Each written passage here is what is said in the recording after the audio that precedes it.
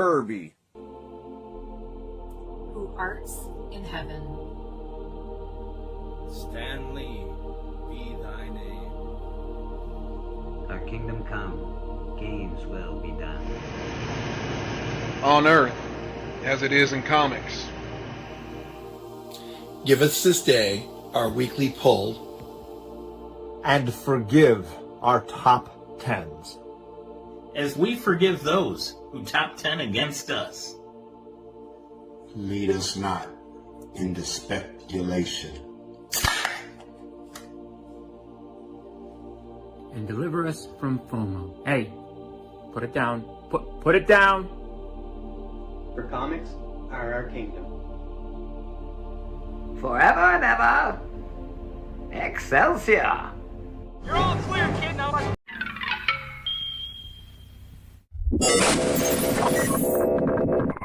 Congregation, please be seated and open your prayer guides to the book of Revelations, Psalm 69.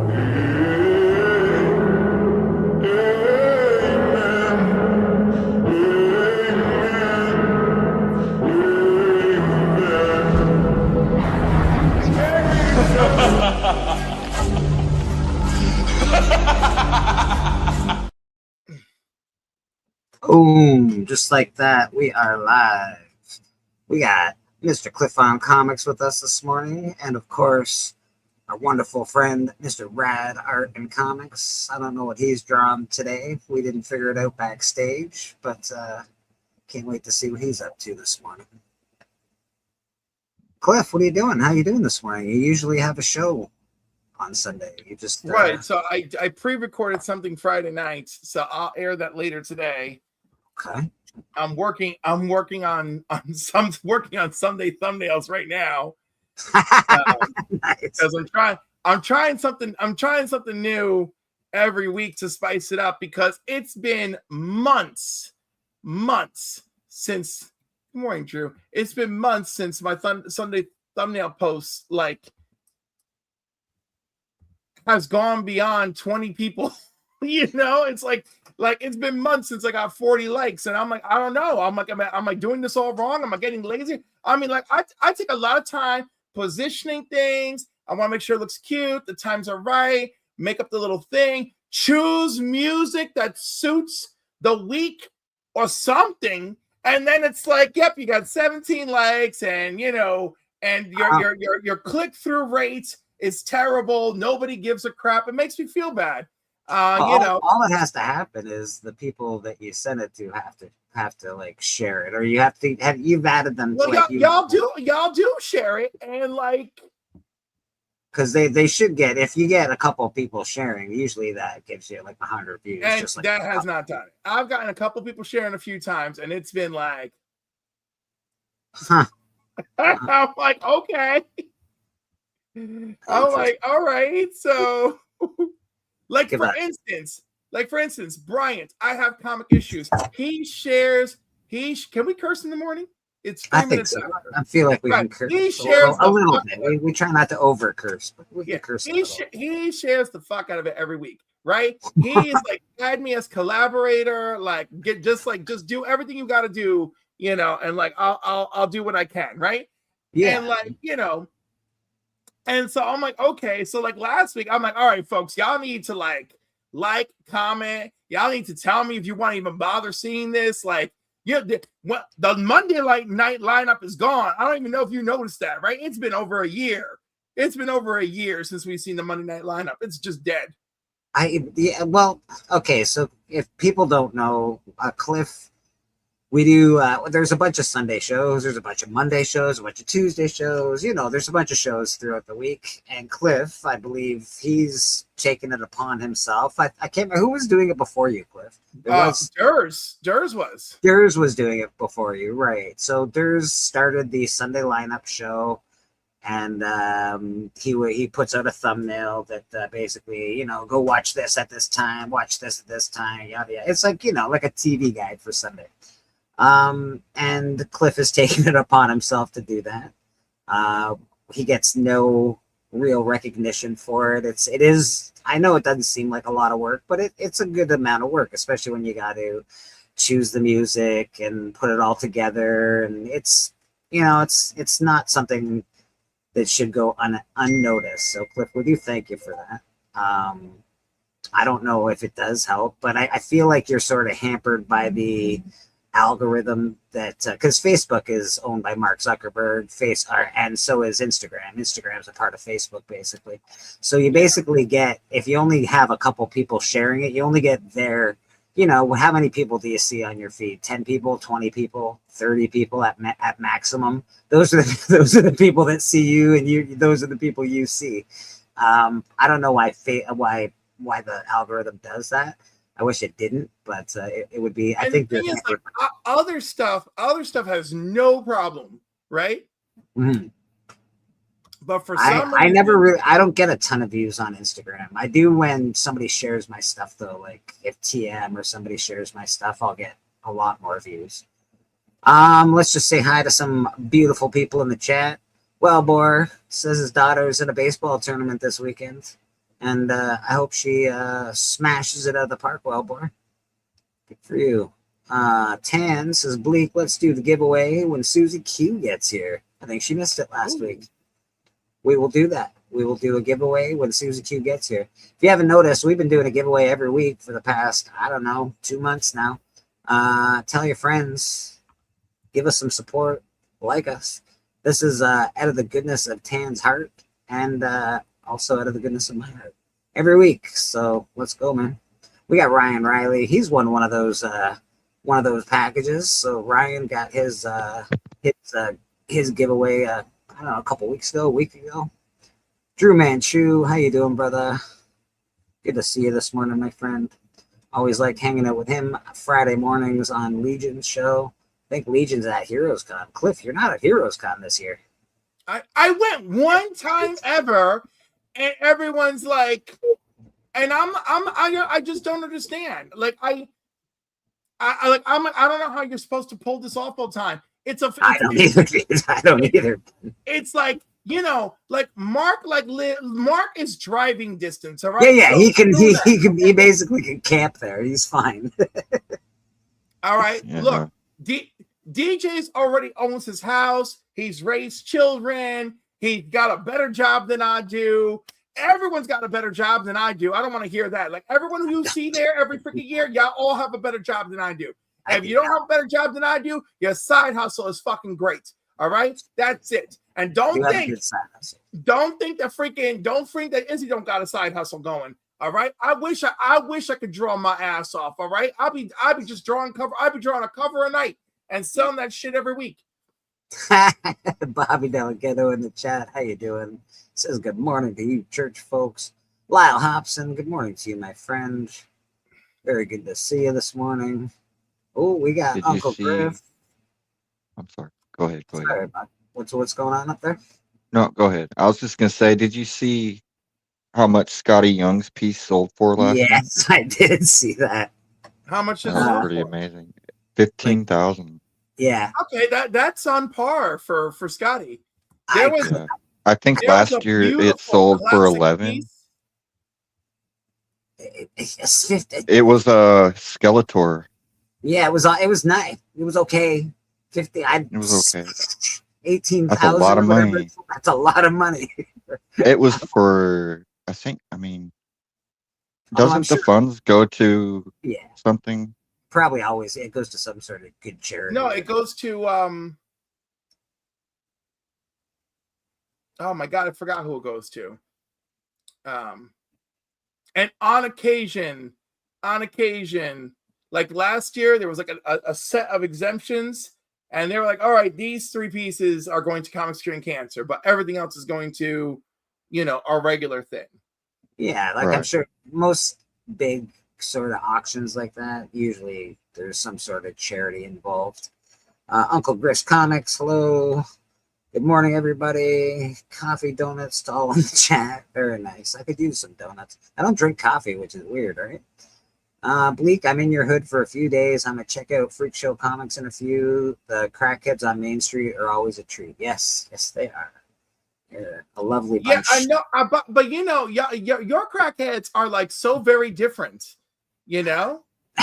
Like, they're first of all, different, like, all right. first of all, there's like a clinic like in every direction, right? In Well, that's walking why we distance. have so many. There's like I know, but I have so that many. problem. Do you think we have a clinic in walking distance every? No, we don't. You don't have that? Good for you guys. Good for you Yeah, guys. we don't. No, you got no. There's a lot of things that y'all do. Y'all do better. Your ghetto is cleaner. All right, your crackheads look better fed. Like I you will know, say that it's Canada because okay, we got we got pretend gangs here that think they're in the ghetto. I'm like, you guys don't even know what a ghetto is because Exactly. it's like where I live. There's the ghetto is not really the ghetto. It's not a great area of town, but it's not. No, but it's hilarious because driving to you, I watched the landscape shift into what I call Canada ghetto, right? I was like, oh shit, there's graffiti on that building. Like, you know, in other words, because graffiti was allowed to remain on the building, that's your symbolism that you've entered a ghetto area. Like, it is hilarious to me. So I was like not serious about it, but at the same time, it was like clearly it was like a little bit more ghetto because when I pulled over at one point, somebody was asking me money for a bus ticket and they were missing half their teeth. And I'm like, oh shit, you still got some teeth left. That's amazing. That's like the grift here. It happened to me when I first got here. Someone's like, hey, I need money for a bus ticket. It happened. I don't know what it is. And I'm like, you smell like you're teetering on death.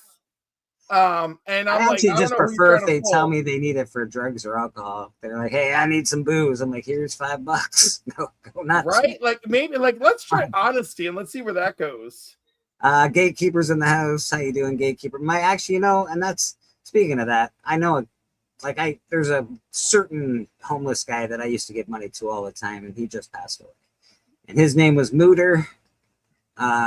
He's an older dude. He just passed away. God rest your soul, Mooter. I hope you're doing better in heaven, buddy. Louis Vasquez, how you doing?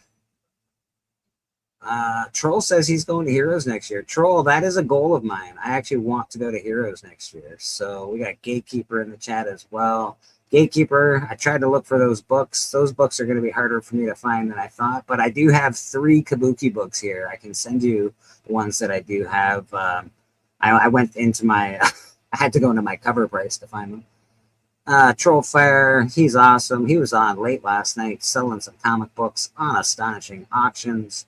Normally I'm there Sundays, but today I'll be celebrating America's 250th birthday. With some friends of mine. We're going to be watching the big fights. Freedom 250. Whether I think it's right or not, and even if I had a thought on that, I don't give a shit. But it is history to me. I think a fight on the White House lawn is something that is history. So I'll be watching that. I'll be paying attention to that pretty heavily. I love the fights. I enjoy UFC, and to have the backdrop be the White House, it's almost like playing a Street Fighter game. It's just awesome. I'm just like, are you kidding me? That's the best backdrop of a fight I've ever had in my life. So we're gonna be watching that. It's fun. Wait, grading crackheads stupidly. This could be a 1 million subscriber idea. Fucking brilliant. Yes. Apex Comics in the chat. How you doing, Apex? Good to see you, man. There are crackheads with iPhones. So there's also crackheads with wives. I can't even find a chick to like me. There's these crackheads walking around with girlfriends. I'm like, come on, bro. Right. And no, what's disturbing is when the crackhead girlfriend looks like real decent. And the worst part, they really love each other too. They're like, where she's like, no, I can fix him. I can fix him. Like, can you? They stay. Why? What is one happening? Of them stays awake while the other one sleeps. The other one stays awake while they're in it to win it, man. They have a real solid relationship. It's something I aspire to. Week, our sketchbook comics are mostly comics worth checking out. Mostly Comics doesn't have a lot of back issue stuff that you'd be looking for, Tan. It's a decent comic spot, but they do price high and they do price at the counter. You can work out a deal a little bit. I don't know if most of the comics is open on Sunday, but it might be open. I think it's open tomorrow. But Sketchbook, I haven't been there. They're typically just new books. They have a couple of back issue boxes. You're gonna find maybe a few older issues, but a lot of newer, like 125s, stuff that just hasn't sold in the last year or 2 years, something like that. Unless they buy a collection, which is very rare for them. So Sketchbook, I would say not your style. They might have a few wall books. I haven't been to Sketchbook in a while. They moved from their old location. I think the biggest wall book that Mostly Comics has right now is Wolverine 88, the first meeting between Wolverine and Deadpool. So I feel like that's not really up your alley, my man. But you might want to check them out just for posterity's sake. They also, I have a real desperate problem. I don't know. I'm going to have to ask somebody from America to help me. Someone from America, I need your help. I can't find boards. I can find bags, no problem. Silver Age bags coming out the wazoo. They're fine. They're easy enough to find. I can't find boards where I live at all. My comic shop, no more boards. That is terrible. And let me I'm gonna make my LCS. If you are in America and you need bags and boards, head over to bcwsupplies.com. Use promo code Cliff Comics. Save 10% off on your order. It's just great. Unfortunately, there is international shipping. So I don't know, Bleak. I was like, if you were like giving me some steady D, like we would have all this worked out. Bro, they won't ship to Canada. They won't ship like a little amount. BCW won't ship a little amount. What about I know that's why you gotta order. That's why you gotta order big or go home. I'm not ordering $10,000 worth of boards. I should actually. I could probably sell this shit now that I think about it. But anyhow, my point is like I wish I lived closer to you, but like we could work out like a once a month deal, and then like everything comes to my house, and then I drive up there, with everything in suitcases so that it just looks like I'm gonna go visit family, and then like we unzip it, and you're like, look at my look at my boards. Look at my supplies. Look at Peppermint. Yeah, exactly, Troll. I'm gonna corner the board market in Canada. I use Comic Pro Line. They might deliver to you. I don't know. I would love to use Comic Pro Line, but they won't. They don't come to Canada. Like I can't get boards. Comic Pro Line is in Canada. Yeah, I can send you the website, Bleaker. Comic Pro. They deliver to you as long as you get free shipping as long as you spend over $100. I gotta spend over $100. I'm willing to do that. To do that. It's easy to spend over $100. Easy. Yeah, on boards. I use them. So I use boards. Extra boards all the time. I press comic books, so a lot of it's basically a one and done when you press a comic book with backing boards. So then I can put those ones into other comics, but they're not. It's not. You can't press with them again, or at least you shouldn't. Thank you, Apex. I appreciate that. So I like using OSS over I just polyurethane. I went to I had to go to Amazon, and I tried to go. I was looking for Golden Age boards because I have a lot of silver stuff, but I figure I can cut the Golden Age down because I've got some really nice Mylars that I want to put my books in. The OSS, it's almost like Mylar, but it's cheaper. Yeah. And it's just as good. Like I love it. It's super clear. They're really rigid. And I know, but they're $50 for a pack of boards. Mark's issues with comics. I think I paid $25 for the bags and boards. When I first started buying bags and boards, well, not first, but this is 5, 6, 7 years ago, they were $10 for 100 bags and 100 boards, and now I'm like, it's $50 for boards and $30 for bags. It's a lot cheaper on that Comic Pro Line. So I put it into the back chat, Oh, thanks. So you can check that out. And like, yeah, it's a good one. I think you can get like boards for like 14 and bags for something like around there. I know, Troll. I'm with you, buddy. Maybe it's just my area. They used to get them delivered with whatever company, and that company stopped delivering. So now there's no boards. Yeah, bags and boards have gone up so much. It's ridiculous. Yeah, there you go. Rad has it. Yeah, I get those. And they're good. Like you can get like I stack up. Like when last time I bought some off of them, I bought like three packs of boards, 3 packs of bags, and then I had to get some clear boards just to. I could get the current size. No, that's the easiest size to find. It's the silver and gold. For some reason, they're like, no. Oh, they have them at Comic Pro line because I just got silver bags recently. I put all my stuff in silver bags, even my modern books. I put in silver bags. I like the little space around it. I don't like it to be so I don't know, tight. Yeah. Beckerman, what brings you here this morning? Good morning. Good morning, sir. Good morning. Well, I'm gonna hang out for a little bit. I gotta leave soon. We're going to the Royals game today. Oh, nice. Go Royals. Yeah, playing the Houston Astros, and the Royals are really terrible. So did the Knicks take care of business last night? They did. They won. Is New York still with us? Has anybody checked on New York? I mean, it can't get worse, can it? Isn't Cliff there? Here, and we're very happy. I'm just really upset by the brutality that took place the other night. That was sad. Yeah, I saw that. Was like, oh my God, y'all are beating these people up like it's the 60s and they're gay. This is terrible. Listen. How else am I supposed to celebrate when I'm happy if I don't throw a brick at somebody? It's so bad, man. Right, and rip their clothes off and beat them up. Yeah. I want their clothes ripped off, naturally, organically, like Timothy Chalamet losing his mind after the 4th Knicks win. Don't tell me to mask my emotions, Cliff. I will I'm for the happy. sake of public safety. I will for public safety. No.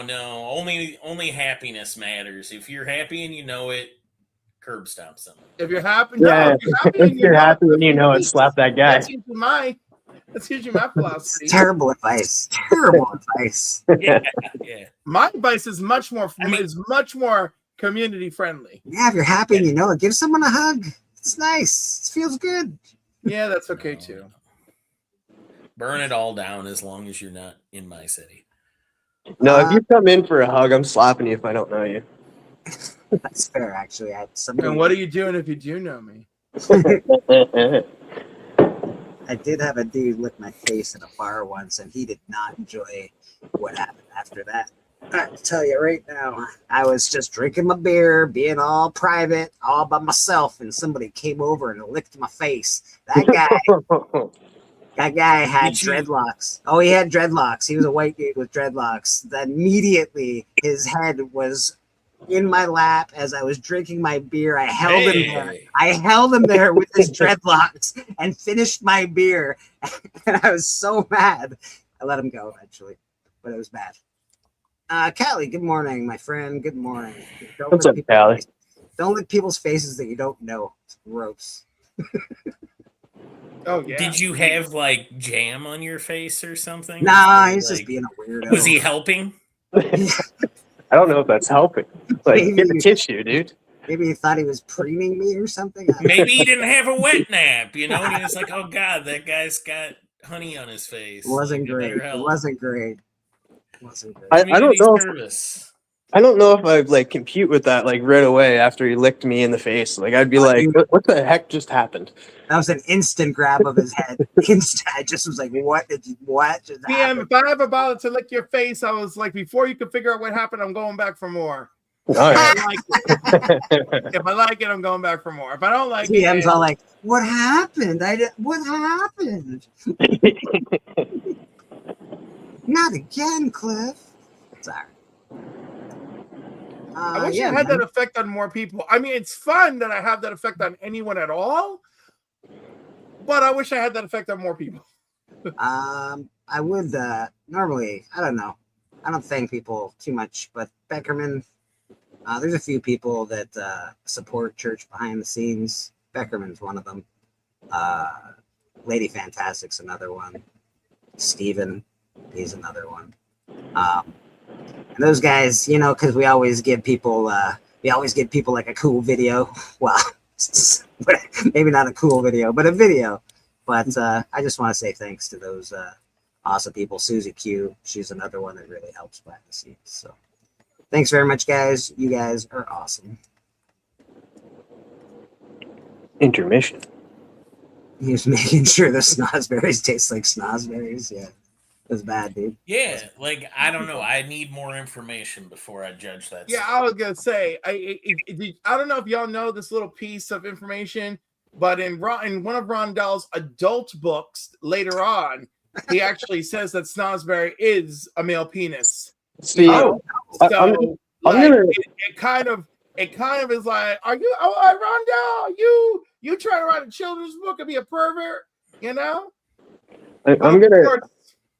Boy, the Charlie and the Chocolate Factory books got weirder then, huh? Oh, the original versions are not good, bro. The original versions weird. Yeah. I don't read. Yeah, that bullshit. I'm gonna quote the great Cusco and be like, "No touchy." Yeah, man, exactly. This one's for Troll. Troll, thank you very much for the support, brother. And this is what I say when I say great videos. Man, maybe not great, but they're videos.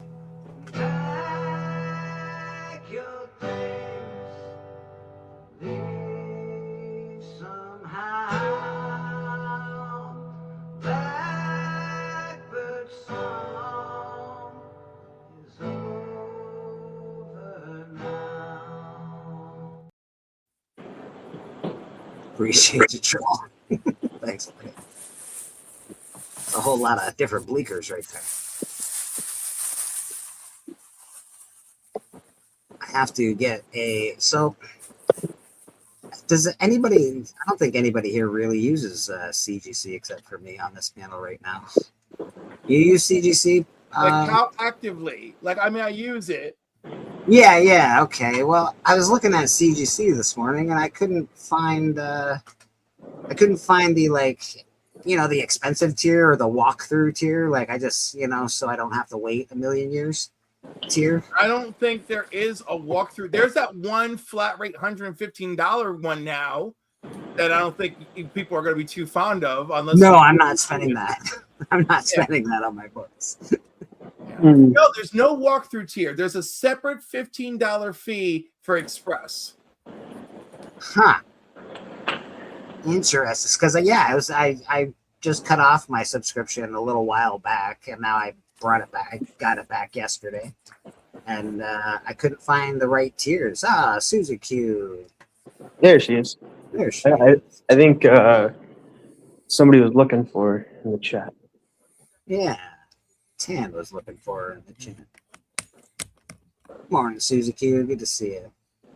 That means we get to do a giveaway pretty soon. What are we going to give away? Oh, Bleaker, I did see Mortal Kombat. So did I. It was all right. Good thing. Did you see it in the theater? No, sadly, no.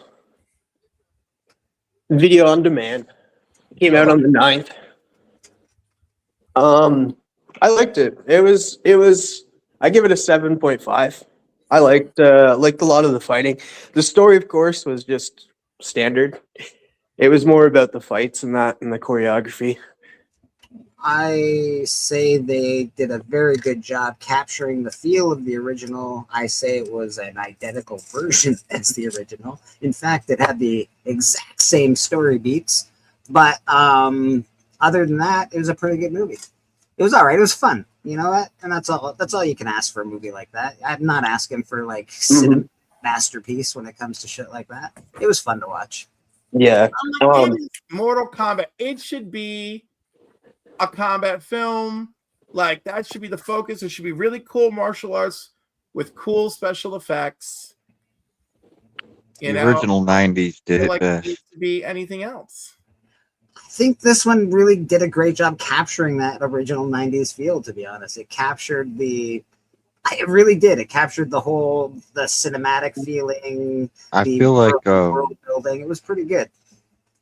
there was still a goofiness to it, and I feel like the 90s movie just took itself more serious.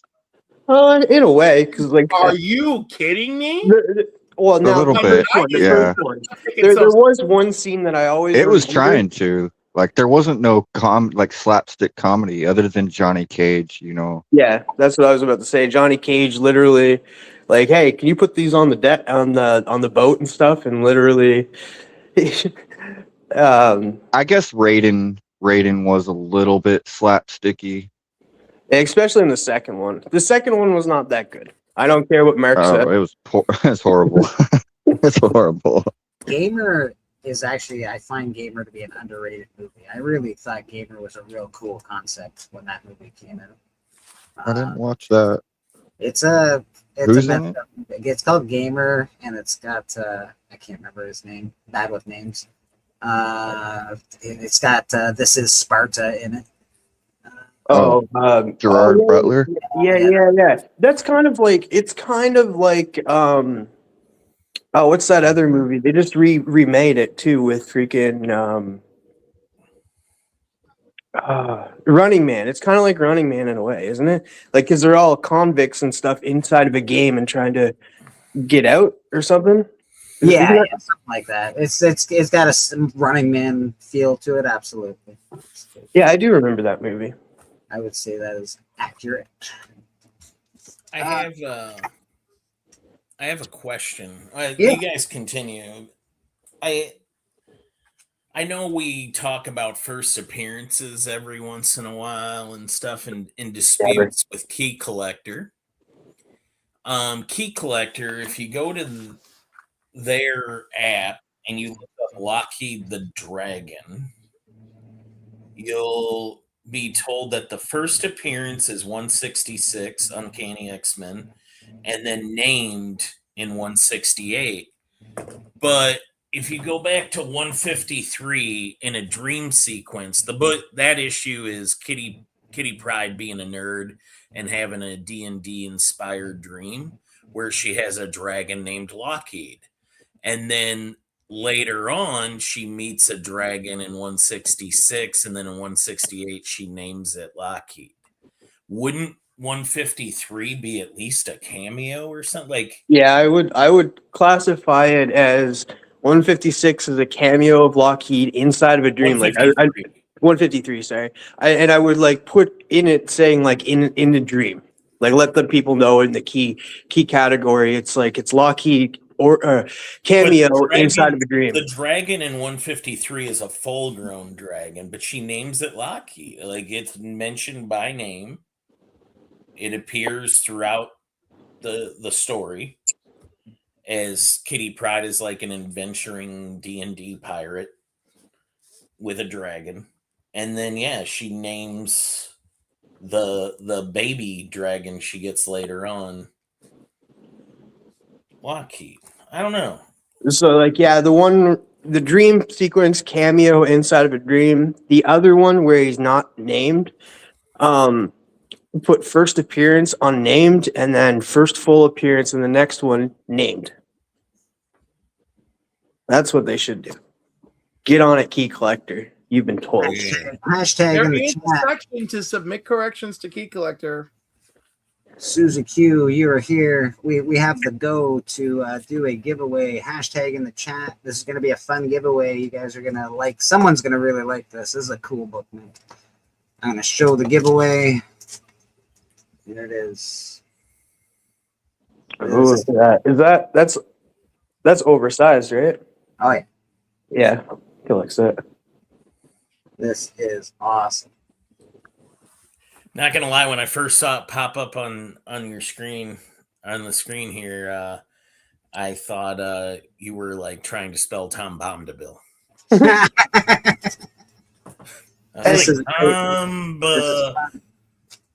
Get in there for that giveaway, Toontails. Hey, Beckerman, what you said about Sopranos is facts. What did I don't even remember what I said. Oh, it's good, but very racist. Oh yeah. I thought you were talking about that. I thought it was a comedy and not a drama. No, wasn't that Boston?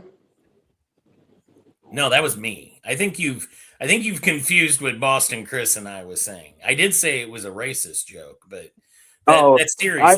I don't like, because I don't think it's, because there's pretty dramatic parts in it. I don't know. Keep going. The deeper you get in that series, the more you realize it's a comedy. Okay. Well, like, there is some comedic parts in it. There's a lot of funny moments in The Sopranos, but it is not a comedy. It is deeply disturbed. All right. Polly Walnuts is alone makes it a comedy. He definitely has got a comedic sort of feel to him, but his arc is real sad. They're all buffoons, though. He's a sad. Yeah. Chris Moltisanti is a buffoon. Polly Walnuts is a buffoon. There was a scene though that it's very spoilers and stuff, I guess. Have you gotten to Pine Barrens? Have you gotten to Pine Barrens yet? I'm on season 2. No, you're not to Pine Barrens. Yeah, I'm still early on, like, because it's like a long show. It's not like one of the shows out today, which is like 10 episodes, and that's like, it's long season and an hour long. I got to a scene where it's to do with the therapist, and she's walking down, she's leaving, and somebody comes in and does something. And then, like, literally gets away with it too. So that part, I'm just like looking at him like, wow, that's not comedic. Are you talking about Employee of the Month episode? That's not season 2. Yeah, it is. I'm on season 2, I think. Still. Yeah, it was the Employee of the Month episode. Yeah, where that guy is like, that was serious. All right, we got 18 people watching. We only have 6 entries in this so far, so there we go. Well, I just put mine in. We got 7 in now. We got 7 in. Yeah, it's definitely not people to look up to, for sure. Just gonna say, those are very good odds. If I drew that right now. Oh no, 1 draw. I'm wrong. You're like, draw it right now. I'm on season 3. Never mind. You're on season 3. That makes sense. Yeah. Good luck. This is a great book, guys. Awesome, cool book. See, Drew Manchu gets it. It's a comedy. It's a dark comedy, but it's a comedy. I picked that up because I just thought it was. Oh, I don't agree with anything Drew says. Whoa, can't comedies also be sad? They can be, I guess. I guess they can be, but like, I wouldn't call it like a full comedy. My life's sort of a sad comedy. That makes sense. Yeah, I guess a dark comedy. Dark comedy. Matt Likes Comics is in. All right, hashtag Toontails. We got 10 people so far. Great writing in The Sopranos. It is great writing. Oh, yeah. Sopranos is one of the first, it's the first show that really, without Sopranos, what do we get after that? Big Nasty in for Toontails. A bunch of people hanging out in the chat. Appreciate y'all. There is actually a lot of characters in the show that I thought would make it further, because like you look at them and you're like, well, this guy's synonymous with The Sopranos, and then you find out that he dies in season 2 and you're like, okay. Hey Blake. Yeah. I have a comic book confession. Oh no, hold on a second. It's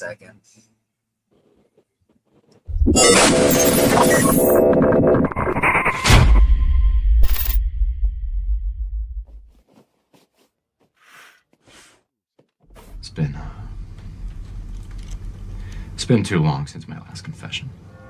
And what have been your sins, my son?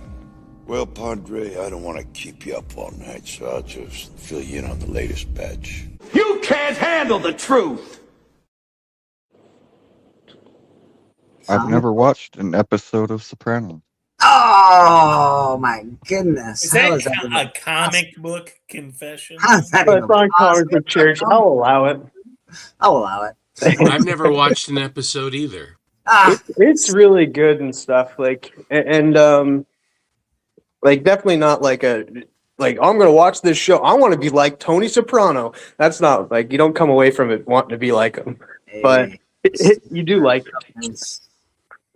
I'm watching it for the first time, and like I said, I'm on season 3, and I'm glad I started watching it. It's a great show. It's a great show. All right, I think we have given enough time to you sleepyheads.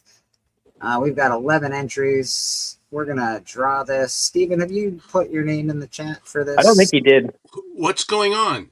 Tomb Tales, TOMBTALES, hashtag. We're gonna draw for this beautiful book. Oh my gosh! All right, give me 2 seconds here. I will give you Hashtag Tom Vitalis. Tom Yes. Vitalis. Tom Vitalis.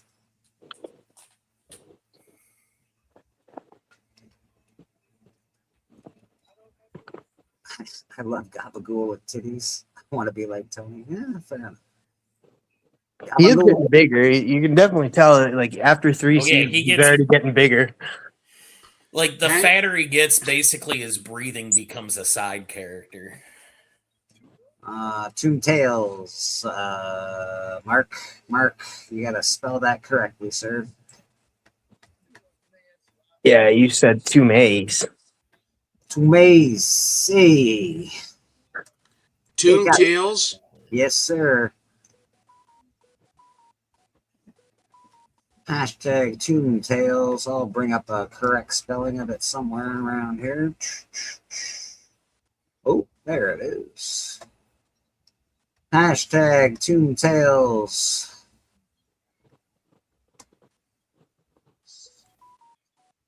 Hashtag Tomb Tales. Oh, that was an echo. Well, Mark, you got it. Mark, one more time, brother. One more time, I mean. Different tale. So Rad has never seen an episode of The Sopranos. Oh, and God, I'm out of here. I have seen far too many episodes of The Sopranos. And that is where we'll leave everything. That's all I have. So. Who's watching Got their sound down. Yeah. Oh, Did I manage to type it in? Oh, I think it's Steven trying to put in Tomb Tales. Oh, okay. Yeah. I don't see it, Steven. Just a second here. I'll try again. Yeah, you did put it in, but you put a C in front of it. There we go. Mark's got his in. 12 just came in. I don't even know what we're doing there. So now It's a great movie. Oh, I see it. Yeah. Mark's got his in. There you Boston. go. Boston got his in. Yeah. That do it? Yep. You're fine now. Do you call this fine? You can turn your sound off though now. I'll try to turn my phone off. There we go. Yeah. All right. We're gonna do some switching around from me that so I can make myself big. We're gonna roll the dice and see who wins this awesome tale from the tomb. Gambling at church? I know. Oh, not necessarily gambling, more of a, It's like a bingo. Oh, Yeah. Never mind. Yeah, they bingo at church all the time, don't they? Exactly. We got it going on. Uh-oh. Oh. Anyone but Boston Chris? Oh, look at that. Collecto 6. All right.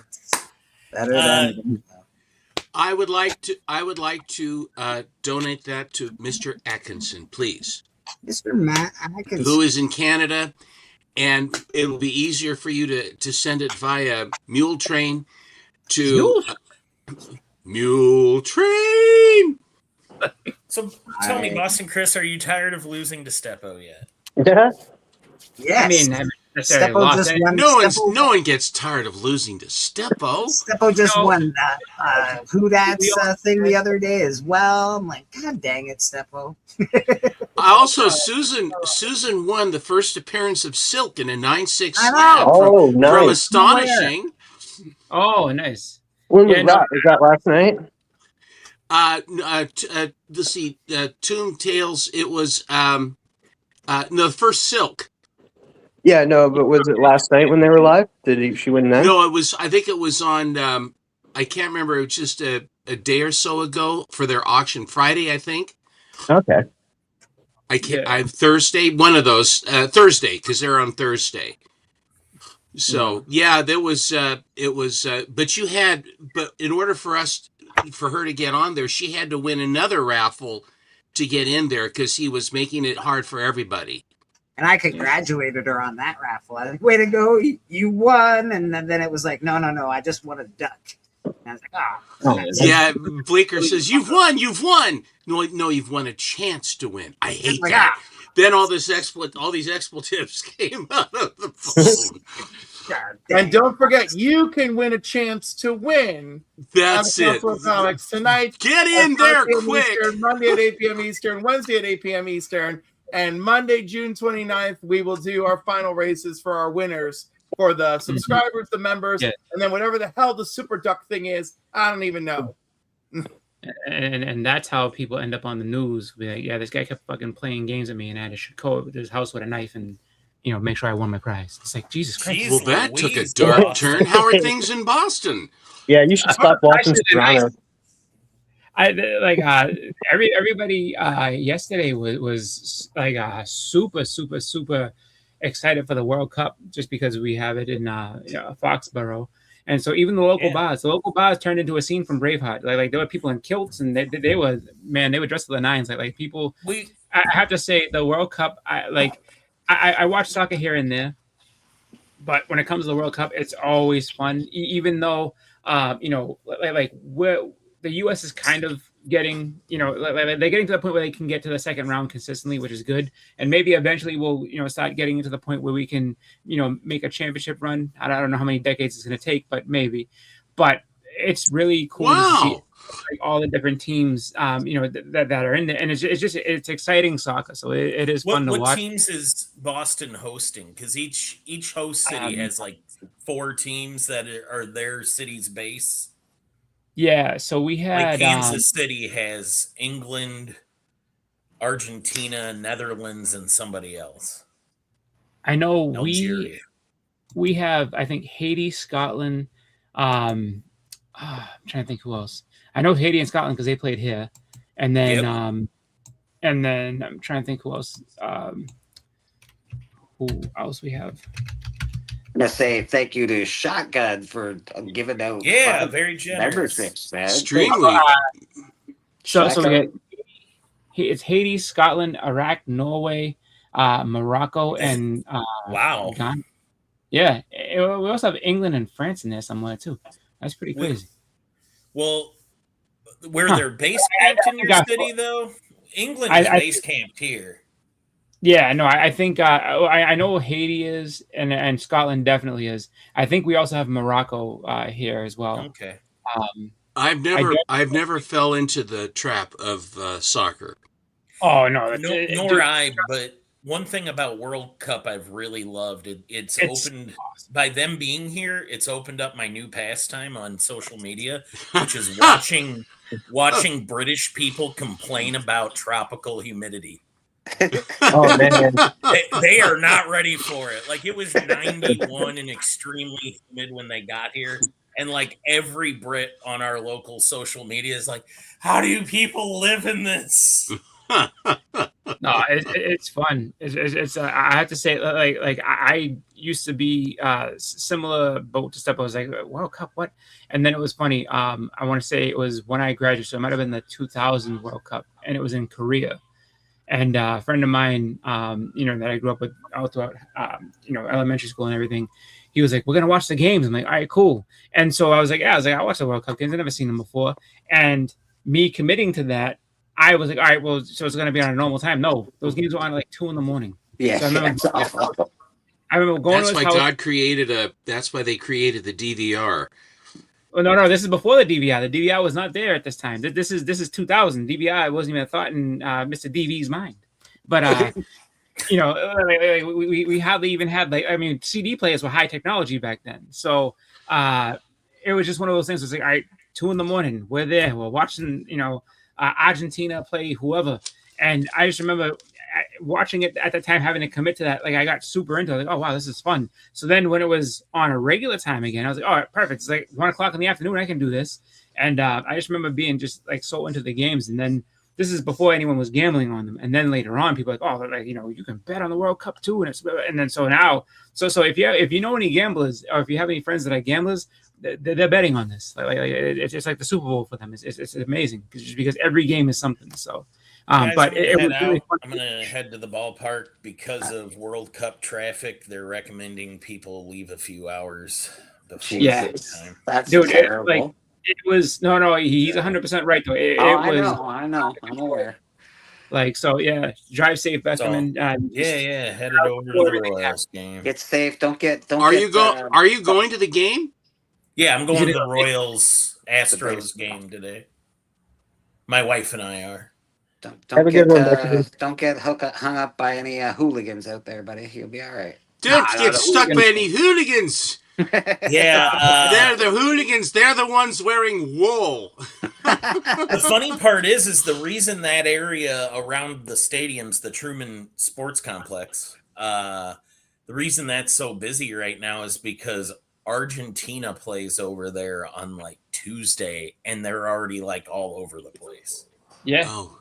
Yeah. Argentinians apparently really into their soccer.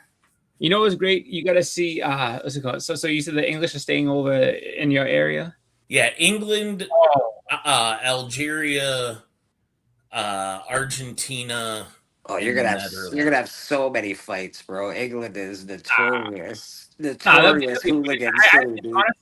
I think barbecue solves everything. Those people are gonna fall in love with the food. They're gonna come back 15. No, they'll eat so much that they'll be half asleep. No, they won't. They'll be crazy. It's been great for the local economy. A lot of restaurants that normally close on Sunday are open today because there you go. See, good. That's good.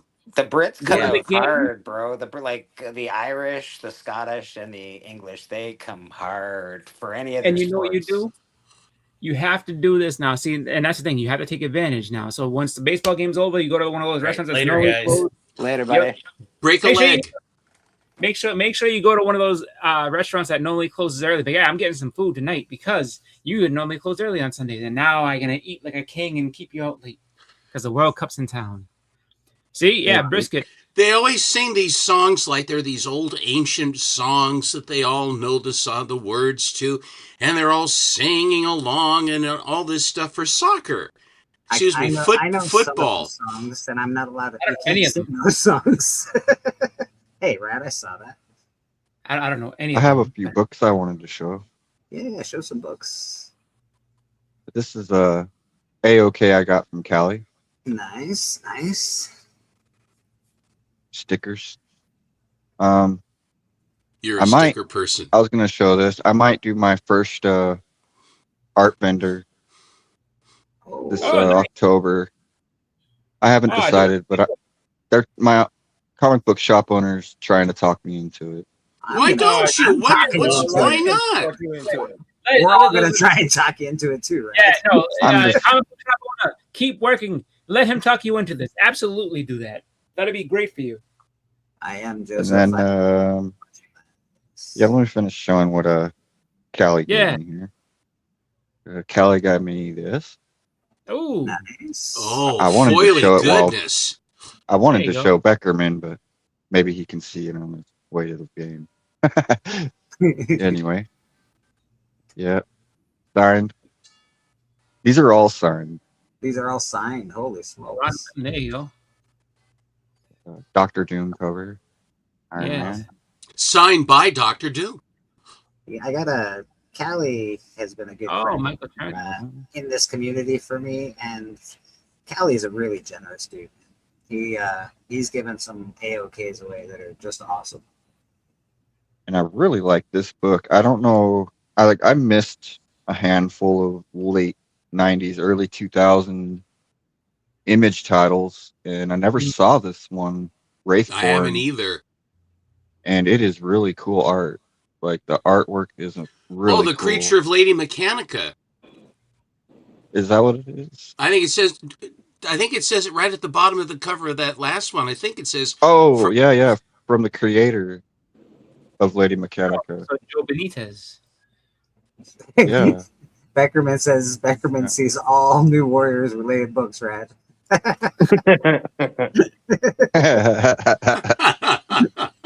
awesome. Dan says Callie is a great dude. Yes, he is. You can see Callie on Dan's Comic Corner every Saturday now. Oh, there you go. 30 Eastern. That is Look at that. And it's signed. Holy shit. It's a reprint. That is a giveaway, bro. Oh, reprint. Oh, $4.99. That's okay. Still awesome. That's great. I still like it. Yeah. Now it makes me want the real one. Damn right. See? That's a great placeholder. Got the last can here. Oh, very cool. Journey into the West. Good stuff. And the last one he gave me was this one. Oh, Too much Cali is bad. Yeah, they have a connecting And then, cover to that. That's Superman, Lego Superman, I think. They haven't done I Lego got Superman. this No, for they you, didn't. Boston. Whenever you're ready, Yeah. just let me know. Ooh, There you there go. it is. But I got the Cobra Oh, G.I. nice. Joe. That's awesome, man. So that's for Boston. Whenever he's ready. No rush. I'll hold it for you. I saw you had a, what was it, a Monsters one over there. It was, Yeah, you should show those all off and that for anybody that's interested in Actually, looking at it. this one. oh, that Dan's today. comic. I would love that, to be honest. And I got a couple Catwoman. Catwoman, very Absolute Catwoman #1, guys. Absolute Catwoman. I saw via Instagram that the Monsters one I think is spoken for. Unfortunately, It's already spoken for. I saw that and then yep. Yeah, I think somebody it's Monsters and Werewolves or something like that. That's cool. Yeah, I got. I knew Rad back in the day when he was.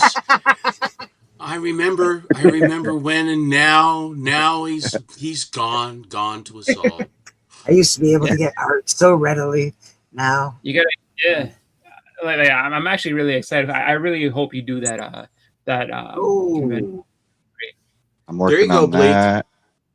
Oh, I'm there you working go. on the. I got three commissions I gotta do. It's Swamp Thing, Tarzan, and the Monsters. Yeah, I'm doing Good for you, man. That is so good.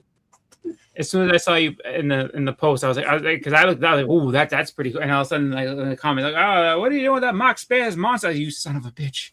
I was like, that. I was actually like very. I have to say, Steppo's got a competitor now for the world's largest rad art collection. Who now? Wait, now that's crazy talk. Who? The Green Llama. the Green Llama. Oh my goodness. The Green Llama, John. Yeah, he's pretty much tit for tat at this point. I think him and Steven are pretty tied up as far as number. He's of pieces. obviously got a good eye for art. I know I do. Yeah. Drew Manchu says, "Get those covers done by October. Go get famous." Damn right. I think that's a really good thing to do, to show the flag, because I think that people see your stuff, and I think that it couldn't hurt, and press the flesh and show the flag, as they say. Mm-hmm. Right. I'm definitely getting a piece off of Rad in October. Gonna get him to send it in, get it slabbed. Gonna get a piece of Rad. My request finger. would be, maybe not the whole process, but part of the process for that werewolf monster book. I want to see what you're doing now, because I think that was, that I don't think I've seen you do many monsters. I mean, you know what I mean. So that'd be kind of cool. Like I'm actually curious to see how that's going to come out, because I think that'd be a fun one. Oh, you know what? Another one would be good. He's doing a Swamp Thing book, and he has to draw Arcane. So that'd be cool. Ooh, who's that? It's like the main villain for Swamp Thing. No, the girl, the person that he put down on the art thing. Yeah, I was asking for an introduction to her. There we go. It's just a drawing I did earlier this week. Huh. She just, just a I don't know if I'm gonna finish or not. I might leave it. Who is she? I just made her up. So you conjured her? Then may I buy it from you? Yeah. I don't want that green llama guy getting close to me. That's disgusting. What's hilarious? You can't tell me that Rad did not engineer that. You know who's got a close tie with you? I think he's on the same level as you right now. Is this one? And then Steppo's sitting there like, oh, well, I still don't believe he's close to me. Look in the back, and I can see it in the back of Steppo's mind. He's sitting there like, no. I say, wait a minute, hold on. And the next thing you know, bong. He's like, yeah, I gotta buy. I think, I was counting. I was actually trying to count your guys' pieces, and like I was counting Steppo, like he's close to like 20, and that green llama guy, I think he's right at 15. Green Llama's watching this right now. He's like, Steppo, no, you don't. He hits up Rad for 5 more pieces. Hello, Rad. Okay, a half a dozen. I want them. Yeah. But yeah, that's cool. That's actually really nice. And I definitely think, like I said before, you should do that show. And I mean, if you have the time and you can make it, you absolutely do that show. Just because that's fun. Yeah. That's the hardest part. Working graveyards. I'm just a zombie during the day. Yeah.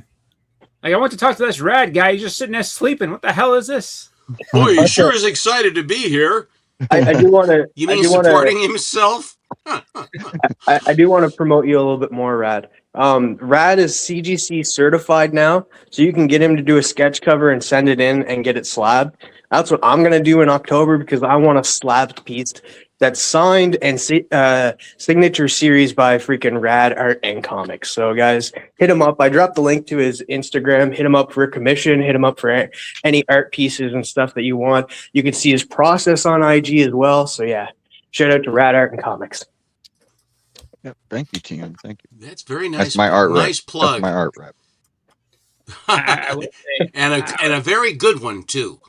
Yes. I was Got to have one of those. I was excited to see that I was right about the Knicks finishing the series as winners because I knew that was going to happen. Like I said that on the Astonishing Junction last night. I was like, I think they're going to. You're right, troll. I could see them lose this game just to win in New York, but I'm pretty sure that New York would have been torn to pieces if that happened, just because like they were so rowdy and excited. Just 53 years. Of not winning. Those calm Philadelphia fans, those never say an unkind word fans in Philadelphia, those meek and mild people without an opinion or alcohol. Oh yes, that's what we always knew. But what is that? People who I had to protect an 18-year-old from because I had to remind him that we were not in New York. All right. Everyone is dressed up for the Phillies. The Phillies is on every television set in the bar. And he's like, I am so bad. I said, you cannot be mad. You cannot be mad. We are in Philadelphia. I'm like, if they go to kill you, I will not. You cannot. You cannot. I cannot save you. Your mom and dad are going to kill me because I had to let you die. Because I can't save you from this. I was like, you let them do whatever they need to do. And if they need to kill somebody, point them in the direction of Ray Park over there, okay? Let his alcoholic ass get beat down by the Philadelphians, not you, and not me, not this table. No, it was funny though, 'cause I was just like there was a couple of guys in the chat yesterday in Astonishing, like what's it called? The Spurs in 7. The Spurs. I was like, dude, they lost a 29-point lead. I was like, they are dejected. They are not winning. I was like, the rest of the series is formality. Tucson was the one that was continually forking you. I was beginning to worry because I know that you will take only about this much of that abuse before the Celtics come out, and if worst case scenario, then the Eagles will come out and what have you, but the Celtics, and then you're bidding based upon team numbers on the jersey numbers of the players. I said this.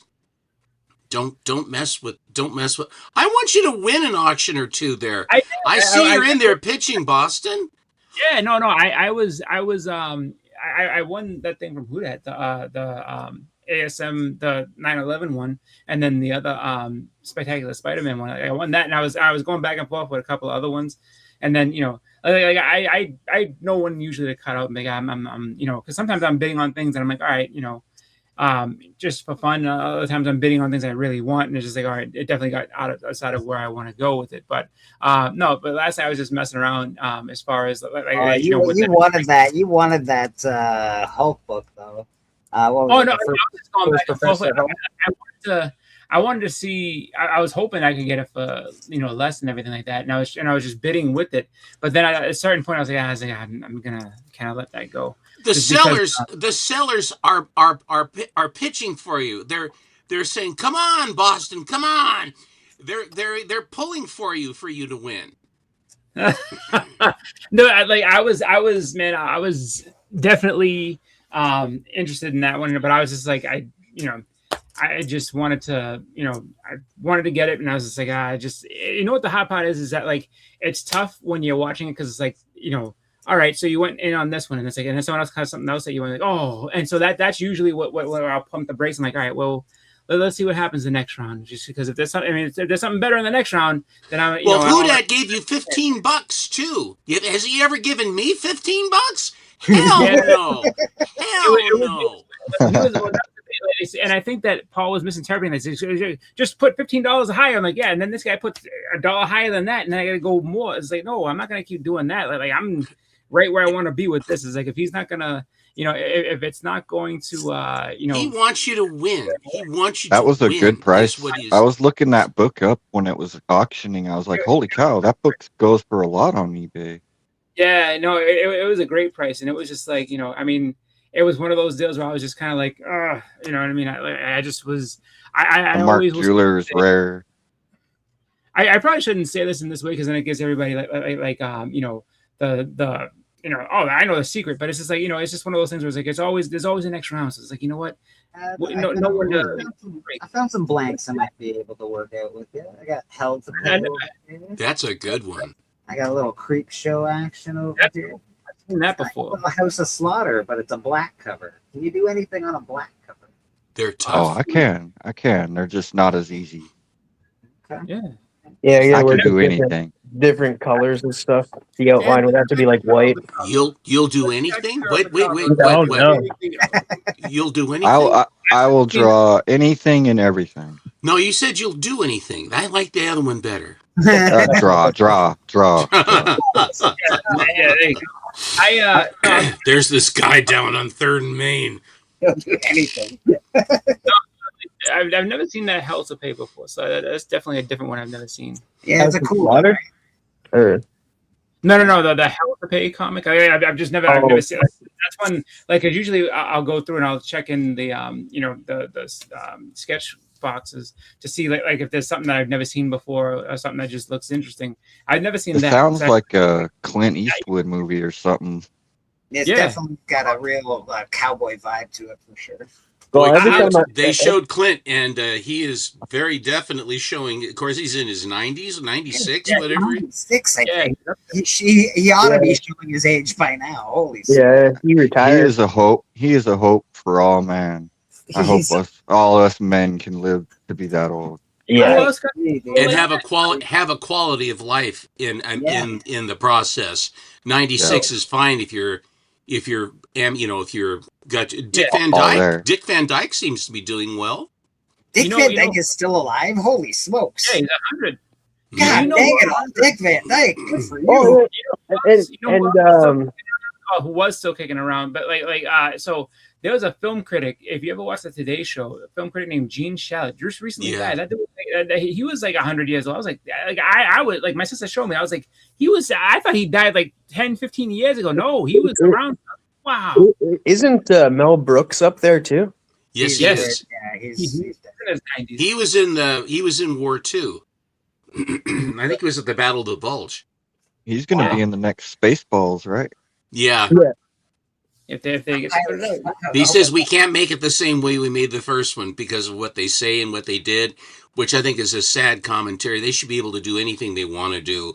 and make a good movie. I think someone was saying it doesn't matter so much the titles, just make a good movie, and that'll be enough, and it'll go.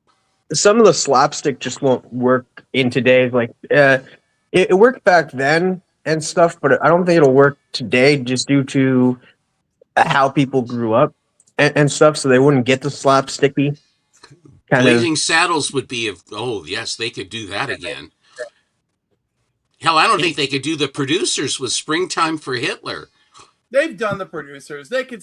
They've still on Broadway. Yeah, it's still. Yeah, I was gonna say no, because people still get that. You know Everyone's surprised I'm not at Heroes Con. I'm not wealthy. I spend my money irresponsibly. As he's showing off his slabs, I'm just like, I spend my money badly, poorly. Because Cliff, all you gotta say is, in terms of this, it's like, all right, so I went last year, and then I went to Terrificon after, and that's 2 big expenses in the course of 2 months. I got to replenish, I got to recover. That's all you got to say. Yeah, I was gonna say no. I really got to replenish. I really got to recover. And although my experience outweighs my regrets, it's not like I don't have regrets. You know what, Cliff? Tell them to come to you. Tell them to come to you.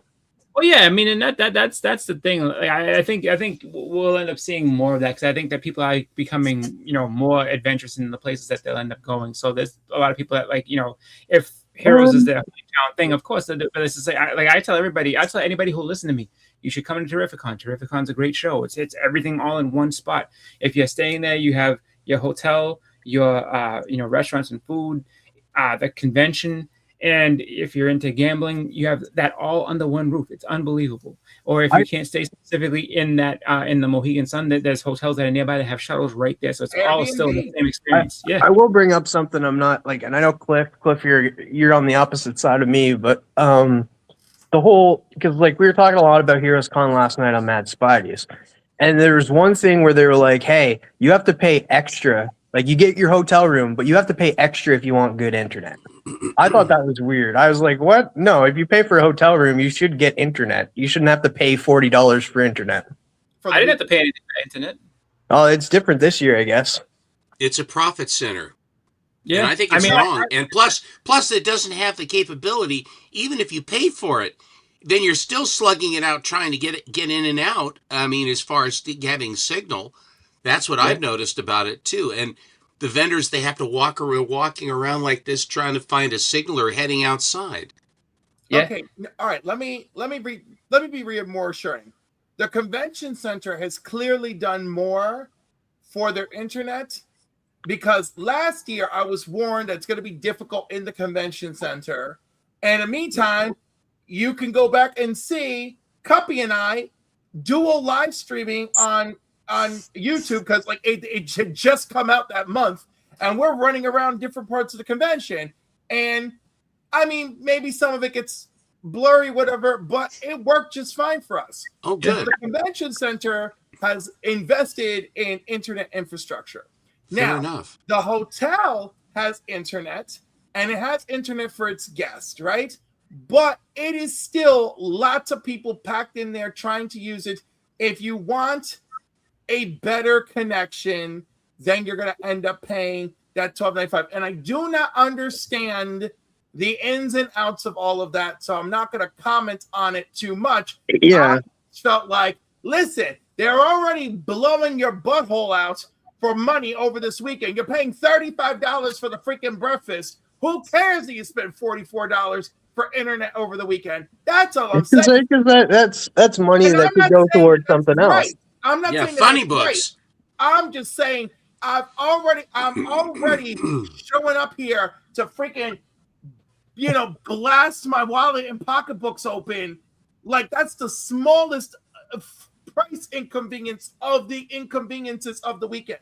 Now, do you want to make up for it? Oh, by the way, here's another thing. Last year, I did my live stream in Lady Fantastic Suite.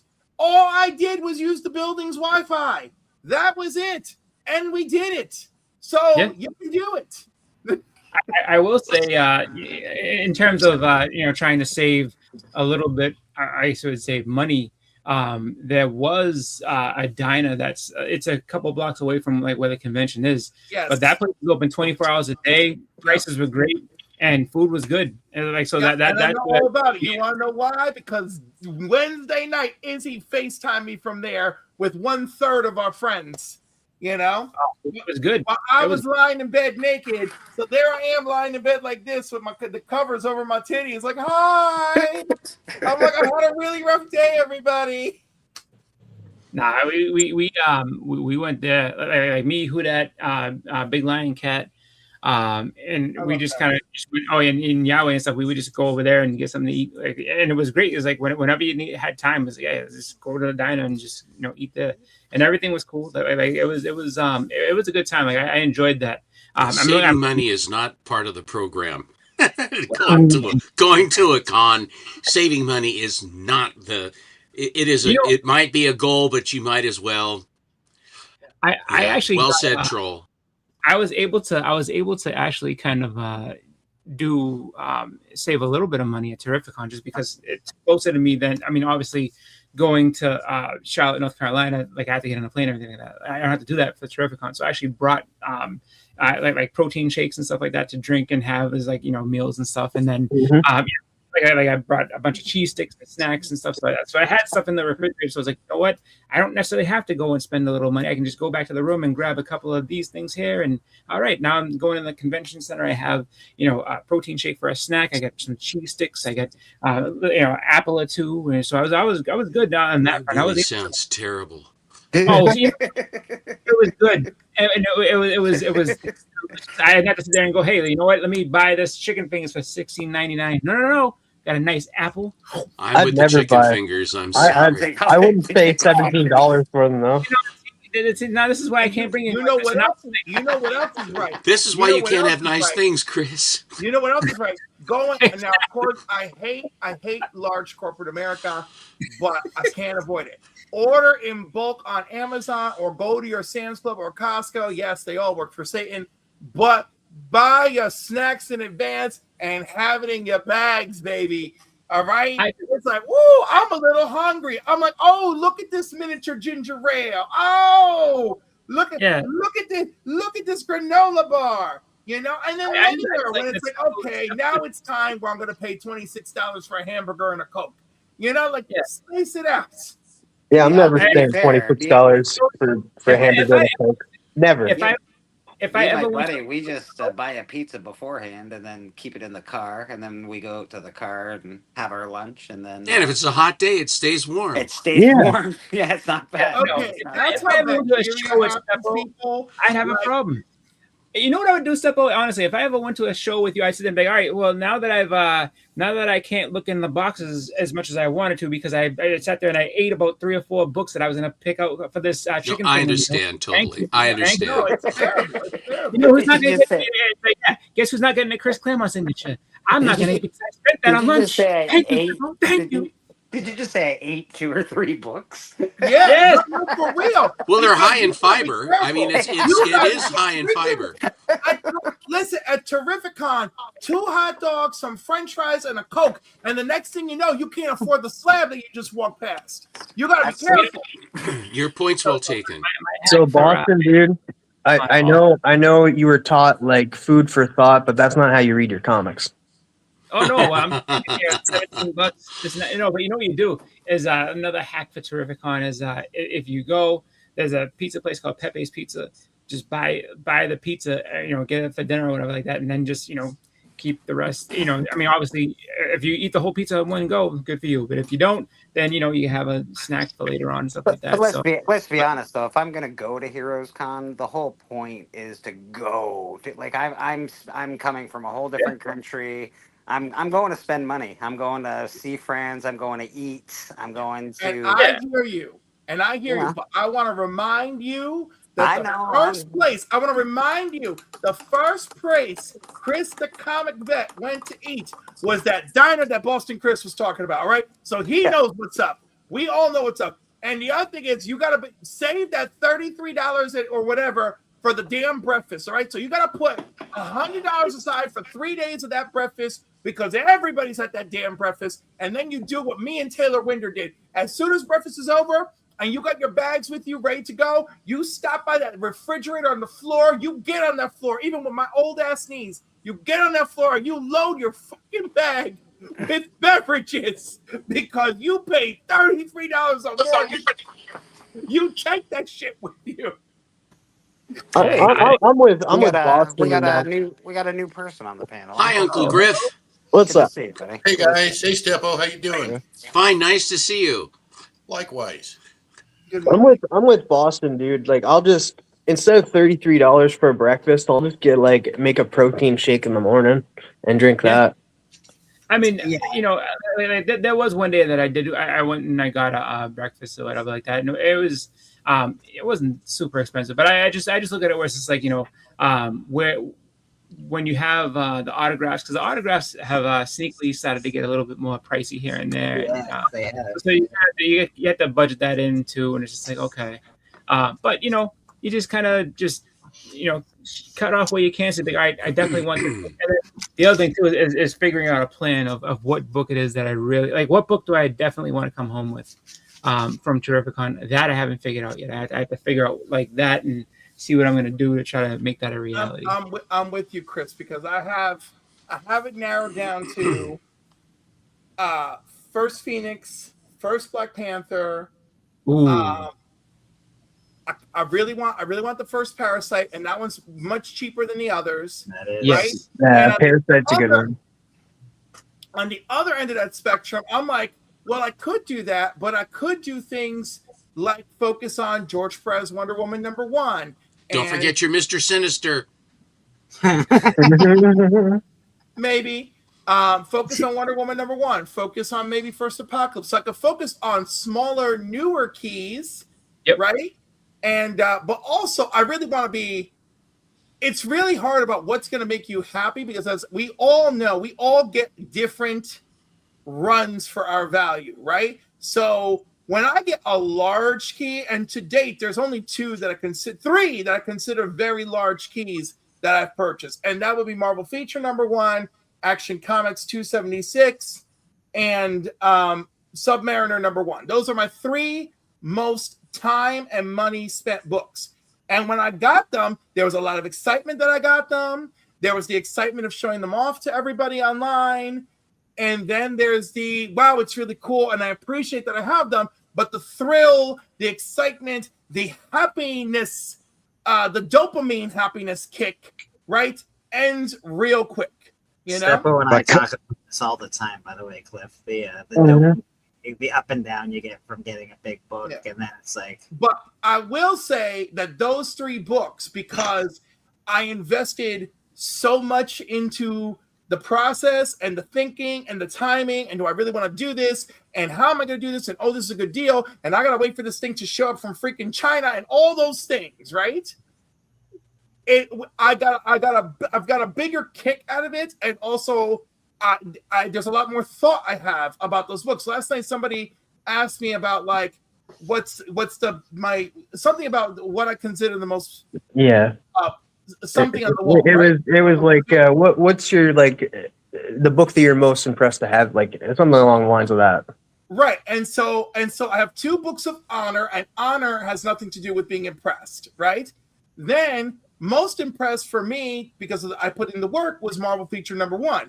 But then also impressive is that my childhood copy of X-Men #4 came back dual signature a 9.4. So there's like, because like this book that's 32 years old went through 4 basements, 2 boiler rooms, an attic, and it came back a 9.4 double signature, and it's mine. It's the one I bought as a kid and I read many times. In junior high school. This is all crazy talk about comics. This is crazy talk. So I've never experienced any of those things in buying my comics before, ever. I could not see once. I can see your nose growing from here. So, what? So, but I do think, but I also think like I think this is what I feel like these are things we have to talk about in the hobby because.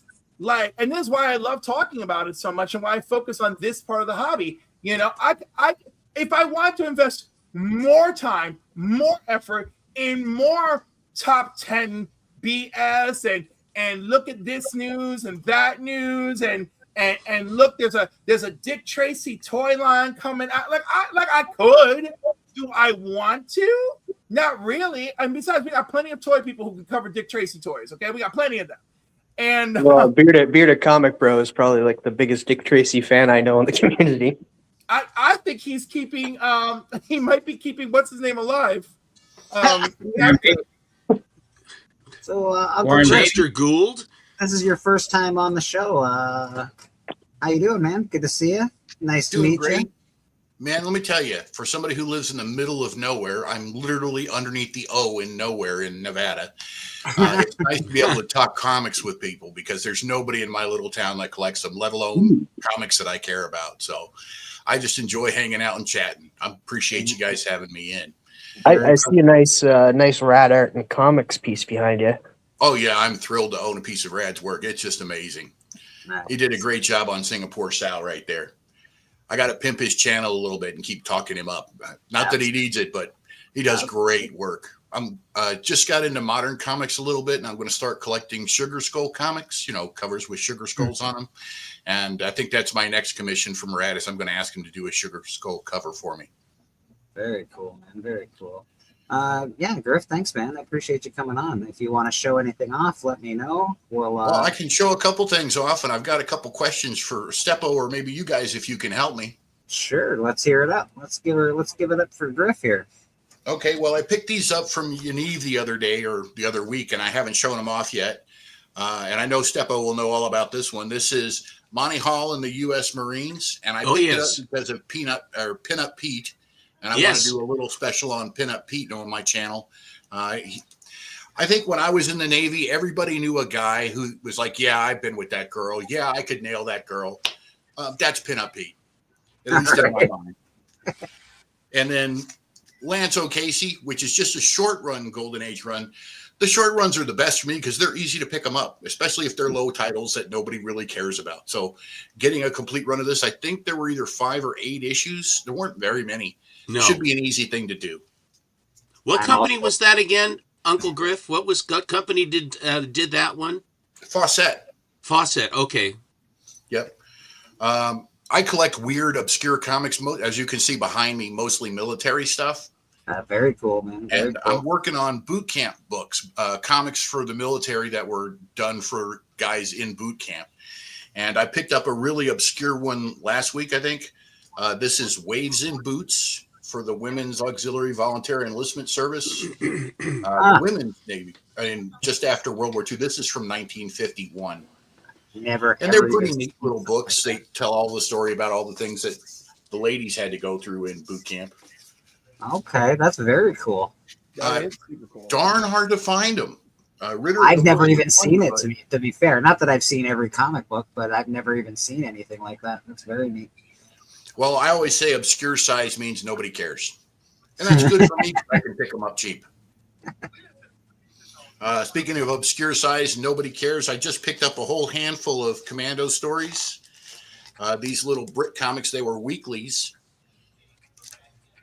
And they're just great little stories. They're black and white inside, but painted covers. Very cool. I always try to send it whenever I do an AOK. I always try to send out a couple of these little books because they're fun reads. They don't cost anything. I mean, you can pick them up for $3. You're not going to pick up books from the 50s for $3, but because they're small size, nobody cares. That blows my mind that books that age and that cool. $3. It just blows my mind. Yep. I love this one. This is going to be in an AOK I'm sending out. I can't get the glare off it. This says Scarface, and you can see the kind of demon-looking guy behind him. Oh. And the story on this one is that guy's breaking out of prison, and he's going to hunt down the real murderer that was, he was accused of doing. The only clue he has is the guy has a scar on his face. Yeah, you got to do it. So the one-armed man's out there somewhere. Yep. Yeah, I always say that modern movies just steal from Golden Age comics. They really do. Yeah, absolutely. This is another one. This is the accursed. The mark of the saver shall be upon you in the hell, and your heirs until the foul deed has been avenged. And so it was with every man in the Schwartz family carried the dreaded mark on his forehead. They were truly accursed. $3. That's crazy, dude. Son of the Vikings. This is another cool one. This is a Viking descendant fighting in World War I. And you can see in the background his great grandfather watching over him as he fights. That's kind of just cool stuff. Big fan. That's a cool story, cool cover. Dig it. I've got a bunch of books. I don't know if I should show them on channel or not. This is I'm setting aside an AOK for Matt because he's been so nice to everybody in the community. Yeah, I'm working on one for him. All right. Matt's probably watching. Don't do that. Just a second. Matt, leave. You should leave right now. Get out of here, Matt. That's the first time I've told someone not to watch comic book. Yeah, don't watch. Tan does have a question for Collecto. We'll ask Collecto that question after Drift's done here. Yep, I've got one for him too. Just Nice. the stuff I put aside for Matt real quick. A copy of Wings Comics. Oh, beautiful. I know he's a fan. He's getting more and more popular. I'm seeing him pop up on Astonishing. I think Steppo's being he's his tentacles are getting a little big. If you haven't checked out I Wings beg Comics, your you really pardon. should, and they're still affordable. You can get those for under $50 and they're well worth it. Yeah, they're very cool. They're very cool. I tried to get Matt a Canadian White. The deal fell through. The guy just kind of ghosted me. So I wanted Yeah, to find that something- sucked after all of that. Yeah, I don't even want to talk about it. I was so angry. Because, trading cash when you're doing that kind of thing and you invest in your time and then the guy just never answers you back. That sucks. That's the worst. So I had to send him something from Canada, from the Golden Age. So I had to go digging and I had to find the most obscure thing I could find. I got him the first 4 issues of Sergeant Preston of the Yukon. Oh, That's nice. fun. That's great. These are Dells. There was actually, I think it was a serial they did before movies. I don't know if they did it in Canada or not, but there's That's little great. mini episodes for him. And then I know he'll love this last one that I'm sending him. This is Spirou 1468. This is the first Smurfette with blonde hair and the issue she joins the Smurfs in. Oh, he's Oh, gonna That's love so that. cool. That is very cool. Yeah. Loves Griff. the Smurfs. Coming in hot. Griff with all these awesome books. Drew says great books. Now, if you don't mind, Steffo, I got a question for you. Okay. I picked up a lot of comics, and in it, there was this really weird set. And I've never heard of it before, and I have not read them yet, but I didn't mind picking them up. They kind of look like heavy metal magazines, and that was these Star Reach magazines. Oh, yes. Hey, You bet. Those are Jim So I got almost a Starlin. full run here, but I don't know anything about them. That's a Jim Starlin magazine. That's a Jim Starlin cover. The first one you showed. Yeah, that kind of attracted me. I was like, hey, I know that name. Yeah, Hey, is Boston watching something? he might be. Yep. I don't know if they're all Jim Starlin, but I know the first one was definitely Jim Starlin. No, they're not. They're different artists. Mm. But I mean, some of this artwork is just gorgeous. Oh yeah. Yes, very true. There we go. We can see it there. There's not a lot of these kicking around, by the way. Well, I always like comic obscura, so the more obscure, the better for me. These are definitely obscura. Mm-hmm. I sent the first one to Doc, actually. It's one of my first AOKs I ever sent it was to Doc. I know he likes Jim Starlin, so I sent that skull one to Doc. What's up, Mason? Very cool. So I think there's 2 there that I'm missing, but that shouldn't be hard to find, I hope. No, I think they'll turn up for you. I think that even though it's funny, there are some titles and books that are not easily found but can be found if you follow me. So you have that Navy stuff. I mean, could you make me big for a second, Bleeker? One second before I do that, Steppo, I'm gonna. Oh, okay. We're gonna ask you one more question because apparently you're the guy. You're the guy, Steppo. Plecto 6. I'm looking to buy a book that's been labeled as part of the Doc Pelzo collection. Are you familiar with this collection at all? I confess I have not heard of that, but that doesn't necessarily mean that it isn't what it is. That is not one that I'm familiar with. There are a lot of collections that have come out that are an accumulation of books. For example, if it's a pedigree, then it's the guy themselves would have been buying them off the stand, like the Southern States collection, or the Mile High, the Edgar Church collection, the San Francisco collection, things like that, Lamont Larson. Those are the ones where the guys actually themselves bought the books and had them as kids and grew up with them. A lot of the collections that are named collections, like, and they will put, like their names on them, like the gal that had all of the, okay, I dig you on the Crime Detective 9. Yeah, I dig you. That's a good one. So, but for example, if I was to sell my collection, and I call it like the Collecto 6 collection or the Gentner collection or something, that is just a name collection, because I wasn't around to buy these books, but I have accumulated certain types of books and certain types of grades that in other words, it's like if you pretty much, you have an idea of what you're going to get in a given collection. There was one called the More Fun collection that was an aggregation rather than a pedigree. And there are aggregation collections that have come out that have been truly amazing.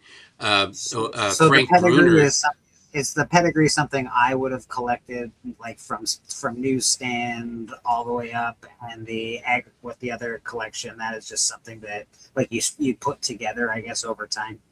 Yeah, in other words, like say like you collected early DCs, as a kid, and kept them in perfect shape. Right. And then all of the books, they all came from the same newsstand, and you were careful what you bought and all that other stuff. And so if you were the original buyer and owner, then that would be a pedigree if it's been as far as that goes. So like the Fantas collection, I think it's called. Yes. I have one slab of it. That's a collection, not a pedigree, right? Precisely. It's but okay. if you collect, if a person collects books very assiduously, very carefully, I haven't heard of the Rockaway collection.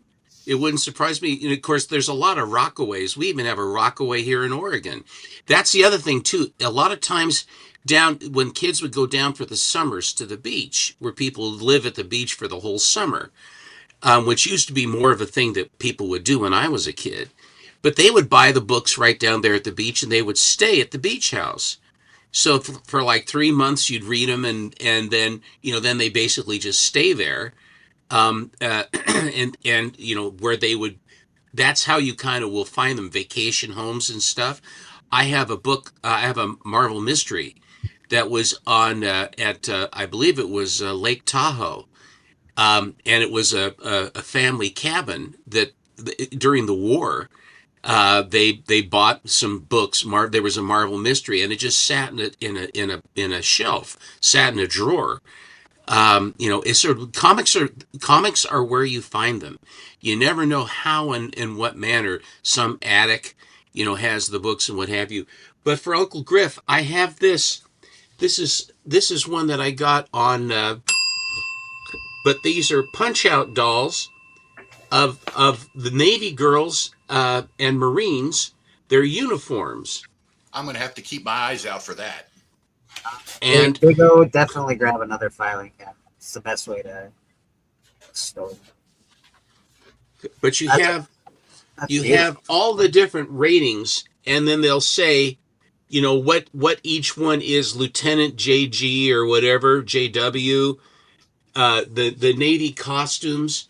And they actually have the names of the officers here: Lieutenant Janet Willis, Lieutenant Doris Stewart, and Ensign, I can't make it out, Ruth Davis. But, it's all these different,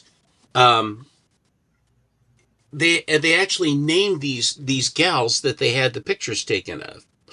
That's just great. I love that.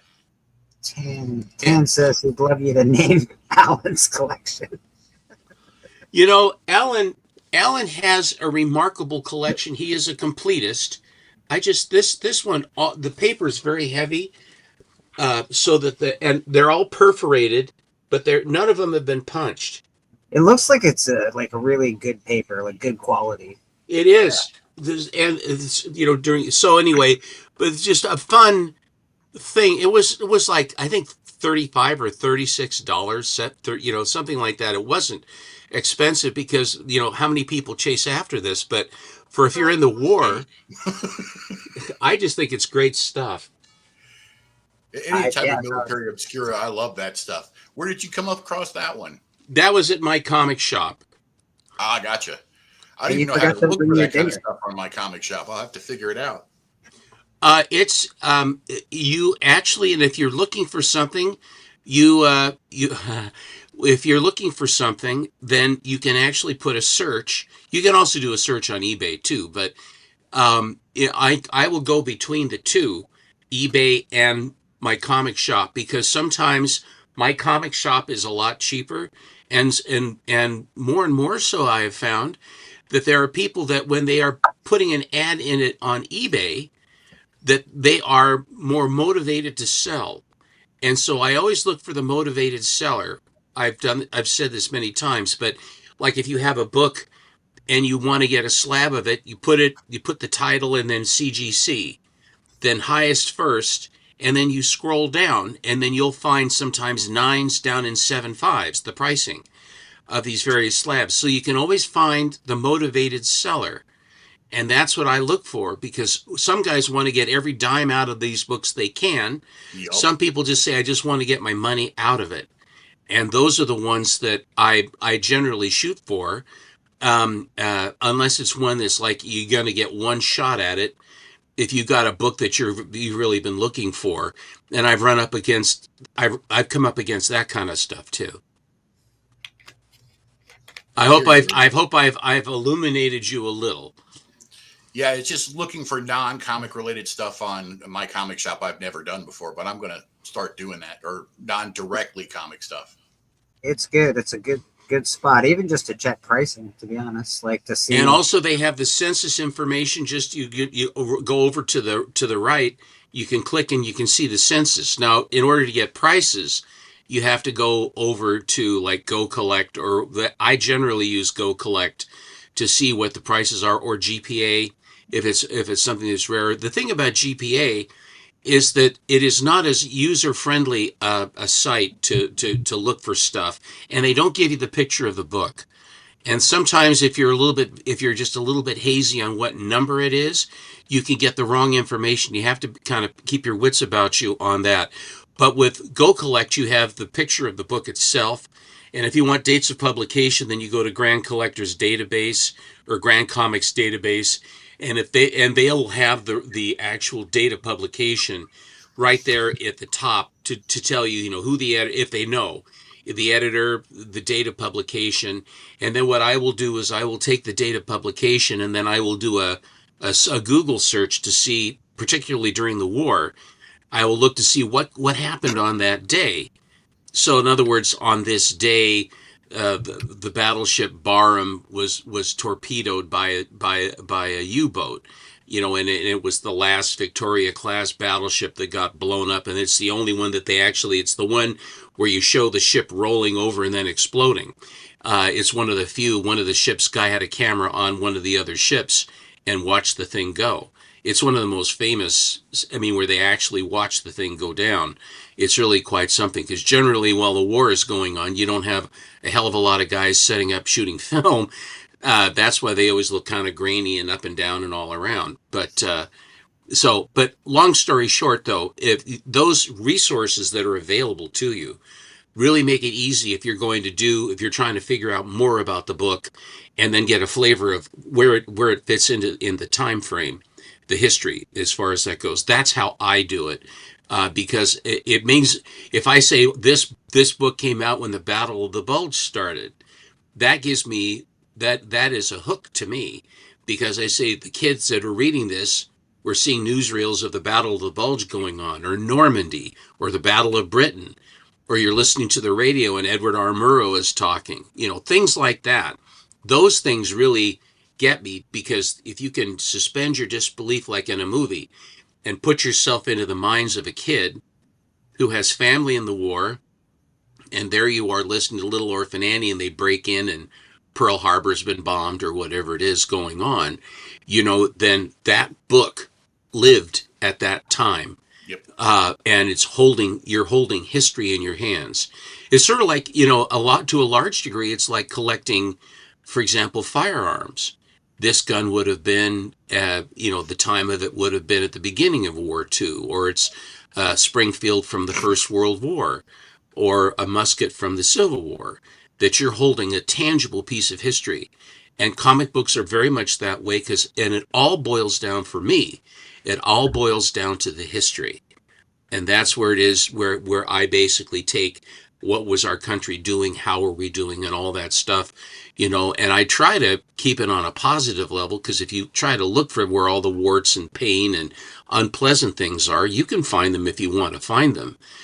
But if you look for the best intentions that we have, and the things that we were doing well, and the people we were saving, and the lives we were saving, and things like that, it's important to remember that, because I frankly don't think that the education system that we have now teaches a lot of this stuff at all. I don't think they don't teach civics. They don't teach being part of a society. They basically, there's an enormous amount of grievance that is coming out from all sorts of the spectrum of it. And I always feel like Bing Crosby, to accentuate the positive. Don't wallow in a world of having problems, if possible. Life is too short for that. Here ends the lesson. Steppo, have you ever gotten rid of a book and regretted it? Yes, I have.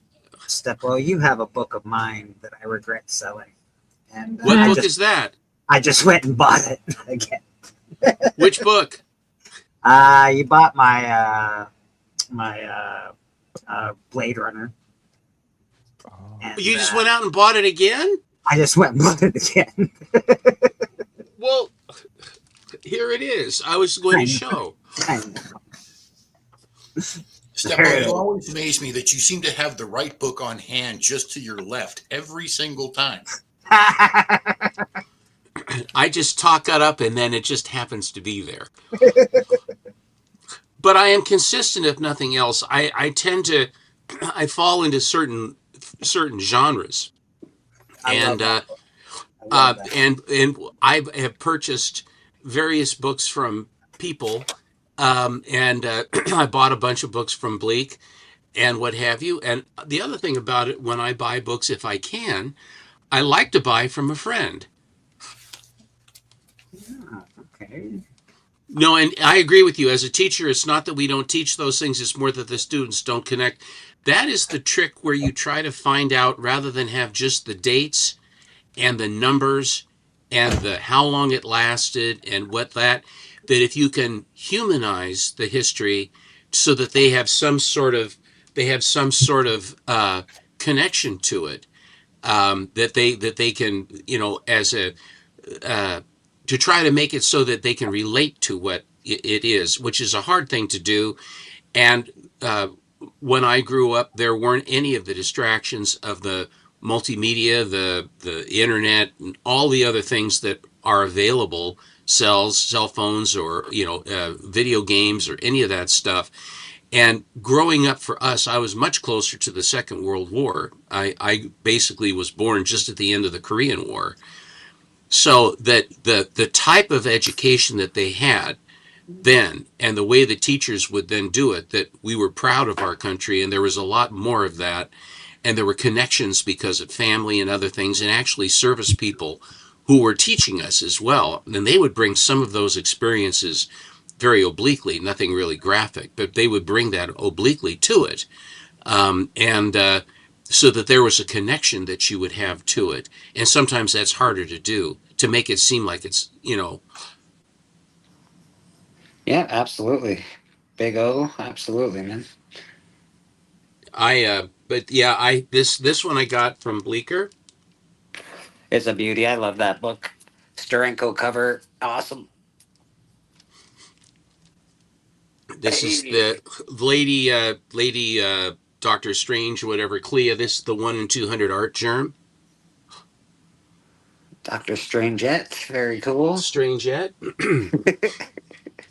This is a shrewd ball. Oh, these are cool. Very nice. Evil's Comics in the house. How you doing, Mike? Good to see you, buddy. Hey, now. I just grabbed a clump out of a box.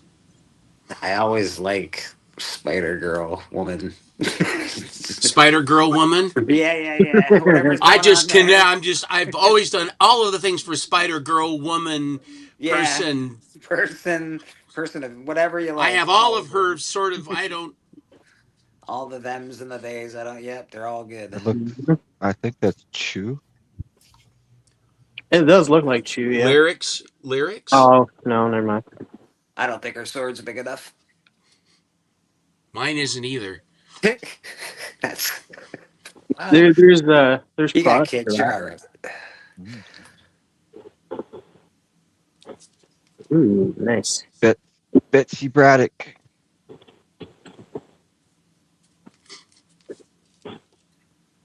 Jeez Louise. Ooh, I do like that. That's Zerdy, isn't it? I think so. Oh, it is? Steven is a big Zerdy fan, in fact. Yeah, IR.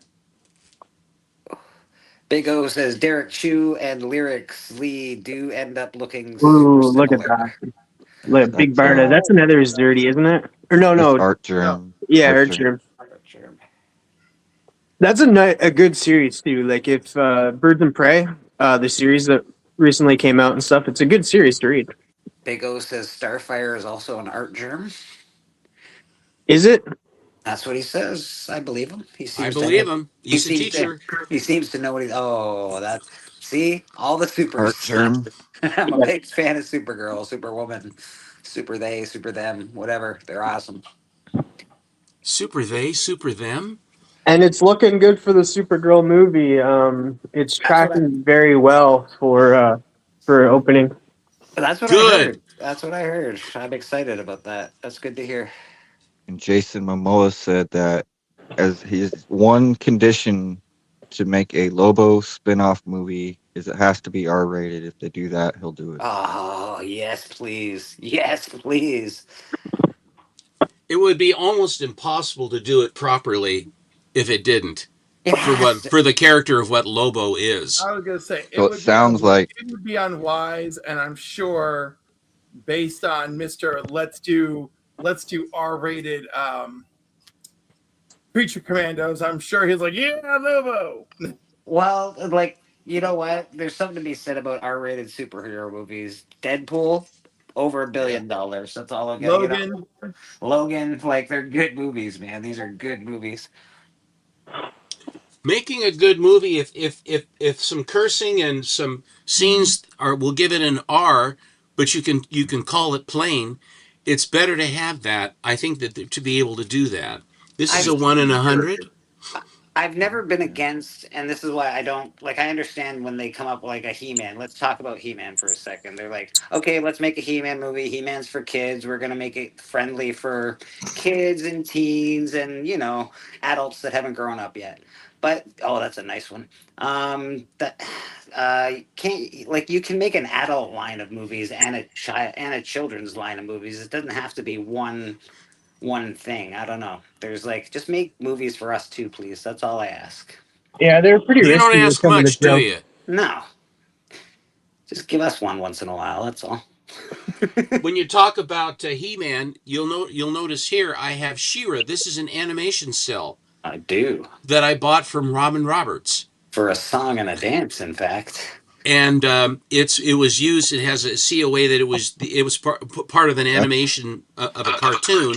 It's part of it, but it's a really big. It's the whole set too. It isn't like on The Simpsons where he spends uses his dad Homer's credit card to get this animation cell expensive, and all it is an arm. It's just, yeah. I bought a Skeletor, and he's like the size of my thumb. Oh, I like Adam that Hughes. one. Spider-Man 800 variant. That's nice. That is not common, and that was actually a long search before I realized it was a Mark Brooks shop special. You always do really well with these 1 in 50s and 1 in 100s, Stephen. You always got a nice selection of that stuff. They seem to they pitch them at me pretty strong, you know. I've seen Because it can't be me, right? It can't be me. Definitely not you. They made me Early do it. Hughes, I think. Yeah. This might look familiar to Mr. Bleeker. Oh, yeah. I was actually shocked that I still had it in my collection because I'm like, I'm surprised Steven hasn't bought this off me. I have one Zombie Tramp book. I'll send it to Steppo with this piece here. Oh, you don't have to do that. There's no need for me to just have one stuff. Well, one is better than none. I also only had one, and that was the one. So I was like, yeah. This is the fancy foily goodness, Turok. So that's your retirement plan, I would imagine. It right? is $1 million book. Good. Sell Was everything. this you, Bleeker, also? Yeah, that was me. Yeah. That's a great cover. For some reason, I thought you'd enjoy it, Steven. I don't know why. I have no idea. I think it's my roommate. These books are great. These books look really good in person for some reason. The art on them is really good. The one in particular is very nice. And Charlton's just don't get enough love in general. No. A lot of Dick Giordano with Charlton because he was one of the main guys. That's the one. That's the really that's just spectacular. The art on that, the girl on that is really nice. Like everything in that. And it has a full figure poster of Susan Day. Okay, now I have to see what it is. I don't know if it's in there, Stephen. One of the That things was one of my first crushes growing up as a kid, let me tell you. It's also that art is exactly the same in the book as it is on the cover. So it's really the whole book is that style of art.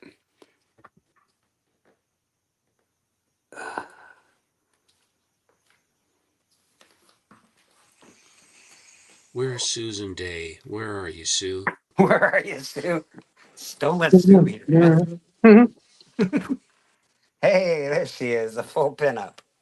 Nice. Boy, that is talk about lying, you know. Yeah. Hey, it's a real pinup of her. What is she wearing? Dad's pants? wearing Dad's pants that he wants to send back.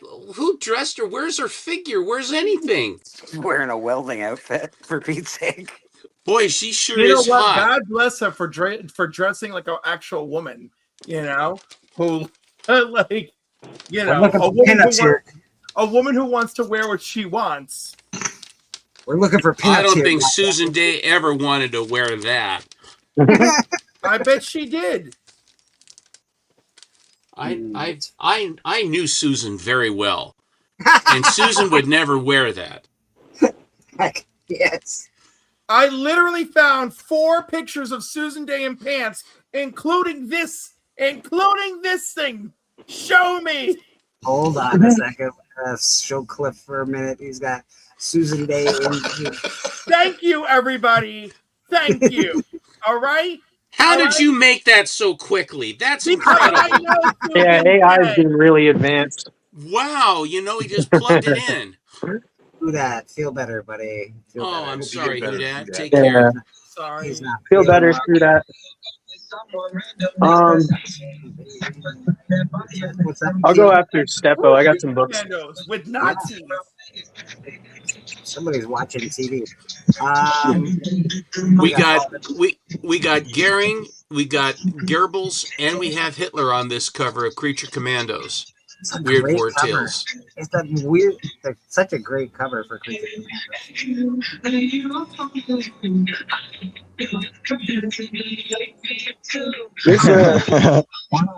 Somebody's radio is turned up. It is turned up. Oh, There we go. Got themselves. There we go. Who dat? Hope you feel Weird well. board. That's cool. Weird War Tales are some of the best covers in comic books. If you want to get that golden age feel and you don't have that golden age money, Weird War is the comic for you. These are so great. Yeah. I've never seen It is. What's the run? It's over 100, so it's a pretty big run to collect, but it'd be well worth collecting all of these. like a lot of black covers too. Dude, I can assure you that if you have a Weird War collection, you'll never be. You can look through them and be pleased every time you see them. Like, they're just great covers. Yeah. Hubert. Manchu, broads and trousers. What's next? Your skull cover collector. That's a good one too. Broads and broads and trousers. That's we got broads. Look at them broads.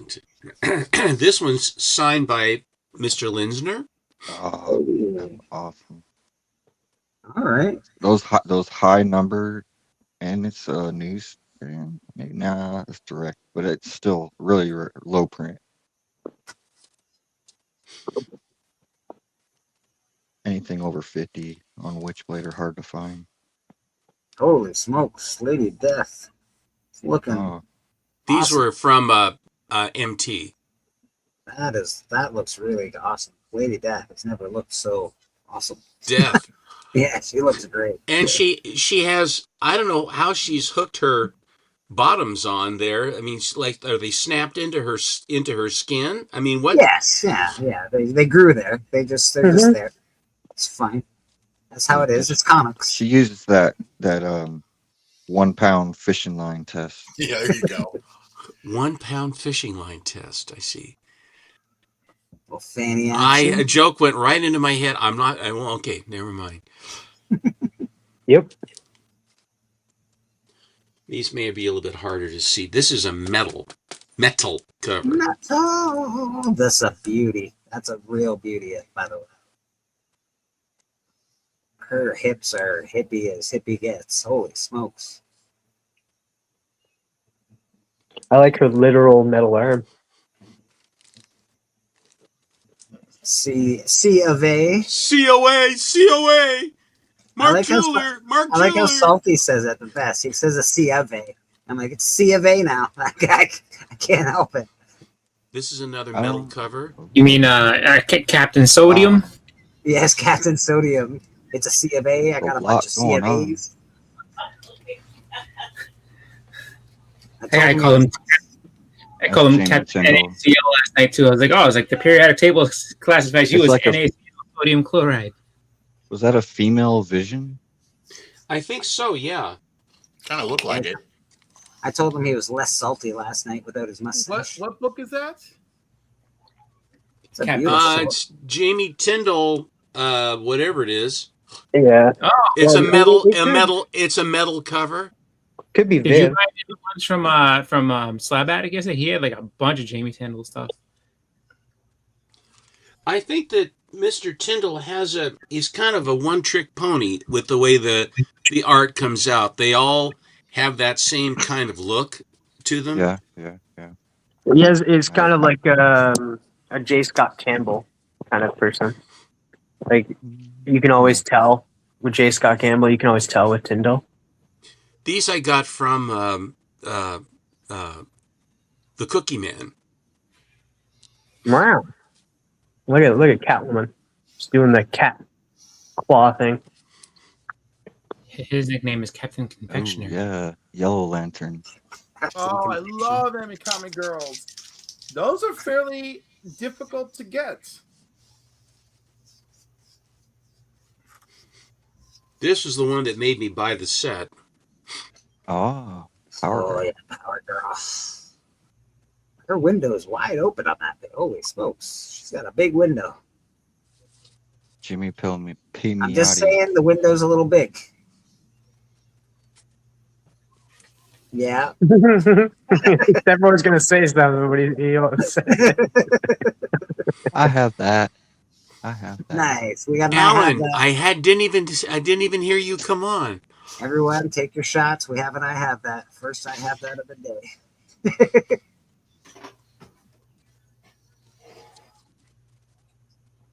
Oh, look at those lags. Did you get the newest what is it, Catwoman, the Absolute? I think like all the Batgirls are sort of introduced in that book. I got two of the blanks, and there's at the very last page of Catwoman Absolute One. There's the Isn't first Cassandra appearance. Yeah. I think it's Barbara. Ooh, I thought it was like Cassandra Cain. I remember. think so. It's Cassandra Cain. Oh, okay. Maybe it's multiple characters. I don't know. Yeah, it could be multiple. Yeah, Absolute Perry White. Absolute Jimmy Olsen. Absolute Snapper Carr. I have it right here. Let me look.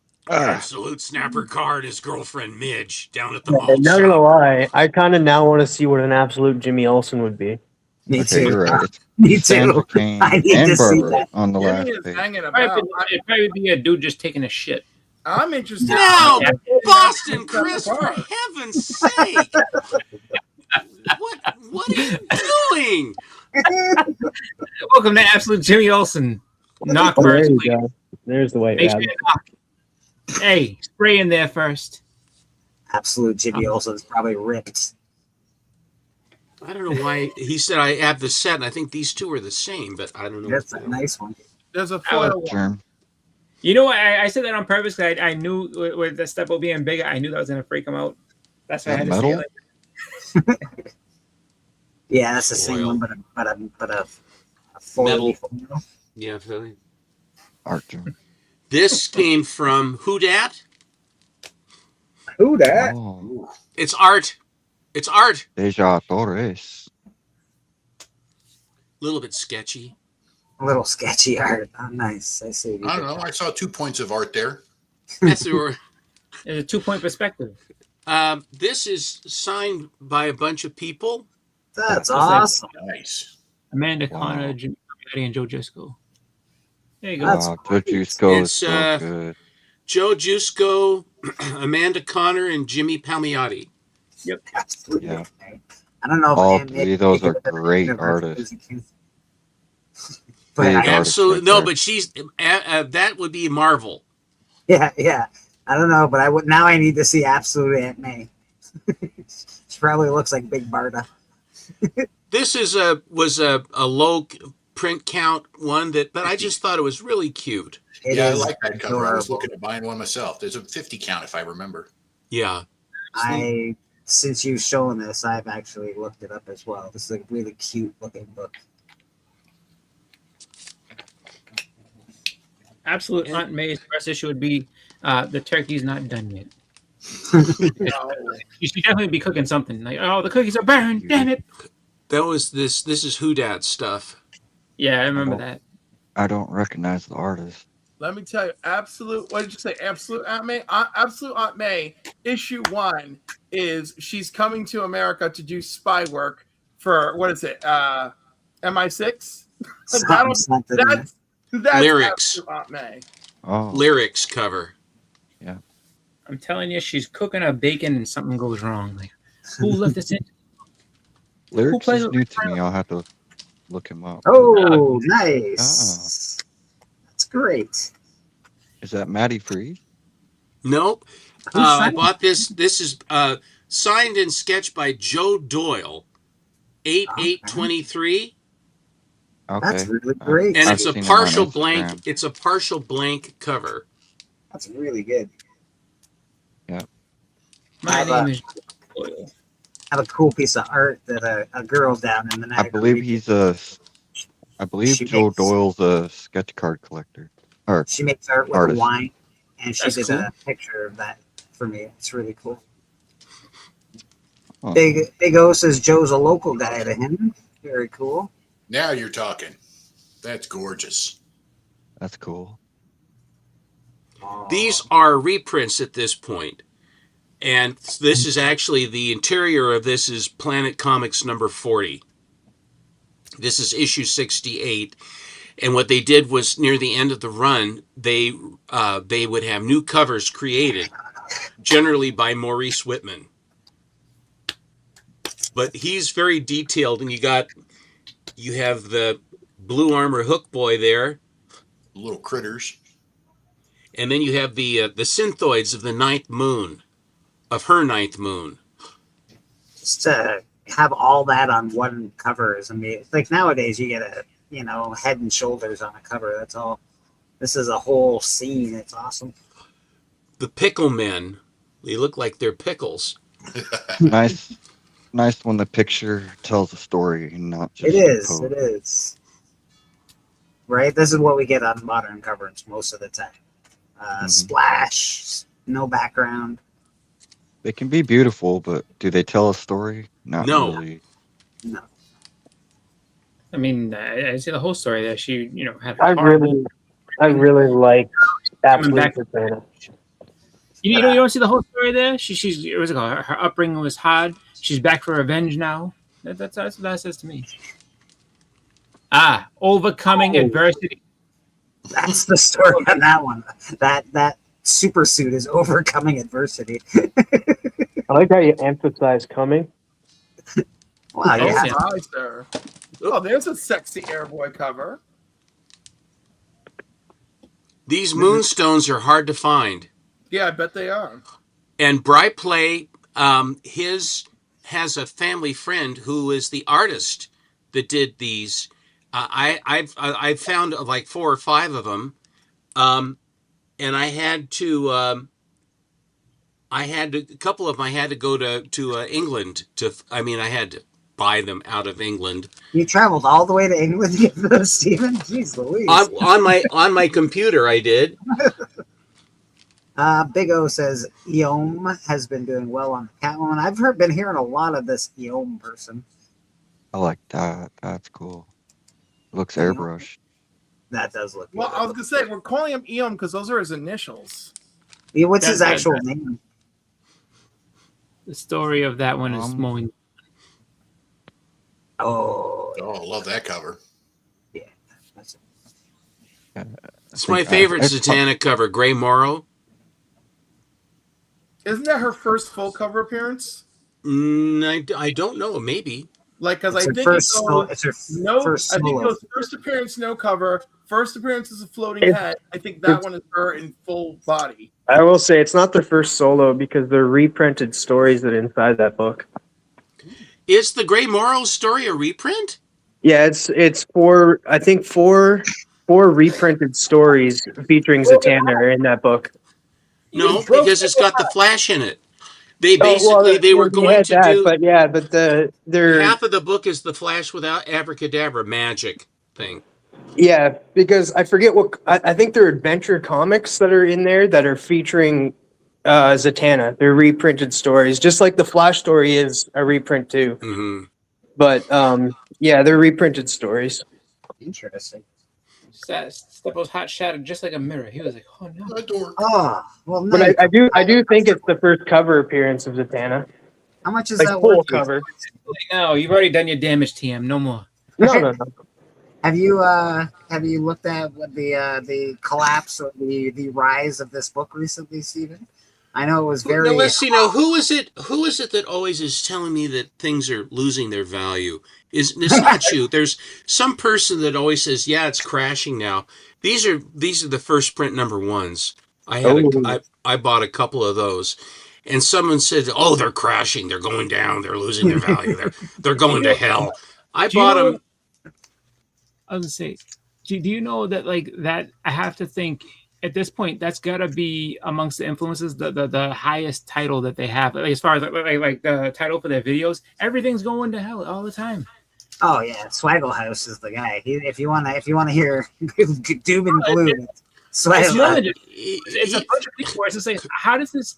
Okay, how is it just bad? I mean, if it's been as bad as they say it's going to be every single week, I mean, why is it? I won't watch it. I won't watch it way, because it's not the promotion of comics; it's the promotion of Swaggle House.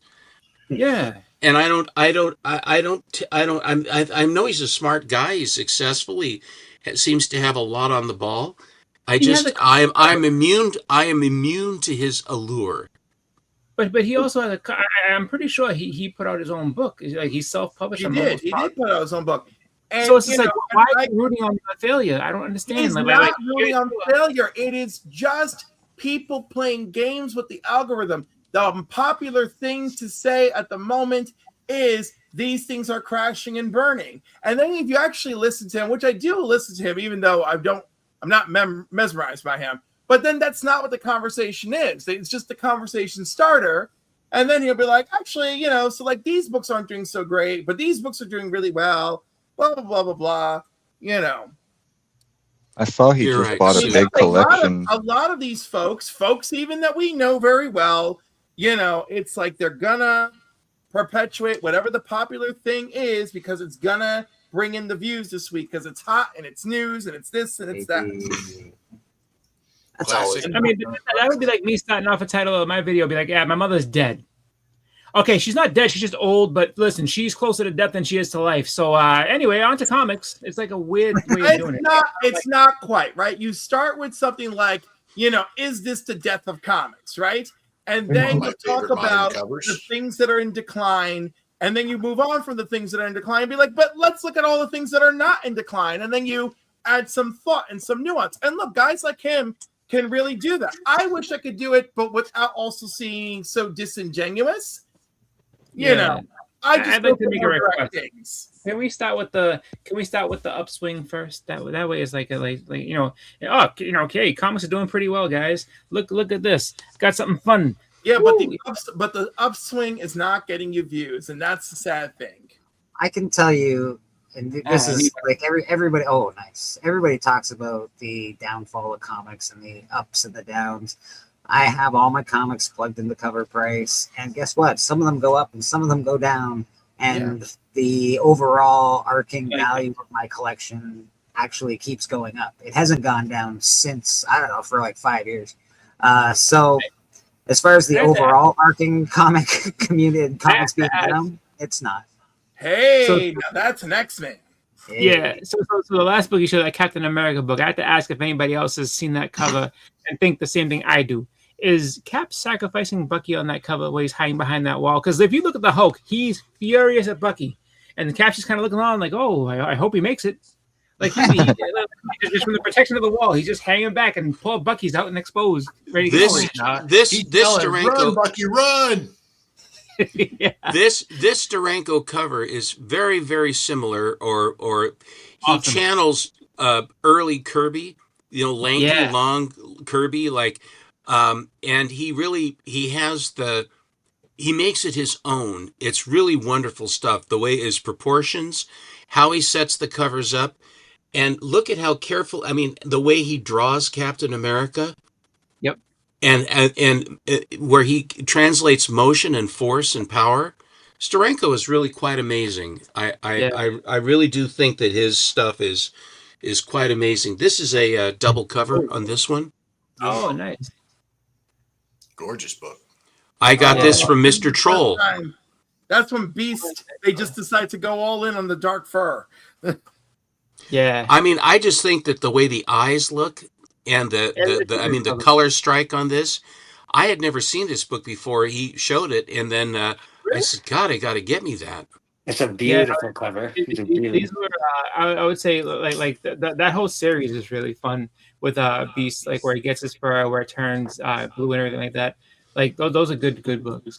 This is the last. This is the last Bernie Wrightson in Swamp Thing, and it is signed by Bernie Wrightson. There you go. He's fighting Arcane. Okay, goodness. Biggie Shack in the chat. How you doing, Biggie Shack? We got Missing Mars in the chat as well. How you doing, Missing Mars? Yeah, the Beast book, I always, whenever you show it, it really does a lot. Like the shine of the light on his face is really cool. It's just a great book. It's an amazing, I mean, the colors that they used and the impact of it, really, it's a cover that will hit you. A lot of covers will hit you. This one is a Mark Jeweler. And this one is, I think, a National Diamond. Oh yeah, I can see the sticker. I mean, I can see I think, does it have the stamp on the cover? And there's a 20. It has the star stamp on it. There we go. Very nice. If anybody, one of the astonishing auction guys, want to give away some of the Mark Jeweler seeds that you guys are planting over there, I could use a couple of seeds for my garden. Jeez Louise, man. I haven't seen so many Mark Jewelers in one show for ever. It's like Mark Jewelers. Like where are all these? It's a Mark Jeweler. It's a Mark Jeweler. It's a diamond. It's a diamond something or other. National Diamond. Pizzazz. They're probably hoarding them. They're probably hoarding them for just that. Bose speakers. This guy's digital watch. And though this is not part of the original trilogy of the books from Dell, it is certainly included in everybody's eyes. Hurts to get that out of your eye. I wish I wasn't right, Jason, because I shattered some dreams, but yeah. It's all about the truth, TM. Yeah, you made Steppo very sad. Like, a reprint. Reprint. I was horrified. Like, this book that I loved is no longer. I hate it now. I'm burning it later. Man, look at that. Yeah. I love that. Such a nice copy. That is so beautiful. Like the purple really on that is just. You know what? You know what, Steppo? I have that, but it's a reprint. This was this book I bought at Excalibur Books in Portland years and years ago. It is a question of rareness. Also, the books themselves were sold at military bases, and the ones that have the star stamps are the ones that were actually on the base. But of the times in which they were, the cardboard inserts actually acted like a backing board for those books. So a lot of times the ones that I had found early on were quite nice because they had that extra reinforcement inside. Yep. This particular book was that he got a set of Rex the Wonder Dog. And he said, and I didn't know how I felt about this, but he called me and he said, Steve, you're about the only guy I know that would have any interest in this, but I have would you be interested in a complete set of Rex the Wonder Dog? Are we at Tim Hortons? Bobby sounds like he might be at Tim Hortons. Was that a convention or something, right? Hey, Bobby, how you doing, buddy? Bobby. All right. So you're masked up with all those people around. Okay. But they all wear masks. They all wear masks over where he lives. They all wander around in masks. The dystopian future of us, I'm Gladiator. But later on, I said I was flush, so I bought them. I have them, and I like it. It's Alex Toth art, and then it also has Detective Chimp by Infantino, which is really good. Very nice. But so then later on, about 3 weeks later, he got in and said, Steve, because you bought Rex the Wonder Dog, I just got a whole bunch of early DC keys in a set from some guy that original owner collection. And I came in, and this was one of the books that was in there. And so I got first crack at it. That's the only reason I have it. That's a book you snap up if you ever get a chance to snap that up.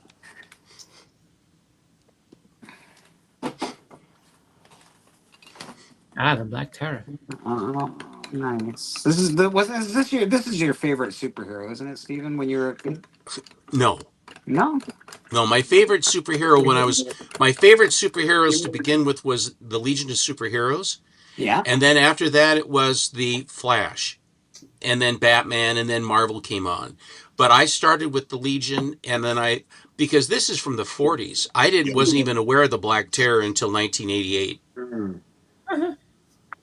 That beats me. I didn't know about him until they started doing. I started reading Miss Fury, and it was Dynamite Comics was doing it, and then they kind of reprinted a lot of these guys into. Not reprinted, but they started doing stories with those guys, the Golden Age people and everything like that. So I think I want to say like 2015 or something like that. I became aware. Love me now some this Grace book. Griffin.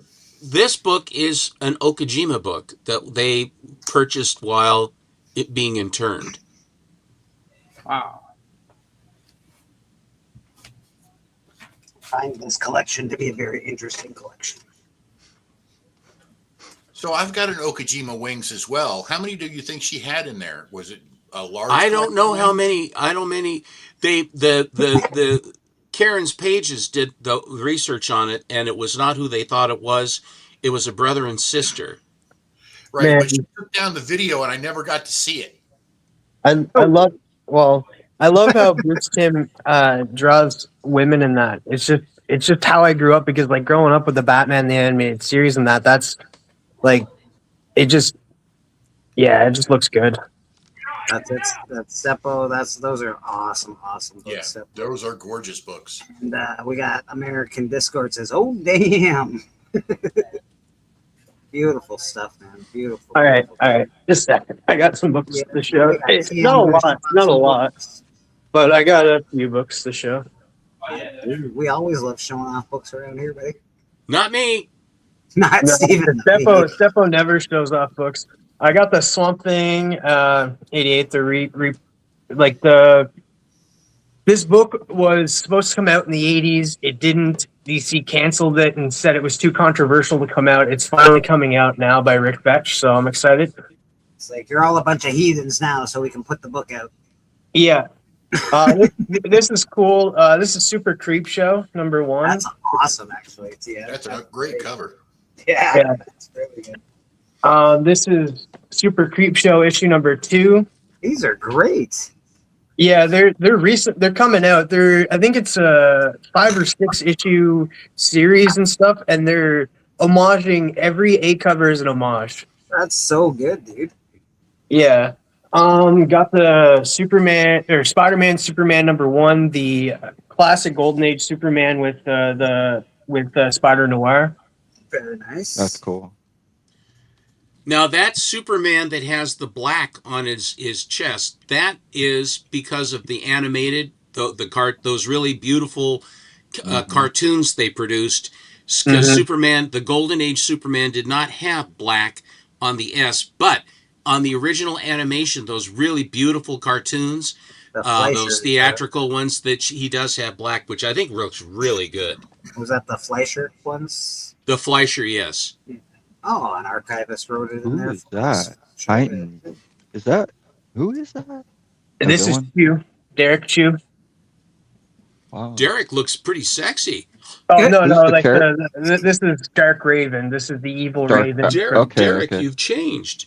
Yeah, I was Hardly guessing knew you. it was Raven. I just had never seen her like that before.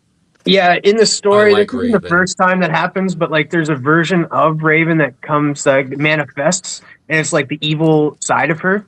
And this is the evil Raven. She was like the main villain of this series. That's cool. Ah, there's my girl. Yeah, Oh, cats. this is a really good. What is it, Archer? Yep. Yes, it is. I had to bring this because I love death. Oh, that's nice. Yeah, there's some Callie in a mystery bag. Pretty rare. They should have got rid of the word balloons, but You got the clown with the Infinity Gauntlet. Little happy faces there. Spawn kills. Yeah, Spawn kills the universe, I think. Again? This is it's Death and what's the frig? The Key. Why can't I think of it now? Like I love the show, and I love Key. Lock and Key. Yeah, it's Sandman and Lock and Key mixed. Oh, that's cool. Never seen that. Because they're like, even if you read the comic, it's kind of like Lock and Key and stuff. David M. Booher kind of makes it into, kind of connects it to the Sandman universe. Huh. And then this one's for Cliff. Powers. Yeah, this book's hot. It's going to be animated project, I think. They already had a TV show. This one's for Evil's Comics. If you're out there still. Nice. Sweet You would like it. Had that whole little run of Sweet Paprika. Gonna give some Black Lightning some love on that. The boldest. First appearance of Black Lightning and Tobias Whale. Back in the day when they didn't know how to name their black superheroes, so everybody had black in the title. Yeah. Black Goliath. Like, come on. And to show this off, Action Comics 544 for Lex suit. Dude, that Lex suit, man, like they took it right from the comics and stuff. Like I am so happy that they're taking comic accurate suits and stuff, and that he's wearing a practical suit. In the shots that I'm seeing, like of course they're going to clean it up with the VFX later on, but the fact that they're using a very cool looking practical suit for Lex, I'm haven't super seen excited. that suit yet. I need to look it up, but I did see that they showed the new design for the Matt Reeves Batman. They showed the new design for Batman's new suit, and it's going towards a gray and blue style. I saw that Boston Chris posted this. I have it too. Oh, nice. Mongol. Yeah. Mongol. Here, this guy's going to be in something. I have the first appearance of Deathstroke too, but there's going to be a Deathstroke Bane series coming. So I have the first appearance of both of them. So I'm pumped about that. First appearance of Bane. Bane's also getting his own spin-off cartoon from the Harley Quinn show.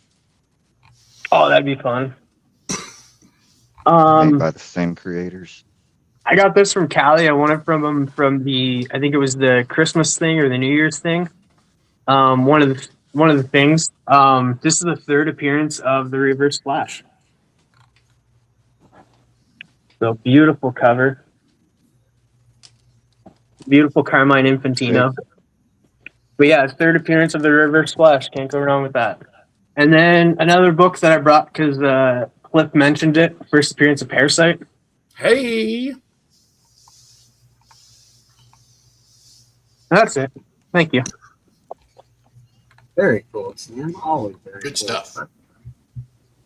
Yeah, man. I think we all always show really nice stuff on this channel. To be fair. Someone had mentioned something that earlier. Someone mentioned a name and he walked away. So I won't show that until he comes back. But he's going to go ahead and show something that I got, which was actually kind of fun. It's funny. I got a couple of books for Christmas. My boss decided to give us, I think it was like $75, something like that, gift card on Amazon. I was like, oh, cool. So I was like, yay, what can I buy? What can I buy? What can I buy? And I was like, I know what I'll buy. I'll buy some art books. So I found different art books on Amazon. And so I got this one here, Mark Teixeira art book. It's pretty nice. Has a bunch of different sketches and things that he worked on, stories and stuff like that. Like he's got let's go The Shadow and Sabretooth. Let's see. Oh, nice gold try to cover there. Somebody's asked in the chat, wouldn't the Reverse Flash be exceedingly slow? That's why they made the turtle. Yeah, what's it called? That's a great book. Yeah, no, it's fun. It's like, I think, how many pages? Over 100 pages. 126 pages, and it tells you a bunch of different stuff that it tells you basically a guide of everything that he shows in the book. So it's just like so you can kind of go along and like different stuff in the series and all that jazz. So that was one of the books I got. And then this is actually funny because like this one is cool. And I have a feeling that when it comes to this specific type of book, these I think it was newer when I got it. It's basically the Art of Futurama. If you look at the Simpsons version of this book, it's actually kind of expensive, but it's like just all the different like I guess you could say like concept sketches and drawings and stuff, just kind of giving you an idea of where everything came up with. So these were all the different versions of Fry that they came up with before they landed on the final one. So Archivist is saying that Porter poster is hanging on the wall for dear life. yeah, you can attribute that to my daughter and Cats. They both have done a number on that. Like my daughter said, I don't think they We like have the to- poster. my daughter cried when she thought when I told her, I was like, "Oh, I'm gonna battle somebody for this, and if I lose, then I have to give it up." She started crying. She's like, "No, not the poster." I'm like, "You destroyed this thing." You cry that it might be going somewhere else. Not the poster, Dada. Yeah. So that's when like just it's fun. Has like all the different stuff like let's see, different vendor and stuff like that. It wasn't that expensive either. I think I might have benefited from a sale at the time. I don't know, but I used that, and then the next one, and I don't know if he's here to see it. This one has a whole series of. This one actually I think was the more expensive out of the three that I had gotten. It was either that or the Futurama, but like this giant like tome here is this is called The Cartoon Art of Alex Toth. So Sebo mentioned that when he's talking about the Wonder Dog or whatever it was. But this actually is a really nice book. Like this is just all kinds of different art in this. So you have like Space Ghost. Who else? They had I know I'm a big Space Ghost fan. I know Steppo is also a big Space Ghost and fan. then so like the storyboards, cartoons and things. And then he had there's one thing that was like really like strange, like stuff I've never seen before. Like I don't know who Mermaid Margarine is, but guess what? Here she is. So Run. Cliff said he had to run. Cliff, very cool. Love you to be here this morning. Appreciate you. Hope you have a great day and you feel fantastic. yeah, you remember Shazam from the World of Super Adventure? Oh, I was gonna say Shazam's one of my favorite. That's not Shazam. Shazam. Oh yeah, and I guess he also did work because he worked in this World of Super Adventure. Like here's some stuff from the Fantastic Four that used to be on that as well. So it's just like get some Doom, get some Fantastic Four. See who else do they have in there? It's a hefty book too. This is I think around like 300. Yeah, it's like over 300 pages. This one, but all kinds of stuff. You get that Spider-Man art in this. There is what looks like Supergirl, but not exactly. Wonder Woman, Superman. So these are like towards the end, but a bunch of different stuff. Like it's actually really cool. And this, let's see, it's a 3-volume series with over 1,000 pages. It won Eisner Awards and stuff. So I would say like if you are on Amazon, you want to get just an art book of a guy who was very influential. Seems to have done work with just about everybody as far as comics are concerned, because he has some Marvel stuff in there. He had DC stuff, and then also a lot of great cartoons and stuff like that people grew up with in like the 70s and stuff like that. This is good. Like, I remember what was his name? Nighthawk. There you go, Nighthawk from back in the day. But, so that's awesome.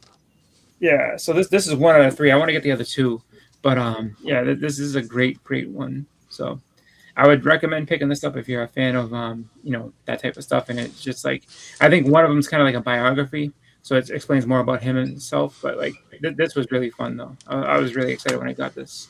So Genius Animated is the name of the book. The Cartoon History of Alex Toth. So if you're an Alex Toth person, pick it up. Very cool, Boston. Very, very cool. Yeah. Dig it. There's some good art.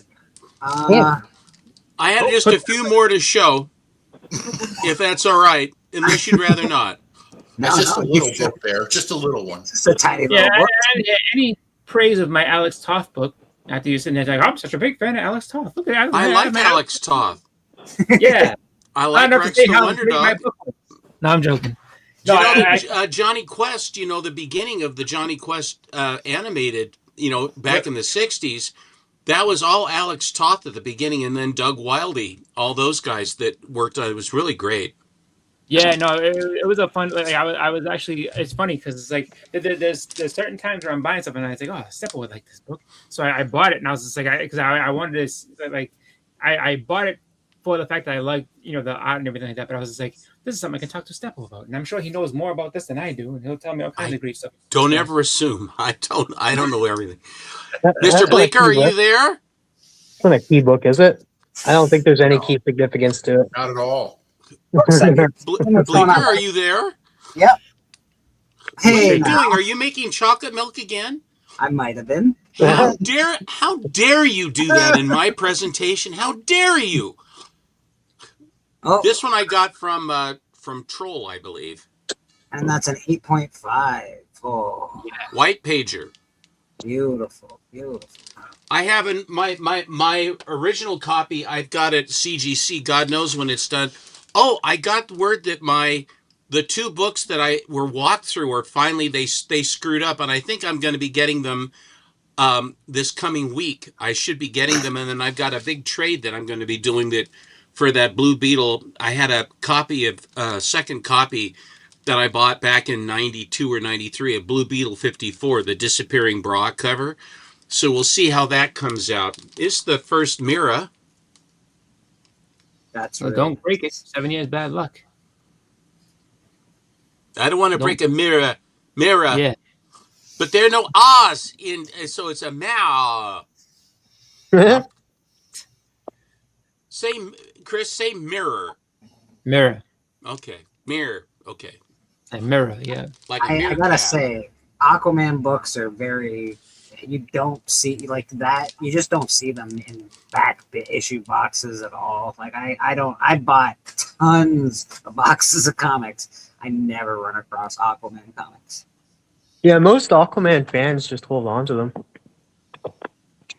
There's so few of us. There's so few of them. Susan loves it. By the way, Bleeker, you sent me a beautiful Wolverine 8. Yeah, I know. You know, I just got that in the door, and then someone told me that I had promised her that book. I said, I did? She said, yeah. She said, yes, you did. And I said, are you sure I did? She says, I'm positive. And I said, okay. So that went away instantaneously. I don't know who ended up with it, but I think it's my roommate. You tell her. I don't remember that promise was written. Was it put down in writing? Well, I didn't make that promise. I don't know what you're talking about. The answer was yes. The answer is yes, dear. It's Yes, yours. dear. Yes, I did. Get your own Wolverine 8. You hear me? That's what I was saying. But my wife doesn't like comics, so I tried giving her a comic once, and she kind of looked at me like she gave me that. Oh, thank you. And I'm like, oh, now I can see how this is Okay, well that answers that. Yeah. Yep. This is one of my favorite Silver Age covers of all time. This one right here. I love the way it's set up. I just everything about it. I just love this cover. So is that the guy like jumping down like in sequence just to get punched in the face? They're the space aliens the Talinki warriors are coming in, but it's funny that they decided to use a Brownie, a Kodak Brownie camera as the cosmic camera, and it's just this unassuming little Brownie camera. They had fun with that kind of stuff. Damn, I'm selling books I don't remember having. Caraco just scored against Germany. Caracal. That's. Biggie says he's back. I'm guessing he's back. What's strange about the first round of the World Cup? Like, some of the teams that are like the more favored teams take a little bit of time to get rolled, and then like towards the end of the group stage, they usually find their stride, and then it's like they just croak everybody towards the end. That's an amazing grade on that book. Yeah. Holy shit! It's one I don't have yet. That book in that grade at one point is remarkably expensive. Like remarkably expensive. That's insane. I bought it a long time ago. Yeah. I know one sold at that grade for like in the Oh, tens of thousands of dollars. I thought about buying that once. So on the hunt, I had beaten Dustin, that specific book with Wednesday Adams. Sorry, not a Wednesday. Adam Family #1, signed by Christina Ricci, who was Wednesday Adams. And I saw that had come up on eBay, and I could afford it at the time.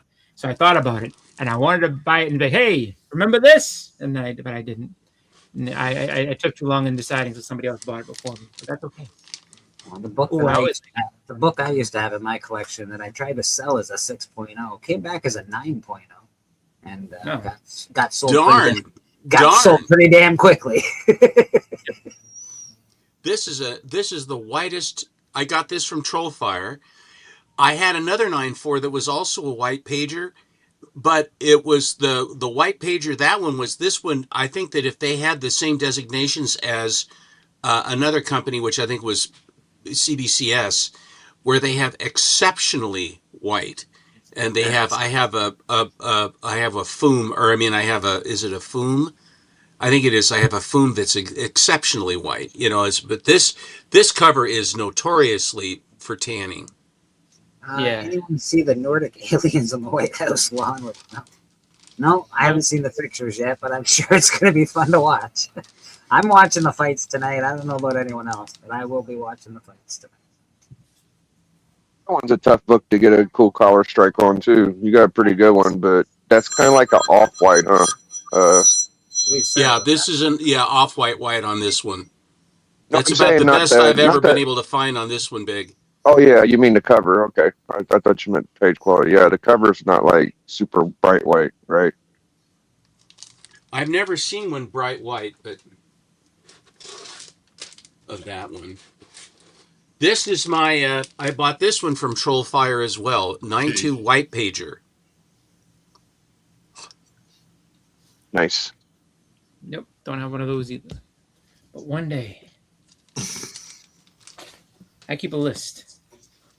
Now, what was all the full body Zatanna conversation in the chat about? Did I miss something about my superheroes, superstars book that I love so much? What's going on there? It's all reprints. It's all Yeah, lousy, crappy reprints, Biggie. Man. So yeah, why doesn't Nerdy anybody- is the Dream Destroyer. Well, I thought it was the first solo Zatanna, but I guess it ain't. There's like a little dollar book that's the first solo Zatanna, so shit, it's just nothing, is it? It's just a nothing killer but- book, plain and simple. It's just a great book. TM teed it up. He couldn't wait to tell Steppo, and the look on Steppo was absolutely horrified. It was like, "What? How could you?" Oh shit! Yeah, I need to get one of those too. I need to get those last two books as well on the list. Another Trollfire book. Yeah, well, I don't He has a have lot that. of good stuff. He has really good eye. The reds on that really pop. Yeah, this is just a really off-white pages on this one. Yeah, they were doing some cool stuff on the inside too, with like the photographic stuff. I think I actually do. No, I don't have that one. I thought I might, but I don't. It's a different one I have. Great surfer cover. Yeah, very nice. Way better than 50. This was a. I got this one from. I believe that this was after Biggie Shack showed his because all the Doom spec. This was a while ago Doom spec, but this is such a great annual for the Dr. Doom stuff, where they go through all of it. Yeah, there's a lot of stuff going on in that book. Mm-hmm. You. Hopefully, ain't no reprints. I got this one from Who Dat. Oh, that's a good one. Yeah, I love that. I gotta get my FF annual books going again. I don't have any of those.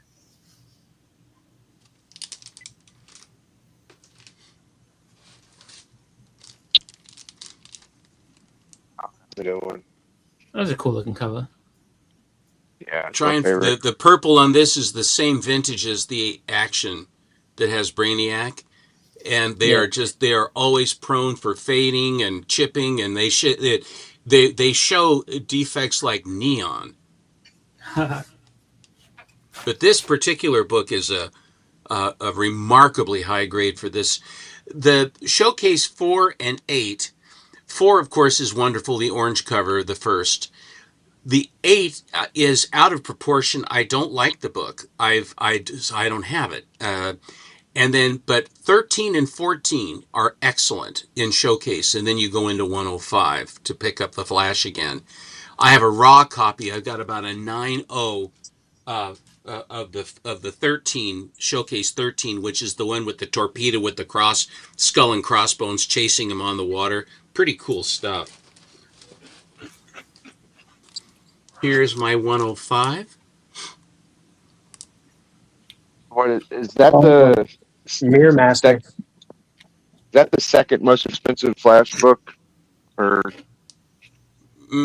I don't know. I think the Showcases might. I haven't checked them lately. I really haven't. This one I got this from my Flash collection. I bought. I had my first collection that I traded away. But then when I went back to become an advisor in 1995 to the Price Guide, I met Richard Evans of Bedrock City Comics. Really nice guy. And so we would talk every so often, what have you, about books and stuff. Met some very nice people. And he said, I know you like Flash. I have an original owner collection. Just walked through the door. Are you interested? I said, yes, please. So I bought the original owner collection from him. That's pretty much my Silver Age Flash run from 105 up to like 188 or 189 or something like that. Nice.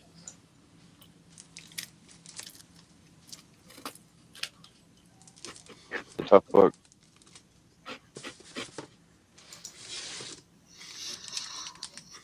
Yeah, see, I would think that would be expensive right there. It's pretty bad, but that Mirror Master, dude, that thing is pretty tough. Yeah, I don't know about high grades. He's one of Flash's best villains. Like him, Captain Cold, Gorilla Grodd. Just me perusing, I just noticed that Mirror Master. I was like, "Yay, Chihuahua!"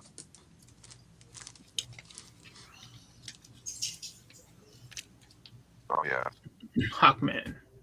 Beautiful blue. And this is one of the few DC books that they actually put the number 1 on it. All the rest of them, they don't put the number 1.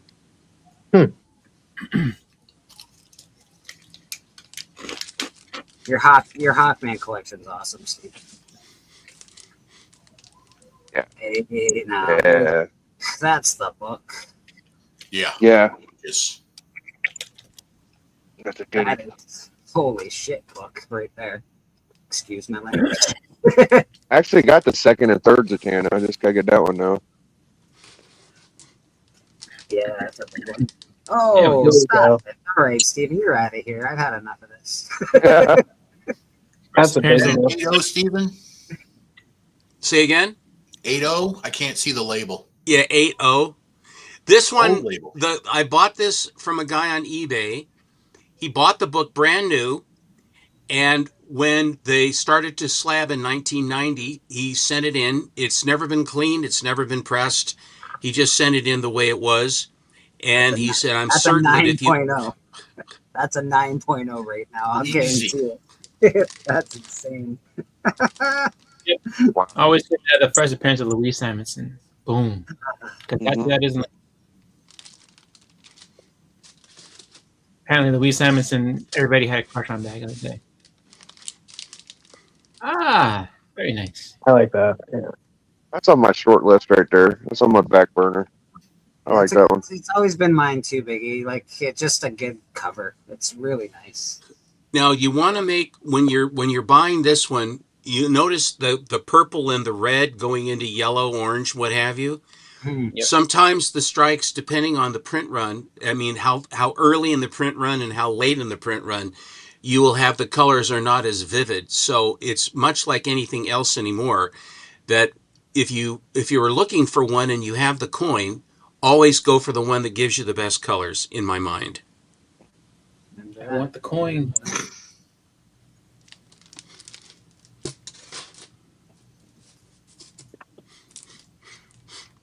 It's a great time to buy book annual one right now. It has really fallen off. Yeah, it was really expensive a few years back. That is true.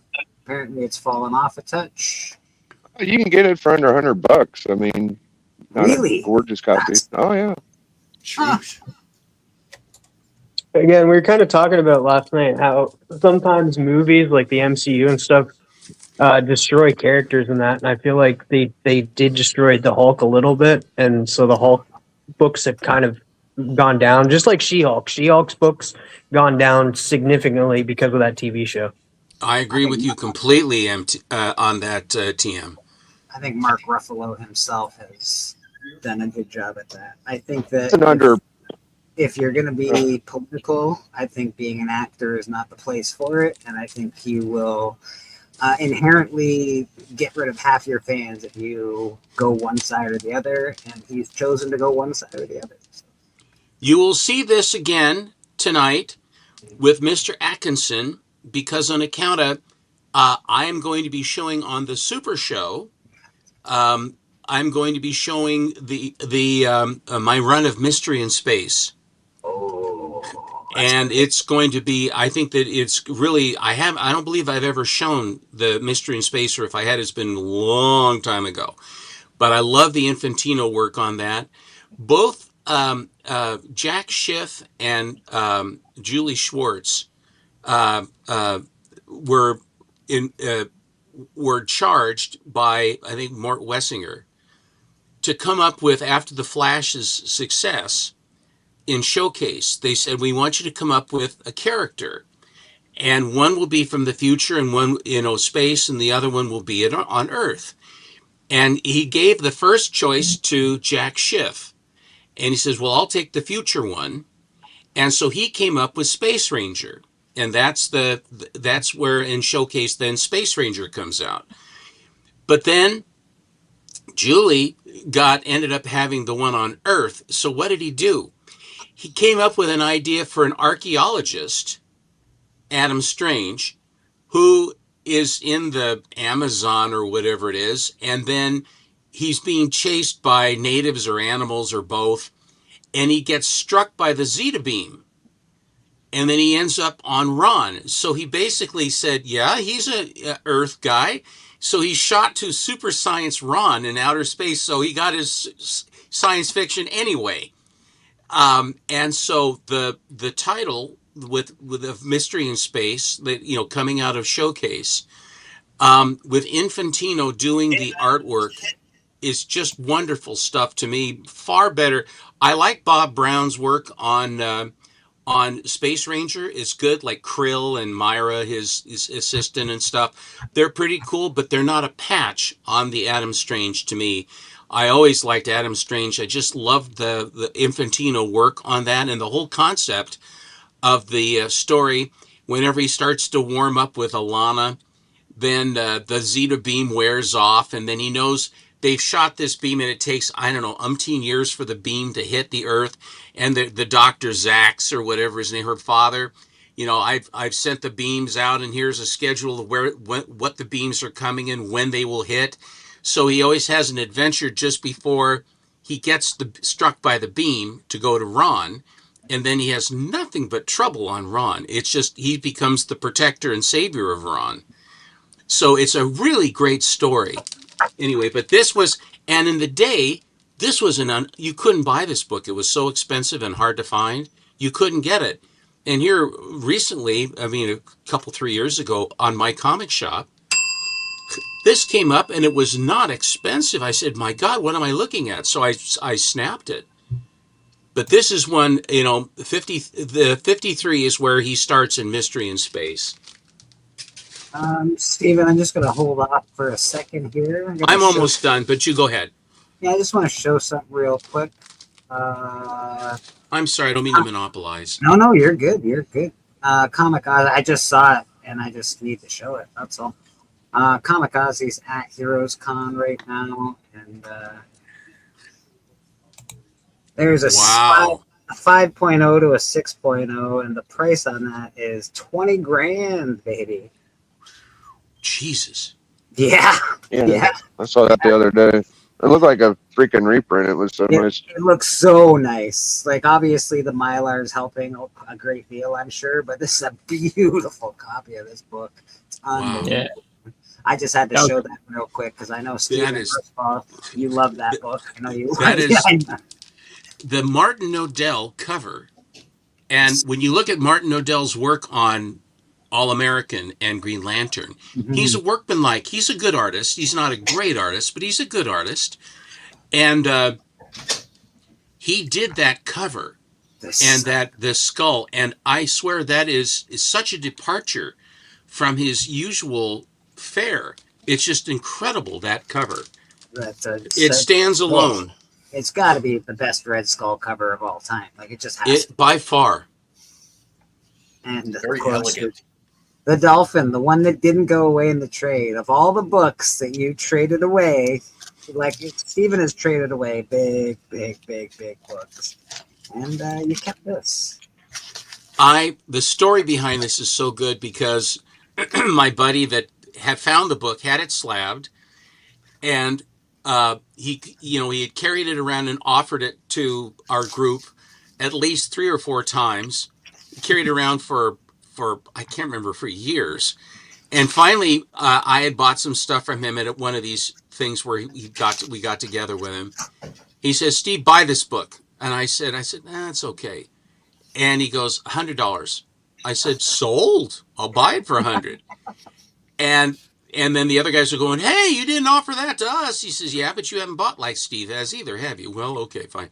So anyway, I got this, and it was not more than like 3 weeks later when all of a sudden this book took off, because there were talks about Aquaman and Dolphin and all this other stuff. And he was very, very high on this. He says, "I know it's a 9.6. He says, "They gave it a 9.4, but I don't want to put it back into the mill again. But it's at least a 9.6. And it's off-white. It's a... I don't blame him. I don't blame him for not putting it back in the mill again. Jeez.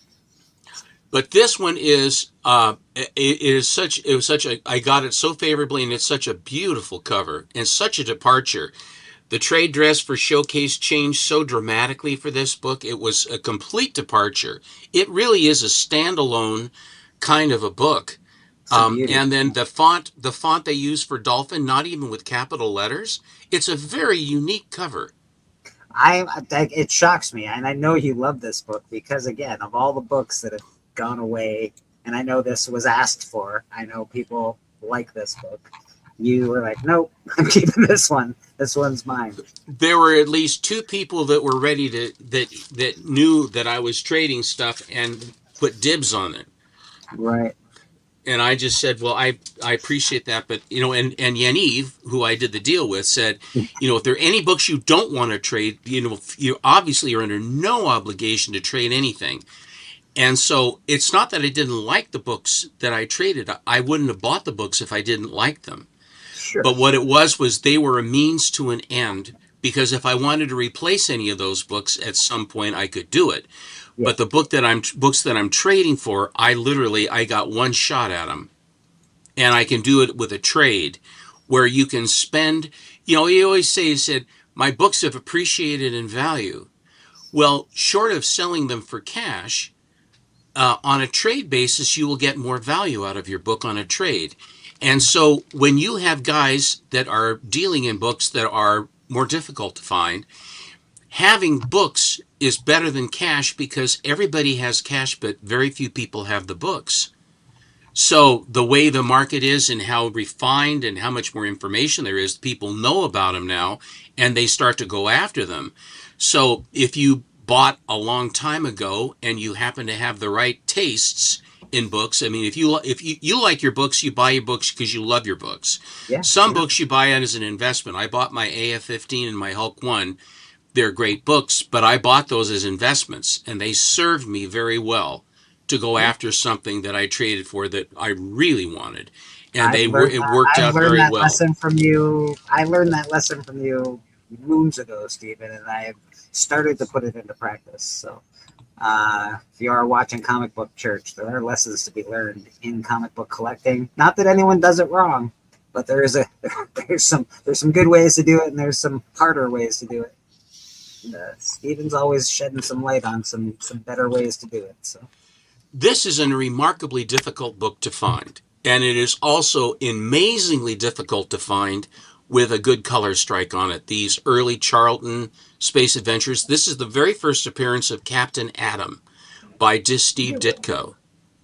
Really? And this is an 8.5 white pager, and it is the nicest copy. I love the early Ditko in Charlton, and a lot of the stuff that he did here translated into Spider-Man and Doctor Strange. A lot of the face studies and a lot of the way he inked and a lot of the other stuff that goes on.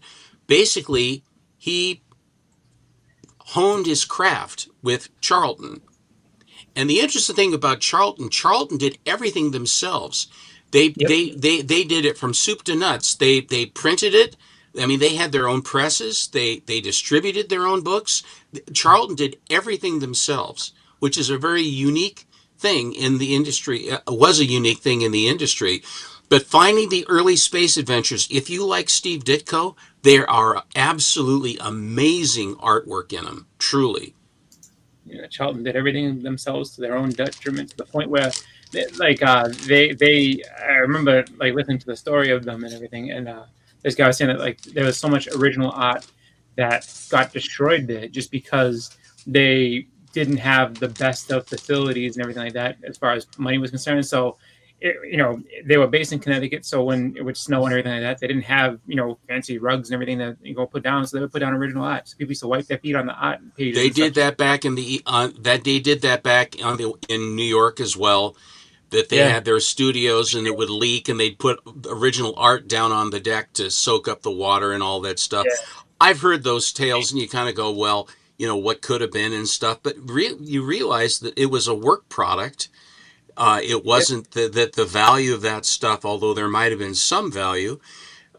It was just it was a work product. This is the first appearance of the new Two Gun Kid. It's a Bubble 12 center, which is an early Marvel. The Bubble 12 centers are the early ones. This one's from 1962. This was one of the very first team-ups between Stan Lee and Jack Kirby. And this is when they made the Two Gun Kid super. So, in other words, he had a trick costume, and they redid his origin, and he's this meek lawyer guy, and he speaks, he's an elocutionist. He uses big words, but then when he dons the persona of the Two Gun Kid, he goes, get my guns out. It's a total Clark Kent, Superman kind of thing going on, and there's a great story. Of course, it's Stan Lee. He puts this where the school marm, who is the gal that he wants, they all look like Sue Storm. All the girls look like Sue Storm. All the guys look like Rev Ralston or Captain America. I mean, he did what he did. But the story goes that there's a bank robbery. First of all, he's a mild lawyer who is there's some old guy that's getting beat up by some toughs. And so this meek, mild lawyer guy goes in and he breaks up the fight and helps the old man. It turns out the old man is a famous gunslinger that hung it up a long time ago. He says, by virtue of you helping me, I went ahead and he teaches him all the tricks of being a gunfighter. And he gets a super duper horse and all this other stuff, and he has trick stuff. They talk about bone zippers so that he could get into it in his fold down cap where his mask is and all this. So anyway, so he becomes the Two Gun Kid. And so there's a bank robbery, and the school marm's younger brother got hooked up with these crooks, and the crooks kill him, but they blame it on the Two Gun Kid who breaks up the bank robbery. So she loves the Two Gun Kid, but she hates him because she thinks the Two Gun Kid killed her brother. And that's, again, Stan Lee. We must not have happiness under any circumstances. Exactly. There has to be travail and turmoil and a soap opera. If there's no tragedy, how will you know what happiness is when it hits you? How in the hell would you know you're reading a Marvel book unless you have that kind of crap troweled onto the top of your head where no one is ever happy or they're happy? So, and as a matter of fact, it isn't really about superheroes fighting supervillains. It is a running soap opera of all the problems in their lives and then they'll have these super villains come in, and all the time he's fighting Doc Ock, he's thinking, God, I got to get to the hospital. Aunt May is sick, and MJ's mad at me, and Jay Jonah wants a camera shot or something. I can't do that. And then Doc Ock's pounding the hell out of him the whole time.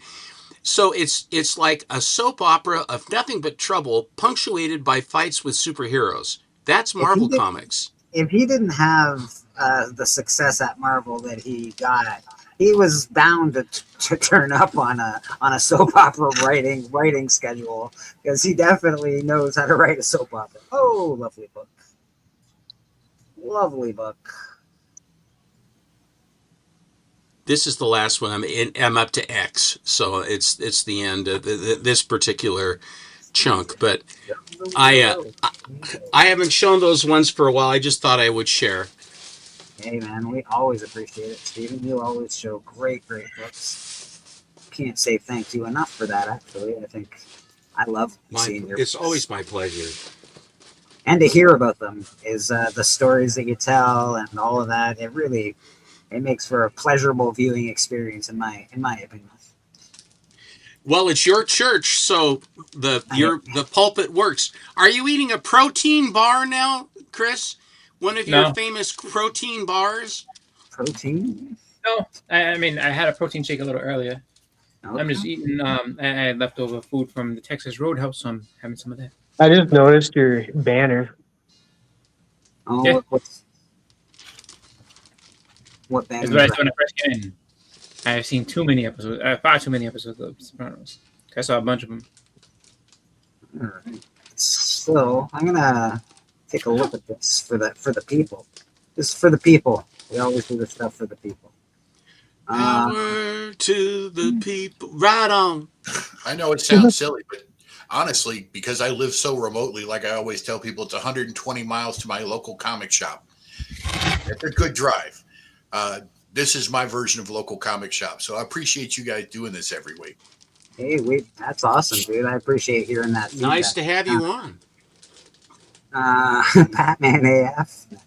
So I just renewed my subscription to CGC, and I've been on CGC. I was gonna do a thing yesterday, so I'm gonna do a submit here, and we're gonna go do submitting. We're gonna go check out some stuff that's really different from the last time I was involved in CGC. Start a new order. All right. So you got comics, magazines, posters, and pulps. We're doing comics. We hit comic. It brings us down to grading or CGC signature series. We're just doing grading. It brings us down to the next one, which is select submission method. Either send it to headquarters, drop it off at a show, or do on-site grading. We are sending to headquarters. And now this is all of the primary services that you can get. Quick submit, authentication and grading, crossover, reholder, yada, yada, yada, mechanical error, holder review. So those are all the things that you can do. Where's the walkthrough? This is my question. Where's all the stuff? All I can do is quick, so I don't need authentication and grading because I don't have any. I'm not sending signatures. So I'm going to do quick submit, authentication, and grading. Then it tells you all the stuff like if you're sending it holdered, we could probably break it, yada, yada, yada. We could screw up your comic. Please agree to this. We agree that you will understand that we can destroy your book and you can do nothing about it. And if you agree with this, then submit your treasures to us and we will handle them for you. Exactly. And you can't go past this unless you agree. So I guess we're going to agree that go ahead, destroy my books. That's fine. And now we get to select the tier that we're grading. So modern bulk, vintage bulk, I'm not sending 25 books in. I'll probably be sending, I was hoping to send up to 10 books in, but I don't think I have enough in each category. I don't like to split categories. So I don't like to send... No, you don't want to, No. So I don't like to send moderns with vintage or, I don't like to make that list. I'd rather send a whole group of vintage books or a whole group of modern books. Right now, I've got vintage books to send. I don't have very many. I've got about 3. So we're gonna say 40, 50 a book. $40.50 a book. That's American for any Canadians in the chat. That is American. So for us, it's like $56. Yeah. Close. Yeah, around there, like 60 to 56, yeah. So we've got, add comic. We've got 1. Okay, so you can only declare up to $400 value. I can tell you right now that my Conan is worth more than $400, but I cannot put what it's actually worth here. So basically, if they bugger up my book, I'm not going to get what my book's worth. But regardless, so we put 400. I recommend declaring your value as true as you can. Some people try to skimp on this so they don't have to pay as much insurance. So Hudat's in the chat, and Hudat said stop. Oh, okay. Why am I stopping? Hudat, tell me. Go back. No, okay. All right. Hold on. I got to get back to there again. Go back. I can't go back. I have to start again, Hudat, because once I go back, it's once you go past that page, it doesn't let you start again. So I will go back just for your viewing pleasure. We'll go back here. He said he's going to jump on. Okay. I was hoping Hudat would be here for this today, actually. Just Well, for this. you bring in the gunfighter. Exactly. He sends in a lot more CGC submissions than I ever have. So we're going to wait until Hudat gets there, and we'll bring this subject back up in a minute. Going to remove you so we can all... Once you go black, you can never go back. That's fair. Telling you not to use the quick submit. Dog. Yeah, it doesn't give me any... I don't understand where I'm supposed to submit without that. Hudat Comics, how you doing, brother? All right, we're gonna start all the way over. All right, let's start over. Get that right. Let's start over. We're gonna do. Do not ever use quick submit. Just FYI to anybody, do not use quick submit. If your book comes stolen, they're gonna be like, "Whoa, you didn't send in a Batman #1." That's what I was gonna, because I was coming to that, because this is what I was questioning, because I came in and I quick submit. I was doing quick submit yesterday, and it just said 1 book $400. It didn't even tell me what book it was. I'm like, I don't have to tell you. Start over. I'm gonna tell you, it's gonna be the second thing you click on. It's not the quick submit. It's gonna be the other one. They should label it a little better if people don't know the updates, don't know how to use it, or if you haven't used it in a while. Yes. So put it back big. We're gonna go through this. I'm here. I'm feeling like crap, but I'm here. We appreciate you being on, buddy. And this again, agreed. Biggie said he'll be back. He can't hear. Oh, okay. Agreed to let them destroy your books, and then you go into vintage. Wait, do y'all see it? I don't see anything. I'm tripping. Oh, hold on. Yeah, hold on. I didn't put it back up on the screen yet. I was like, man, am I that sick? I'm like, I don't see You're anything. good. You're good. All right. So you did the not the Yes. quick to me. You did the one right next to it. Okay. I did the one Are right these next all to it. modern books? What year? I'll be what sending them. year? They got to be vintage because they are before 1975. All of them? Well, I have modern books to send as well, but I don't like to split up. I don't like to split them.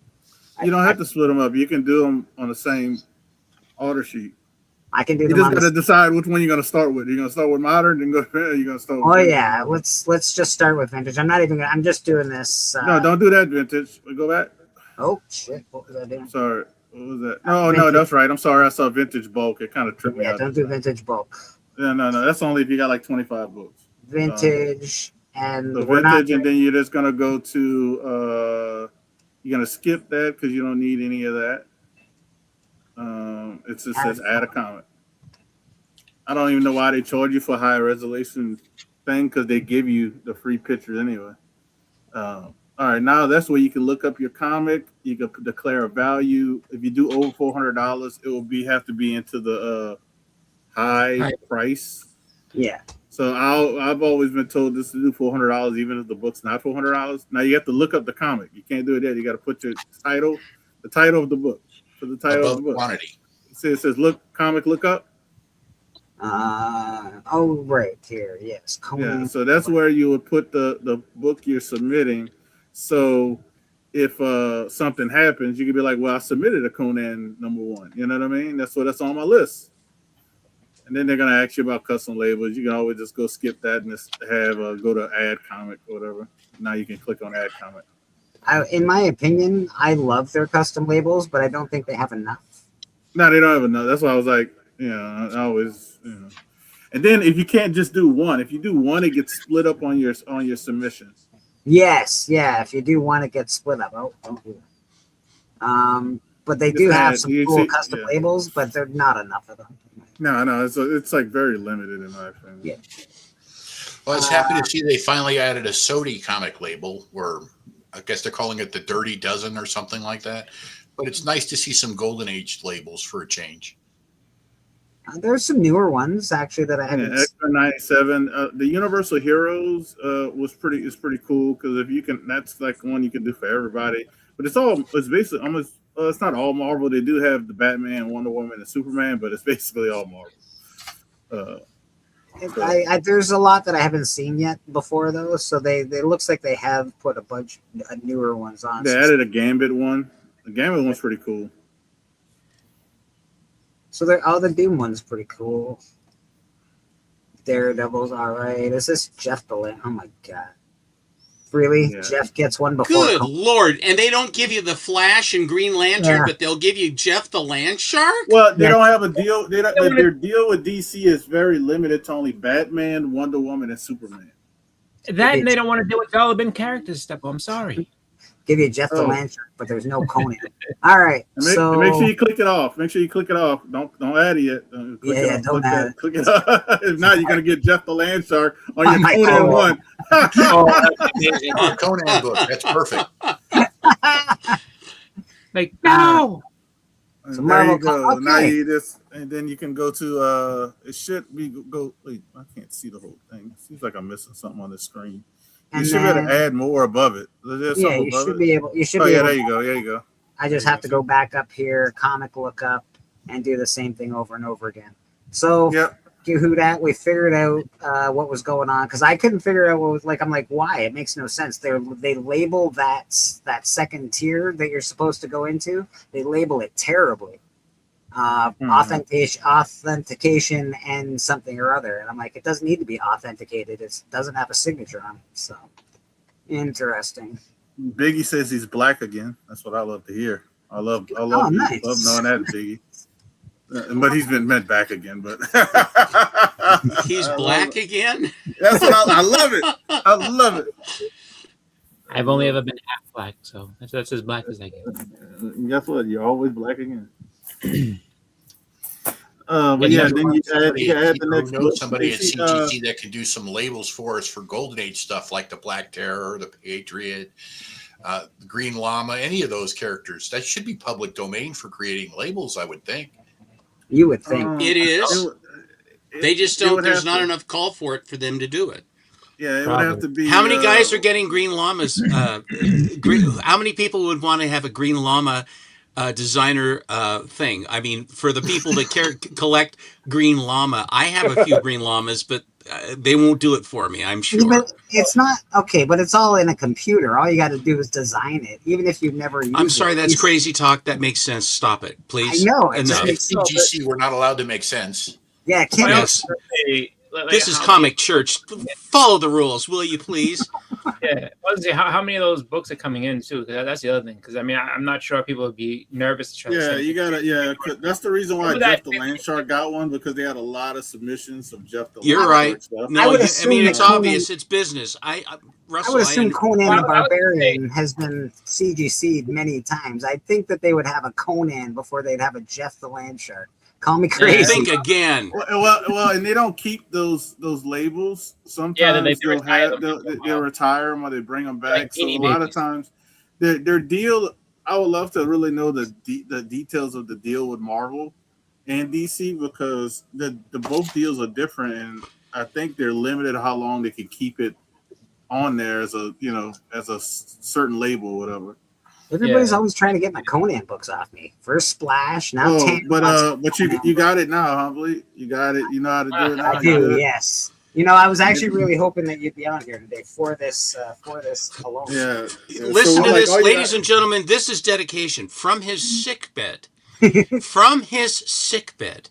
Oh, our I friend wanna help a friend out, who dad, who said, "No, I must not let my friend Well, I mean, make the wrong choice." All in all, I mean that's definitely a big. Just because it's a Conan book, if he comes up missing like that, that would have been a travesty. Well, and that's it. I kept going through it. I'm like, how come you're not letting me tell you what the book is? I don't even like. What is this quick submission? This is I terrible. don't like quick submit because how do you prove you sent in a certain book without videotaping it? But even then, if you videotape it, they can say, well, when you turn. How do we know it's yours? Yeah, when you turn off the camera, how do we know you put it in the box? You would literally have to videotape the entire process from putting it in the box. We've detected all the two way. edits. We've detected 2 edits on your. It isn't a direct stream, and we refute what you're saying. You're out of luck. Yeah, it's just like, you know what? Suppose that we lost this Conan book of yours, but you know what? We're going to give you a nice high grade. Yeah, and you want to talk about losing books. Actually, Yahweh, when they lost his Spawn, the era Spawn book. Yeah. And look, they said, oh, we didn't see anything on camera. Like, all right, I'm going to put my business hat on. If you didn't see anything on camera, you say the person didn't submit it, why would you give them $1,000 credit? Well, that's crazy talk. I mean, that's crazy talk. I'm sorry. It's one of those things. It's just one of those things. Oh, yeah, absolutely. Please let us know if there's anything else we can do for you today. Well, we've heard it. We've heard it both from PSA and CGC. They are very sorry about your luck. Sorry. Yep, sorry. Yeah. Guess that happened. They really don't give a shit. We saw you browsing the labels, and we know that you must be a Jeff the Landshark fan. So here's the first with the custom label. First appearance of Jeff the Landshark, nice high grade. The Conan that you supposedly sent us. Well, let me say this too: when you finish when you submit some more. So when you finish submitting the vintage stuff, you have a button on that screen that says "Add another tier." That's where you would go to add it to modern. Okay. And then you can do the same process again. And once you finish, you just click, go through the process of submitting, putting your payment down, shipping stuff, all that stuff. You know what I mean?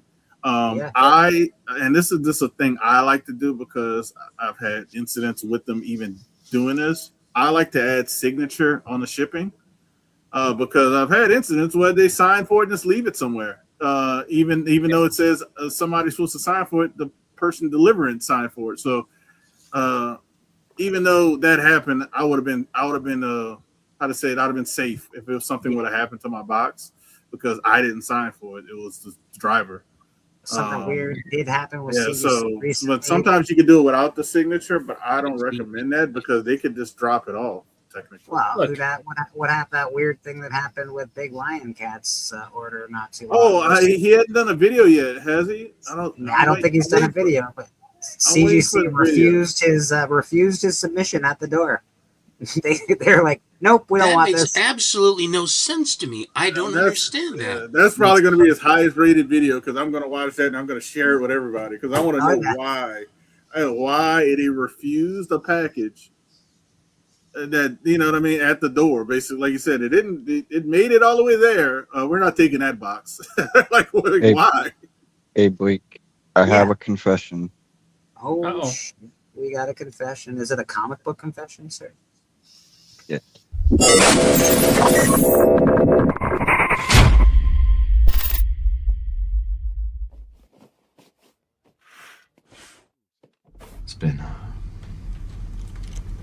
It's been too long since my last confession. And what have been your sins, my son? Well, Padre, I don't want to keep you up all night, so I'll just fill you in on the latest batch. You can't handle the truth! I confess, you guys are making me very nervous to send my books and art to CGC.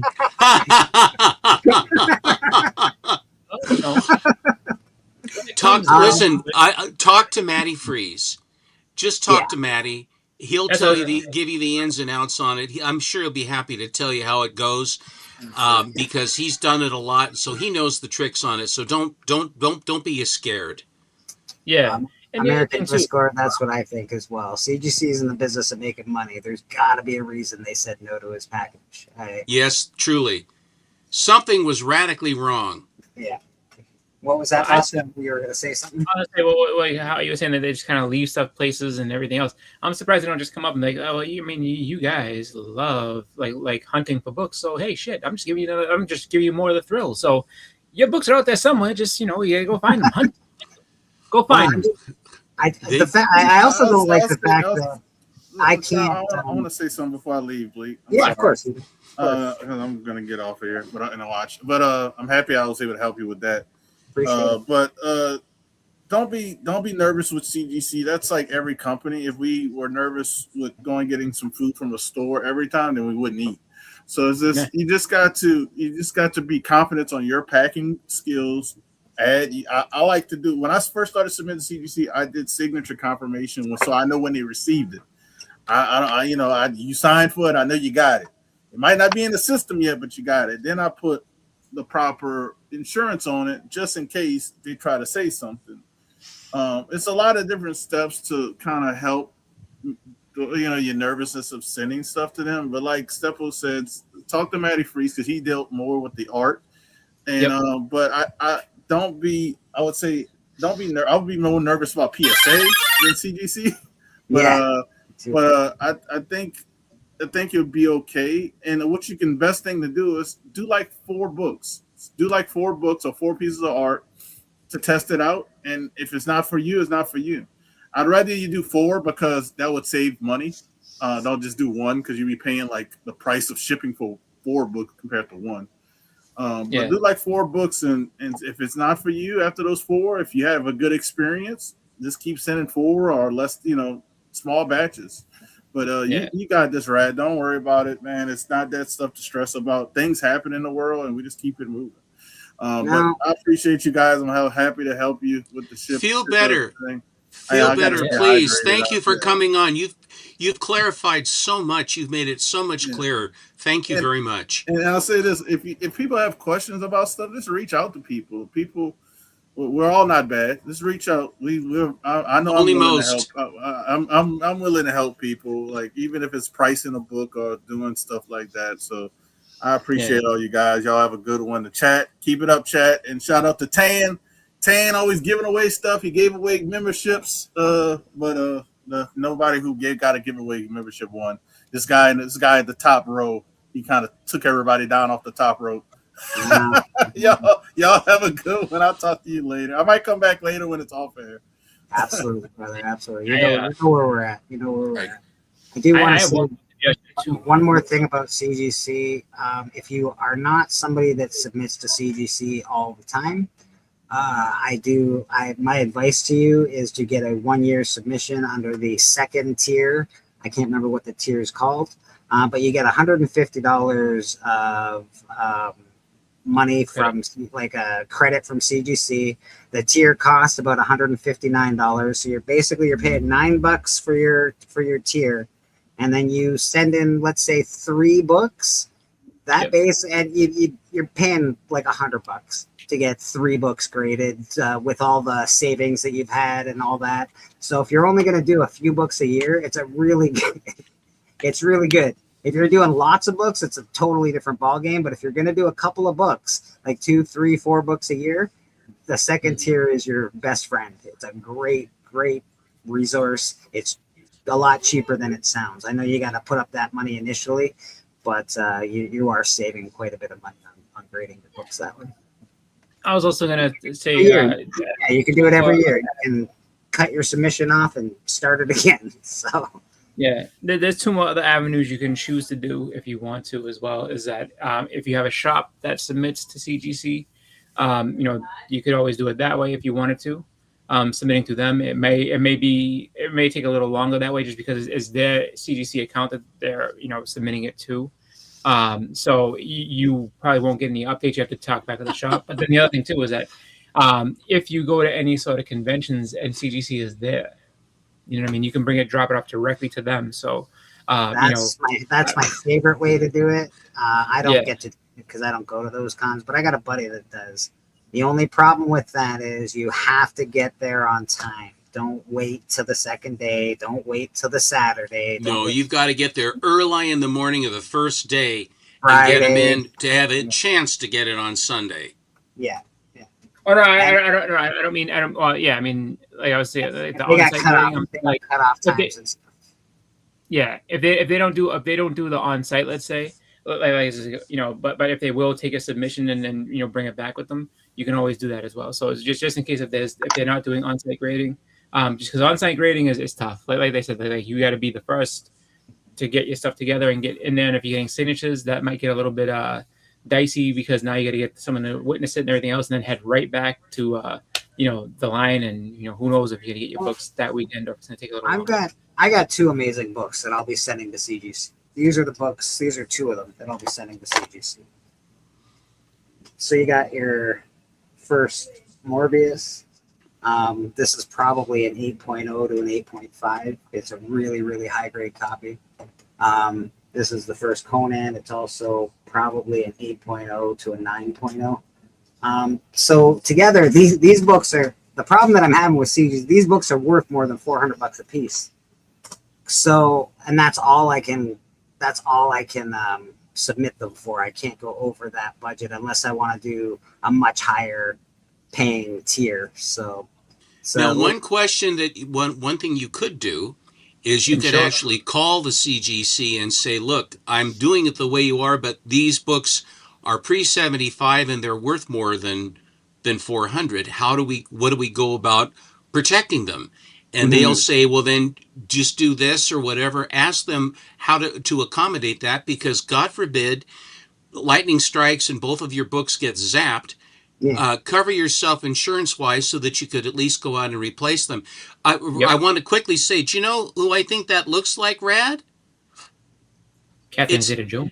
Catherine Zeta-Jones, exactly. I was just going to say that. Great minds. Yep. Oh. It looks like her. He was very vigorous. So me and Steph was, I guess, similar type of creep because we both sat there and said, "That's Catherine Zeta-Jones." It just dawned on me. I said, God, where have I seen that? And then Zorro is one of my favorite characters anyway, and I have a picture of me in 1958 wearing a Zorro costume for my birthday party. And the hat and the mask, and then there was the sword. And the sword, I've never seen another one. I'm trying to find one, to reclaim my youth, but is like comics aren't my youth.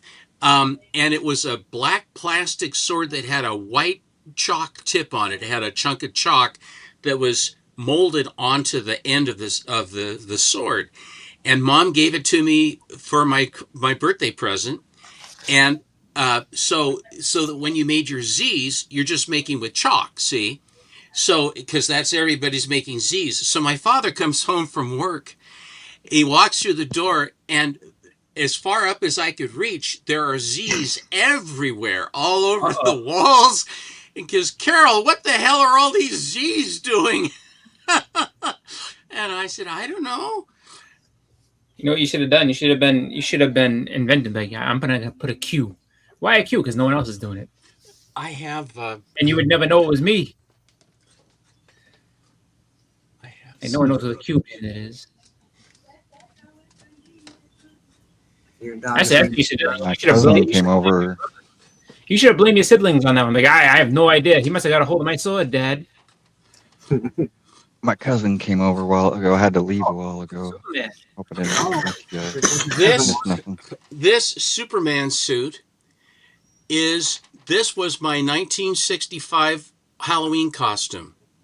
Oh, cool. Now, not this very one, but it was my 1965 costume, and it's rayon and full costume, no cape, but full costume. And I thought that the graphics on this is so interesting, from Mary Poppins to the Spectre. Yeah. And then they have something about, and they have the Spectre wrapping around the box is amazing. Hey, Steven, put it on. Model it for us. No. I think the most you get out of that is the Come on, mask. Steppo. It's medium. It'll still fit. And one other thing to show you, although it's a box, so they can't kill us for it. Uh-oh. The graphics on these Japanese toys from the mid to late 1950s, and this one's new in the box, and it's a very interesting idea because it has a Japanese feeding mechanism into the weapon. So, but you're shooting down jets, you see, so what your time frame is. But automatic crank. I mean, the box is just amazing, and it's unused. So anyway, you find that stuff, and I can't show you because I've killed this broadcast twice. I actually almost took you off just for showing the box. I was like, no. Well, I didn't show nothing. Steven actually has the first appearance of Zorro. Steven also has the first appearance of Zorro in comic books, thanks to Bleecker Street Comics.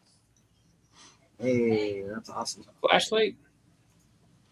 This is what they did. They had film strips that they would put in. This one has the scenes from the 1939 World's Fair. It even has its original battery is here. And this is the stamped steel, and the head of the gun slides in and out so that you can adjust the focus. There's a lens on the end, so you can adjust it so you get close to the wall, or if it's a dark one, we get a little bit further back. There's a battery and a light bulb, and then you basically feed the film strips through. But the box graphics are just amazing. And they were designed well. They had these stamped metal corners to hold them together. Anyway, toys are another area.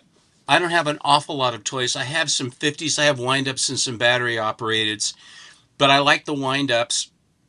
And so I haven't really done. I was into the toys a little bit. I like the Irwin toys, like the little Whistler boy or the spaceman with the space helmet. And there's a lot of really cool old stuff, old squirt guns, stuff like that. That from my youth.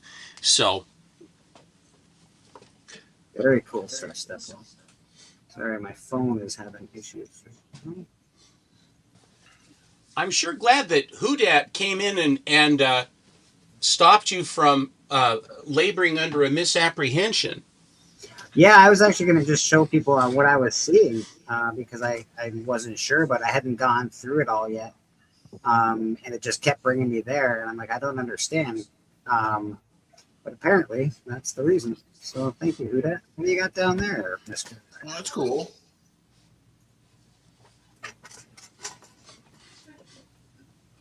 Little dusty. I like toys. Aren't we all? Oh yeah, classic Batman. Freaking Batman. Adam West.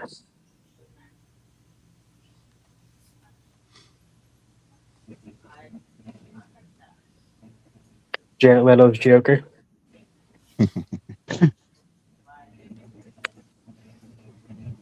Jared Leto's painted up weirdo that calls himself the Joker. Catherine's coming together beautifully.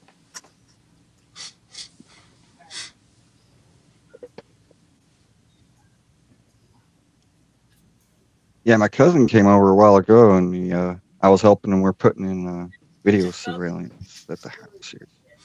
Oh, nice. We got video security now. You better not mess with it. Trying to get it connect to our phones.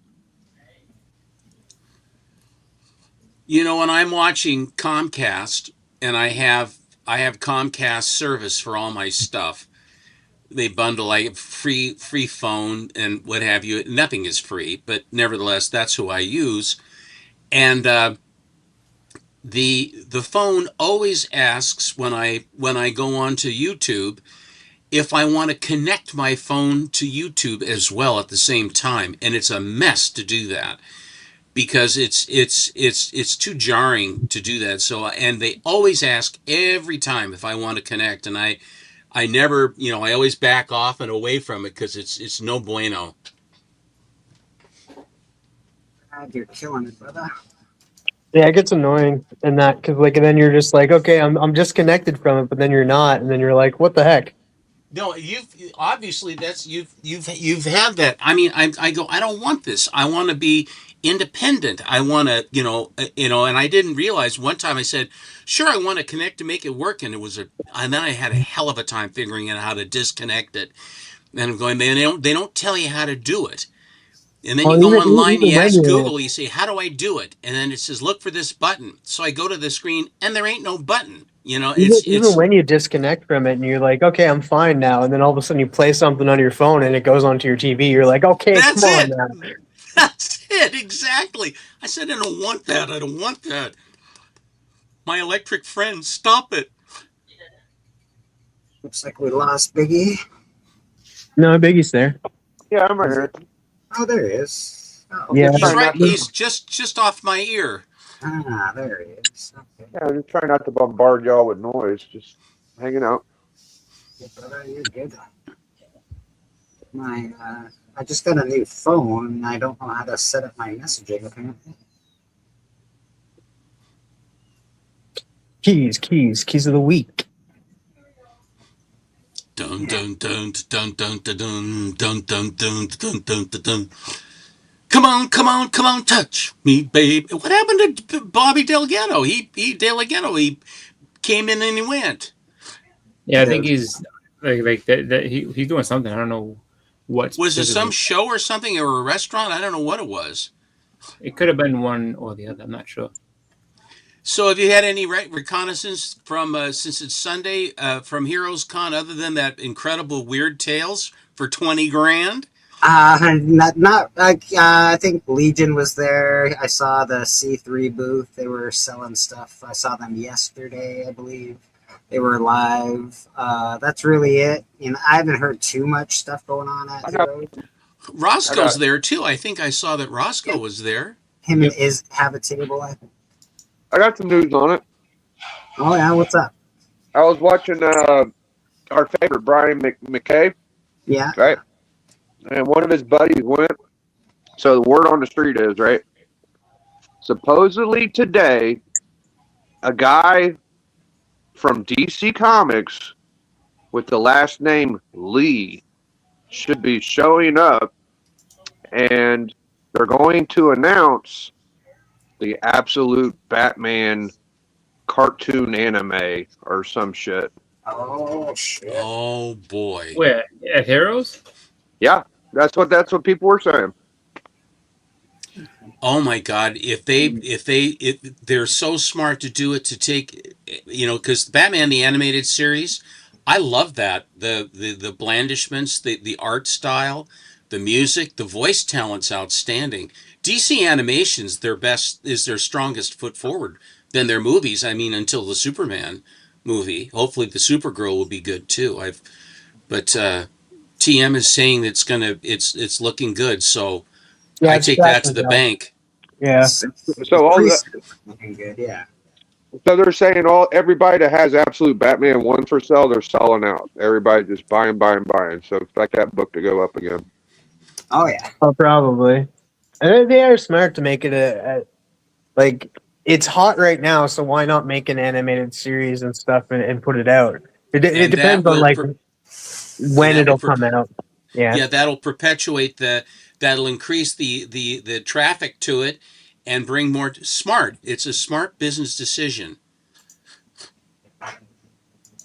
It depends on like when they're going to release it too. Like if this is just the announcement, then of course they must have been like working on it a little bit, but like maybe they're just still in the early phases. So we're probably looking at 2027 release date if they go through with it. Well, they got a whole lot of number ones, a whole lot of new appearances to all the DC characters in the Absolute world There's a lot left to go. Absolute Green Lantern, Absolute Sea Devils. No, they have a Green Lantern. Absolute Doom Patrol. Oh, Absolute Doom Patrol would be sick. Would that be awesome? Absolute Teen Titans, please. Oh, yeah, that'll pick up. Like, I was gonna pick up Green Arrow, but it's just, I don't know. It's just not the Green Arrow I know, because it's, of course, it's not Oliver Queen, and he's a serial killer. So like, I like Green Arrow, and that it's just not my Green Arrow. But I might pick up Teen Titans, and Doom Patrol would be a good one. But they do have Green Lantern already. Or Absolute Justice League. Yeah, they'd form that. Absolute Flash. Yeah, Absolute Flash. They have that too.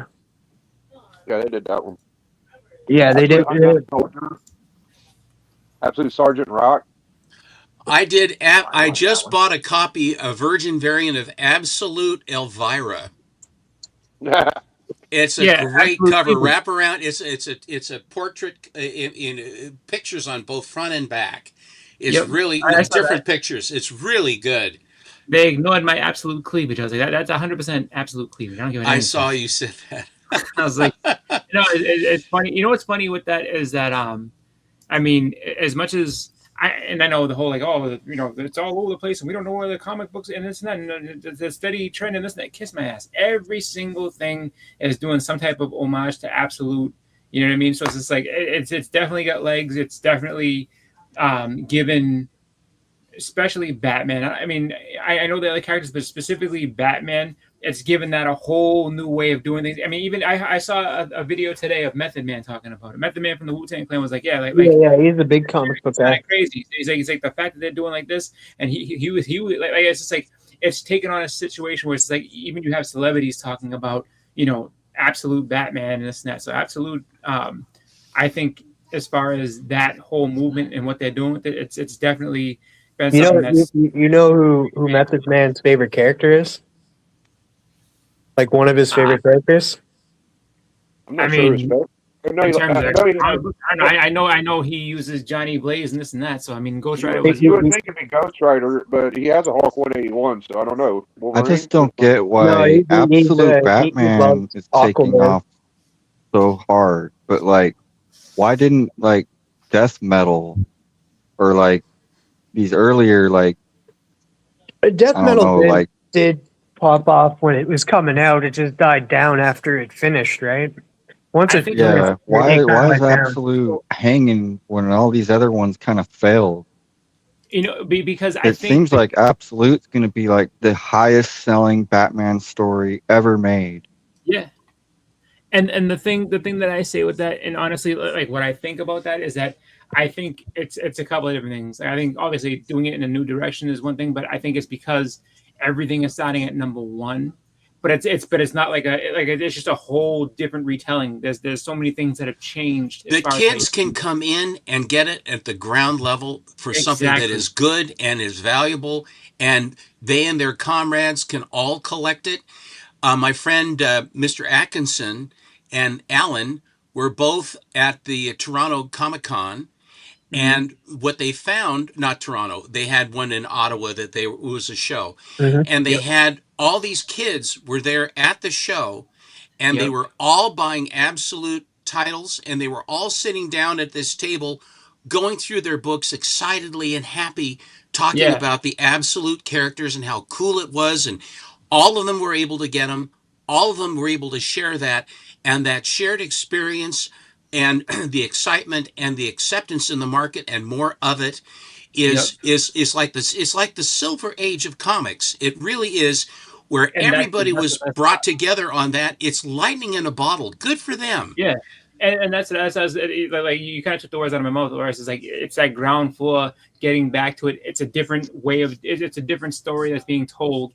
I mean, story told in a different way, but it's resonating in that way. And I would have to say, as far as like with Marvel, unfortunately for them, which we cut off the Ultimate line because it's like you cut it off too early. If you would introduce different characters and more characters and really kind of fleshed it out, you could be going head to head. That's a part of it, like actually committing to it. Yeah, well, just of course, giving it full commitment. You think about one-shotting it. like if you're going into, so if you're getting in on the ground floor and you're starting off with this, and all of a sudden it's real popular and it's actually worth something, that's a bunch of kids that are gonna be like, hey, look, I picked up a book that was that I picked up for $10. It's already $100 book. That's gonna get those kids committed and want to keep collecting. The hooks are set. They're setting the hooks into them. It's like kids. It's like you guys that grew up in the Bronze Age of comics. Those Bronze Age books have hooks on you. I mean, because it's right from your youth and how you collected and who you collected with. The same thing with Silver Age, not their gold because they're all gone, but nevertheless, that you have that connection and the affection. You have an emotional attachment, and the absolutes for the new kids that are in that, going up against video games and all that other stuff they're going up against, and Absolute Batmaners are getting those dollars. Absolute Batman are getting those young people's dollars. I couldn't be happier for the hobby. Yeah. No, absolutely. And that's another thing I'd say. Like that. That's where, in terms of, it doesn't really matter what company it comes from. It really doesn't. It's just like, as long as you can get a bunch of younger kids into it and say like, yeah, like we want to keep, like we want to see more of this. We want to keep collecting this. This is our ground floor. Like that's the most important thing, because in the end of it all, it's just like, I'm not old, but I am an older collector. Like I'm set and I'm not going anywhere. But it's like you have to get younger people involved in this, because if you don't, they are coming in. They are coming in. I mean, the market and the what Rad was saying, as far as it being the most sold comic of ever, Batman. I mean, it's that statement alone is. You talk about Neil Adams. You talk about these various artists. Superman, Batman, and Jim Lee, and all these other things like that. And here you have something that actually is lightning in a bottle. I'm so excited to have fresh blood coming into the hobby on that. And I've noticed a lot of Silver Age collectors now are transitioning into Golden Age, and a lot of the investors or people that are putting money are going because the amount of material in the Silver Age that is available. And when things get tough, where too many come on the market, that with the Golden Age, you don't have that because there aren't as many of them. And so they're basically, they're understanding what they're looking at with the Golden Age now. And there's been a lot more attention and focus on it. And these, like the Summit the Summit that's coming up here pretty quick. Some of the guys are going. I think Mike Chonko's going to go to the Summit. It's going to be really big stuff. What did you, Rad? I'm sorry, I was talking over what you were doing. What do you got? I was showing some old art. He showed a Sugar Skull cover that I liked. He got a nice crow and a Sugar Skull. Is that the Helsing one right next to it? The anime is that from the other side? Yeah, the other side with the red. Oh no, Spawn. Okay, gotcha. You'll sell a bunch of that stuff if you go to a con. Everyone will be just put on your flamboyant stuff, put on your orange leisure suit, and get people to go for it. I mean it's really kind of funny too when you think about, like, because you mentioned Neil Adams and stuff like that, and it's just like, and then you also mentioned Jim Lee, and it's just funny to think that Jim Lee basically is in the Neil Adams stage of everything, where it's just like he's that top-notch guy that came from 30 years ago that everybody loved and everything. And it's just like, and it's just like, so I think along with the fact that you have again, new people getting into this is great, because they're gonna get to know these artists that are working on these books, and they say, okay, I'm gonna follow these guys, and it's just that cycle to keep going, just because and maybe they do go back and grab some Neil Adams stuff down the road, but for right now, it's just like they need to focus on the guys that they know, because that's going to bring them in and keep them interested. They put those cartoons out, and then the action figures, right? Mm-hmm. I mean, then come the action figures and all the other stuff, and there's a whole world. They really struck gold with this Absolute stuff, and I'm very happy for our hobby and for the industry as a whole, because there wasn't a whole lot going on. Things were just sort of, and the content of the books and how they were. This is something bright, fresh, and is working, and people have accepted and are really going for it. It's great. I said it before. Like, I wish they had done more characters, like especially on the Ultimate Universe. I wish they had let that go and continue on, just because there's titles that never got Ultimate treatment, and the Absolute, where they're like, oh, we have Absolute Green Arrow, we have Absolute this, we have like it's like, I like that because it's like they could have made if you made if you made an Ultimate Captain Marvel, just made it more violent, kind of like an Invincible type story, so the level of violence that Invincible has in it. Which Captain Marvel, male, female, or otherwise? Marvel, 100% Marvel. Like Carol Danvers can be in the story, that's great. But if it's Marvel telling his story, making the fights, just that much more meaningful, that much more gritty, and everything like that. Like seeing how the world around it, and you can make it just a standalone story itself. But it's like that's a character like Marvel never got another chance to get a story told, and then you can even bring in other superpowered characters that like don't get any love in Marvel just because they were kind of there for the time, but then they get forgotten. Like an Omega the Unknown. It's like, okay, you have Omega the Unknown, who's can be a part of that story. He could be someone that helps out in the story. Or whatever. The Ultimate Blood Brothers. Oh, that'd be cool. I mean, they could be part of it. You know what I mean? It's just like there's so many different ways you could go with it. There's different things you could introduce. I mean, and the Blood Brothers could just be like a stop along the way. But it's so much stuff that you can do with it. Like I would. Here you go. The Ultimate Fool Killer. You could do that if you wanted to.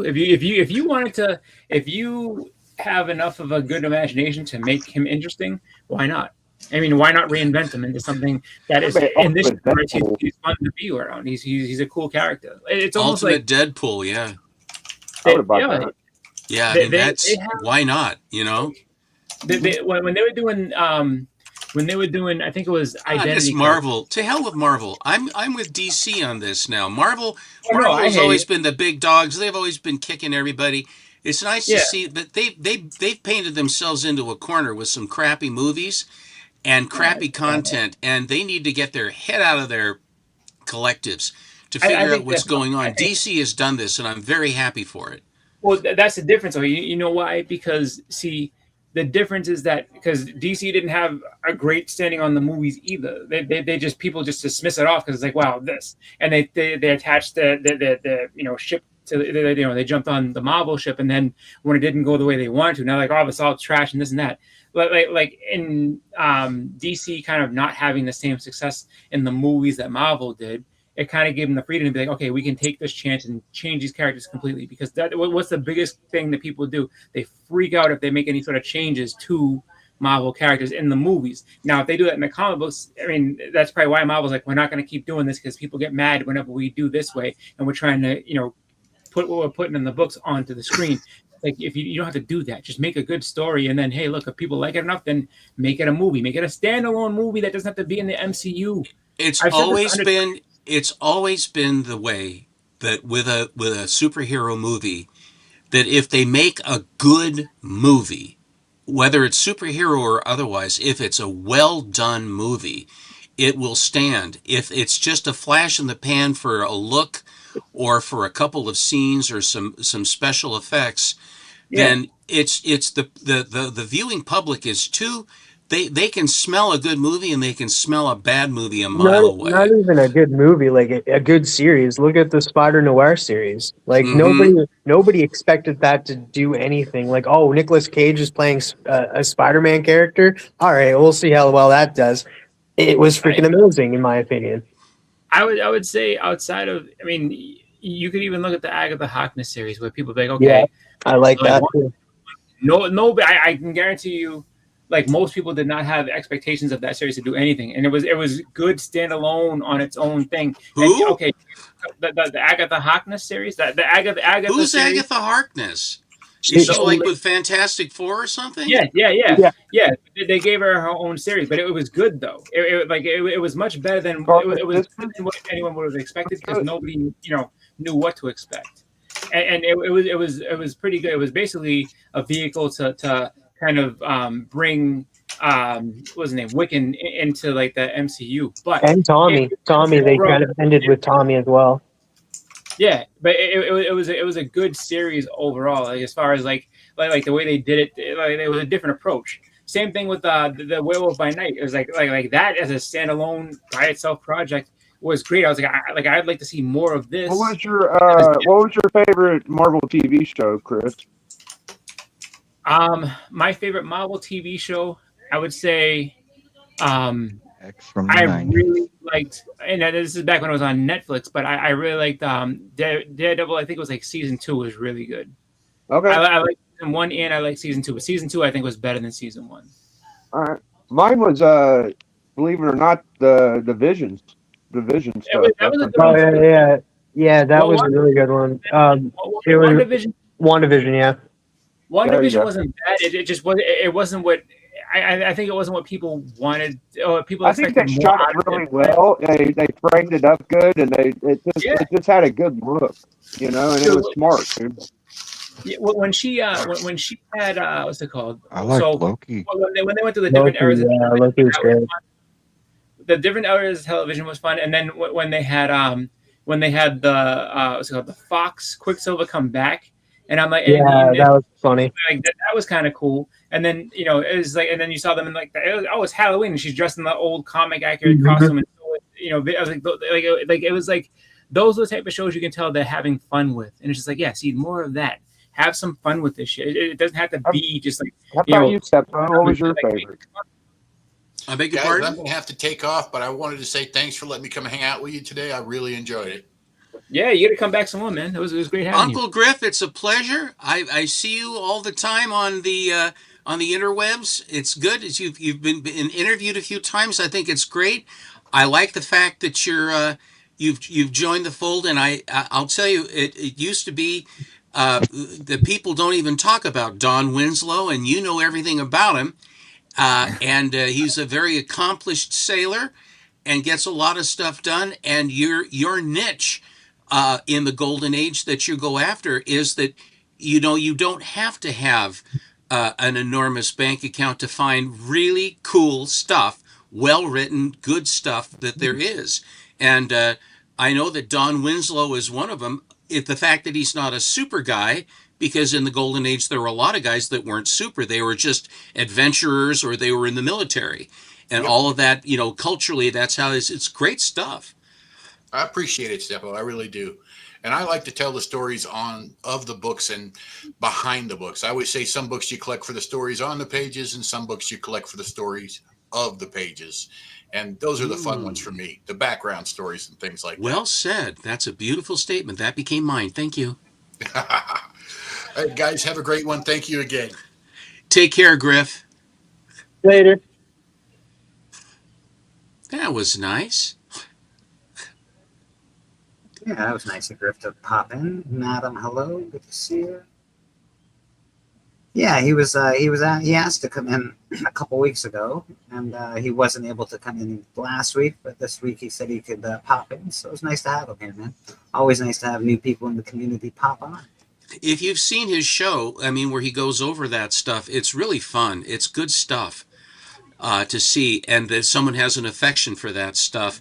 Don Winslow of the Navy. Yeah, I'm a big fan of Army comics for some reason. Not that I've been, but I always had an affinity for them since I was a kid. I like watching that stuff. I like reading it. I don't know why. So did you do the top 20 or the top 10 or any of that crap? No, I've been worried about getting my phone in order here. I can't seem to get my SIM card online for some reason. Why would things fall apart? Why are things falling apart? Oh, because you have a new phone. That's why. Yeah. Thank you. Never mind. You asked and answered. I just went through that. What a joy. You don't really know how much you rely on them. And then when you can't, and then they have a different buttons you have to push. Oh God, what do I have now? I have to learn a new way to do that. Oh God. And it's jarring. It takes forever. It's expensive, and it's frustrating as hell. Other than that, it's a great experience. Well, yeah, I got everything. Like, I've got my SIM. I got a new phone, and everything seems to be working. And then I go to make I use my mostly Messenger and Instagram and all that stuff. I don't really talk on my cell phone too much, so I went to send a message today, and it's all like, Nope, sorry, you can't send messages. I'm like, why? What did I do? What's wrong? So I'm trying to figure that out. But we'll do the top 10. Let's see what's going on there. I got it all pulled up pretty much. Trending. Let's go back.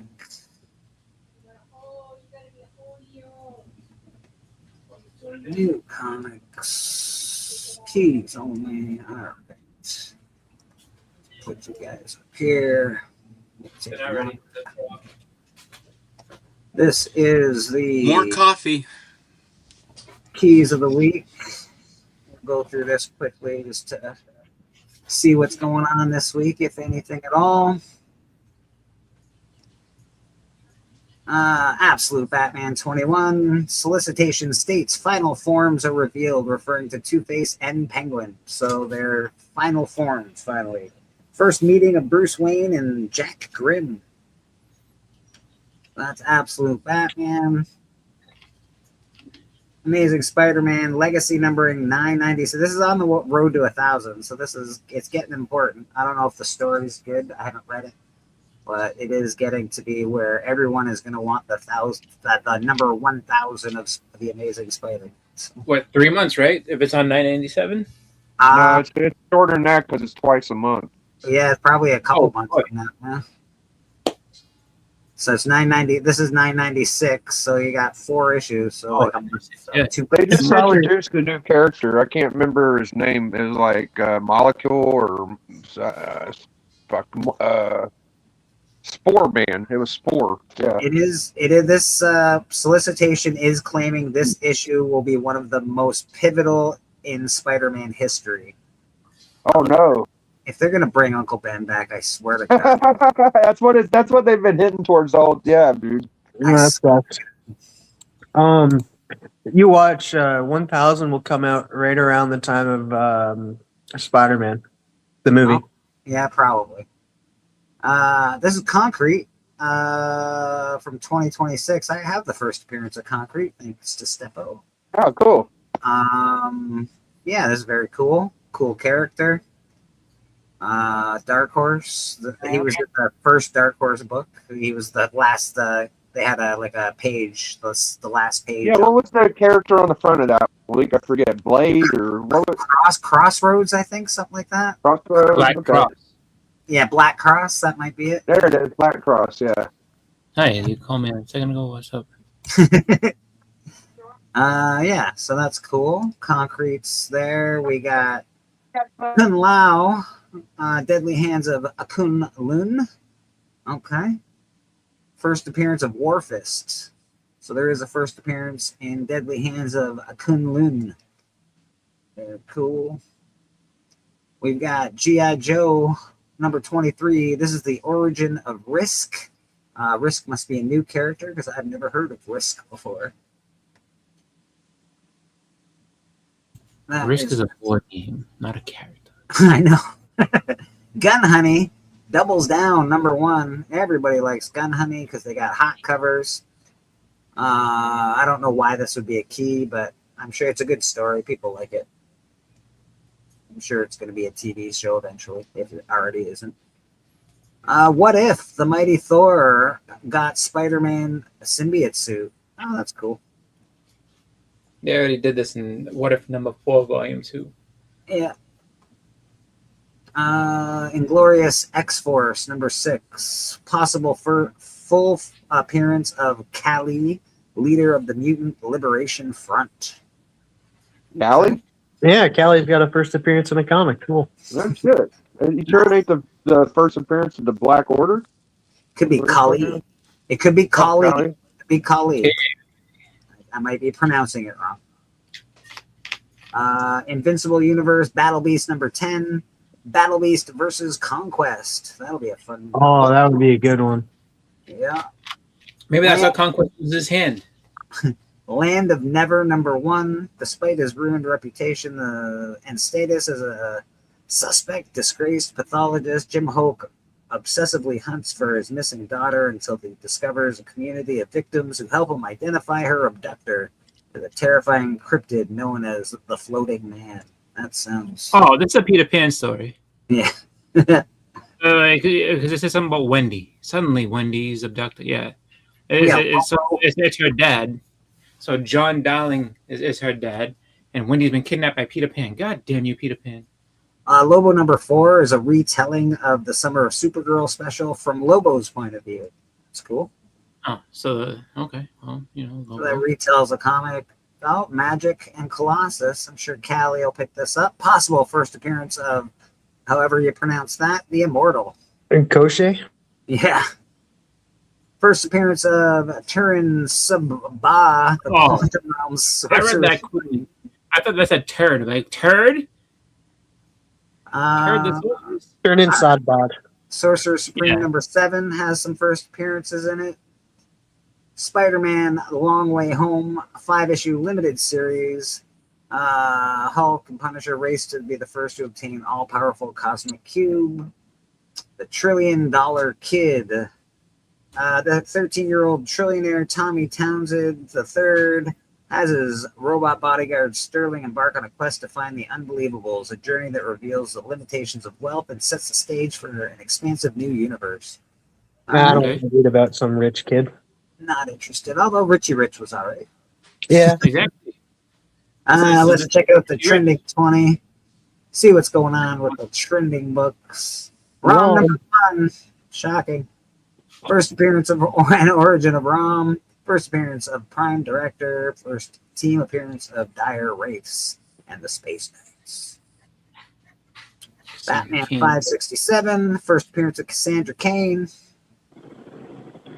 I think that's that might just be due to the fact of Absolute Catwoman. Maybe that's getting hot because of Cassandra. I don't know. I don't know either, Bella. We've got Superman, He-Man, Skeletor. First appearance of He-Man. That's hot because, well, He-Man's in theaters. Captain America 1 from 2025. First appearance of David Colton, a man who joined the Super Soldier programming following the events of 9/11. First team appearance of the Howling Commandos. No, it's not. Mendoza and Slate, so a different Howling Commandos. Debut of a new Captain America stealth suit. All right, so they're just lying to you at this point. Gem and the Holograms number 1. Gem and the Holograms have a TV show coming out. So I don't know about that one. I thought we already had a Naomi comic. I thought so too, but here it is. Gem and the Holograms. This is the first appearance of Gem and the Holograms in comic books, apparently. Find that hard to believe, but apparently it is. What? They didn't make any comics of her, I think, before that. But even still, it's just like... There's probably some kind of spoof of that somewhere, I'm sure. This is a great Batman cover. Yeah, I mean, Gem of the Hologram is basically just Josie and the Pussycats. Yeah. And Josie and the Pussycats is better. Wait a minute. I don't know. The Misfits, pizzazz. It's truly outrageous. Someone was trying to sell this book recently and couldn't sell like a whole... I think it was Who Dat was trying to sell the whole... God of War. God of War number 1. Appearance of Kratos. This book is going to be super expensive at some point. It's already semi-expensive. It's going to be more expensive. Yeah. Oh, no. See me in 5. Juggernaut stomps out Madam Web. Daredevil number 1. First appearance of Omen. Future seeing villain. Escape from New York. Escape from New York's getting a reboot. I'm not excited. I'm not semi-excited. I'm not excited about it because is Kurt Russell's son gonna be Snake? I don't know, bro. I don't know, but I know if he is, that'd be cool. The guy that Looks did like a Superman, the guy in Watchmen and all that, Snyder. He's gonna be doing it. Oh man, no, yeah, I'm not. Yeah, that's not gonna be right. good. You see what I'm saying? Like, I want it to happen, but I don't know if it's gonna be good because Snyder's gonna do it. Ugh. And I used to really like Snyder. Supergirl, Woman of Tomorrow. This is the book the movie's based on, basically. Not Wow, a high of $50. Wow. Wow, that's only if it's ungraded, sir. You got a 9.8 over there. Absolute Batman number 18. Introduction of the Court of Owls in full. That's God, cool. that will be good. That's so really good. And Last Ronin number 1. Great book. The Last Ronin, I'm not a Turtles guy, really. And these Last Ronin books, great story. Really great. Well, you're a little bit of a Turtles guy now. You got the Casey Jones, man. I am. Although, yeah, we'll see what happens. More of a Turtles guy than a lot of guys. Absolute Batman 14. Conclusion of the Bane story arc. Absolute Batman Harley Arkham. Quinn.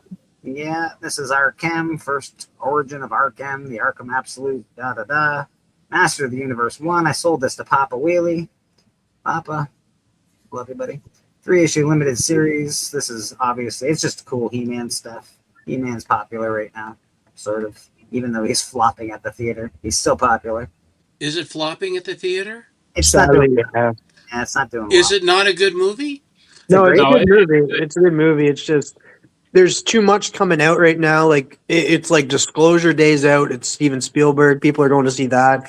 The drop off was pretty bad. And it's not just with that. Like Scary Movie was number 1 for the longest time, and now the second week drop off is like significant. Anybody tell me why this book is so expensive? Amazing Spider-Man 119.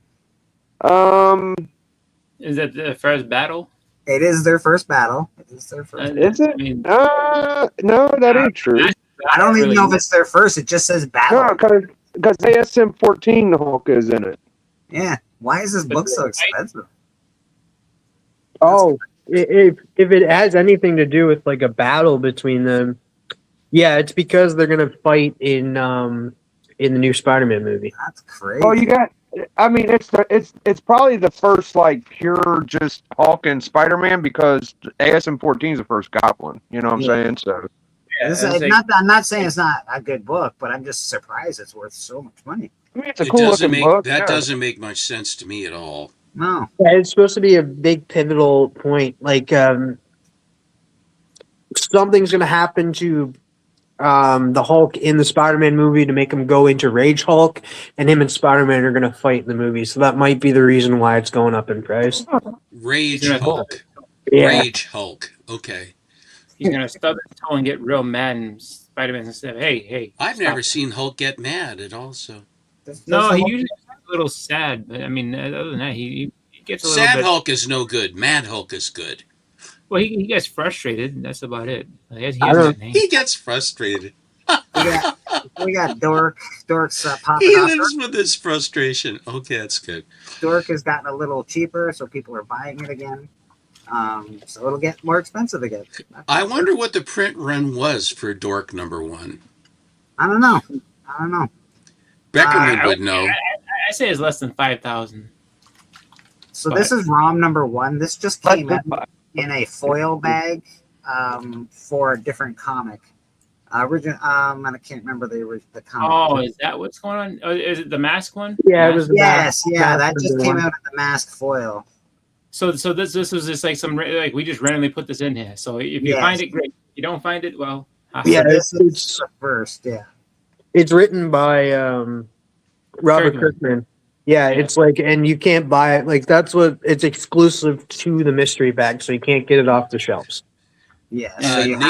Navy Paul was trying to sell this a couple of times on the Astonishings. He's had 2 auctions now where this Mask book is not sold.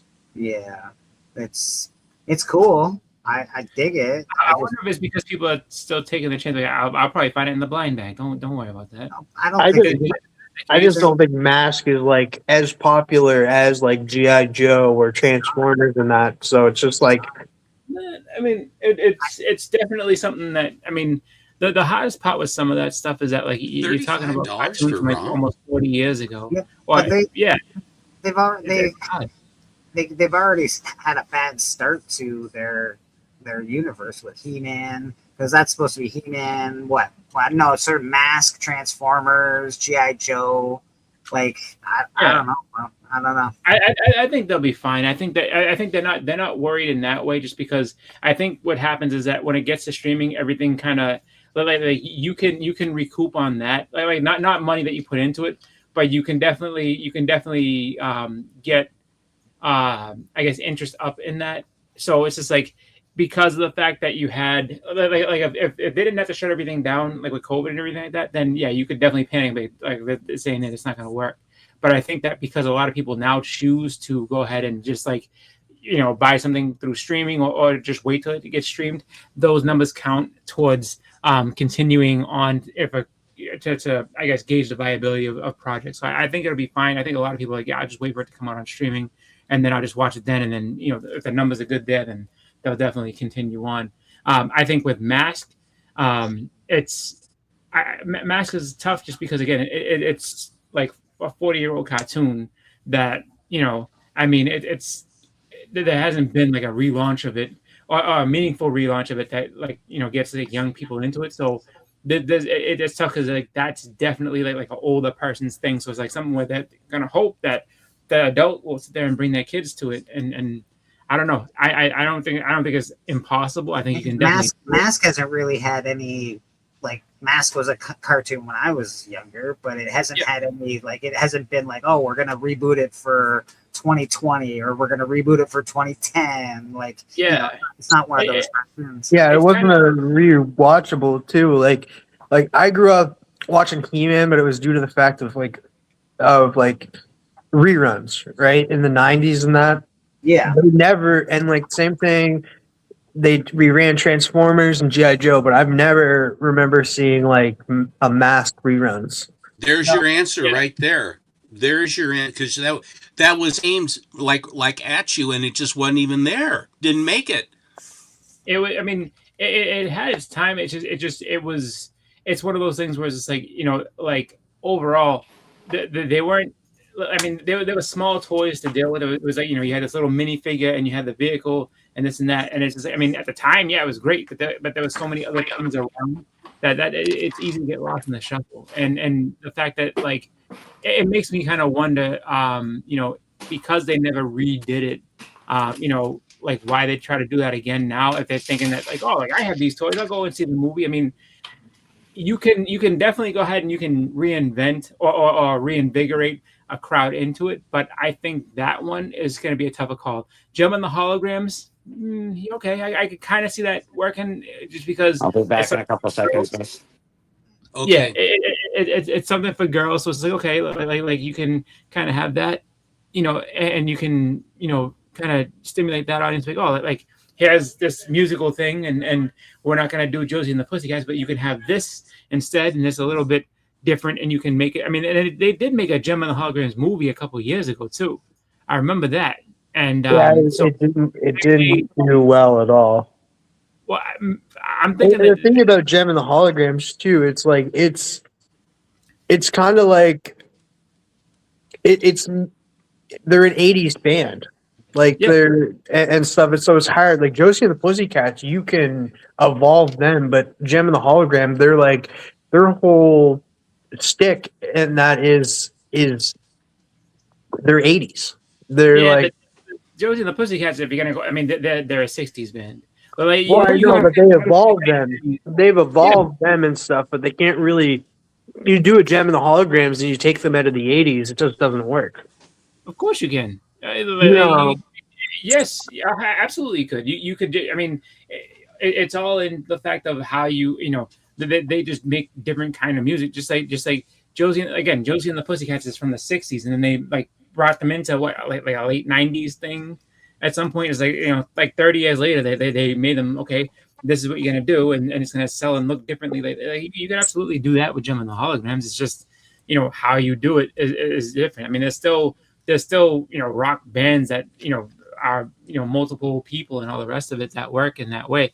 It's just I don't know what kind of story you tell with that Fallout.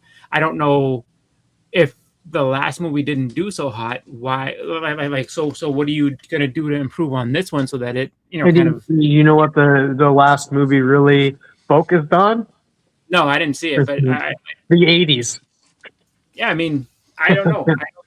I think that you know, in terms of that, like I don't know really trying to say the 80s are great. what I get from that. The 80s But I is great and stuff, but it's just some of the Hey, music just wasn't. Back to the Future made it work. Exactly. He's sitting there playing from the 50s. He invented rock and roll, and then he, went back home. But I mean, I think that you can do just about anything. Like you can restructure something to work. It's just, I mean, just those two things have been out. I mean, Gem more recently than anything with Mask, but Gem you can kind of, I think that's a little bit easier to retool. I feel like something like Mask reminds me of something kind of similar to like Fast and Furious, but like more serious, if it makes sense. Where it's just like, okay, you have a bunch of these different people, they wear their masks and their car changes because it's, and I mean, I don't think it's gonna be bad. I just think it's gonna be. It may not be serious, it may not be good, it may not be bad, but it will definitely be truly outrageous. Truly, truly, truly outrageous. Yes. That's what I think too. I think that there's enough there with a Gem movie that you can get, just because I think if you can sell it to females, like, cool. It's weird that a bunch of dudes is like, yeah, like I think that this movie could work. Maybe not. I don't know.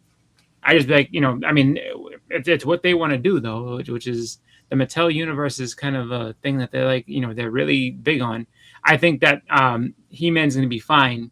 Now, if Mask doesn't do well, then yeah, you might be in some trouble, just because it's like, He-Man didn't do so hot, and this isn't going to change anything really public opinion wise because it's not doing hot.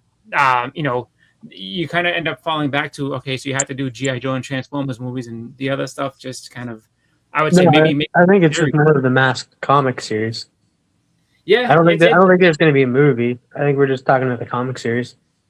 I hope that I mean, I think that would be the smart way of doing it, is just see what the comic does. If it's, get a little bit of buzz, or at least enough that you can get people to kind of think about it, just because it's not I mean, I don't know. I think at this point, the helmet technology to make your vehicle change into something different, I don't know if that kind of works as well as it did. You know what comic they should make?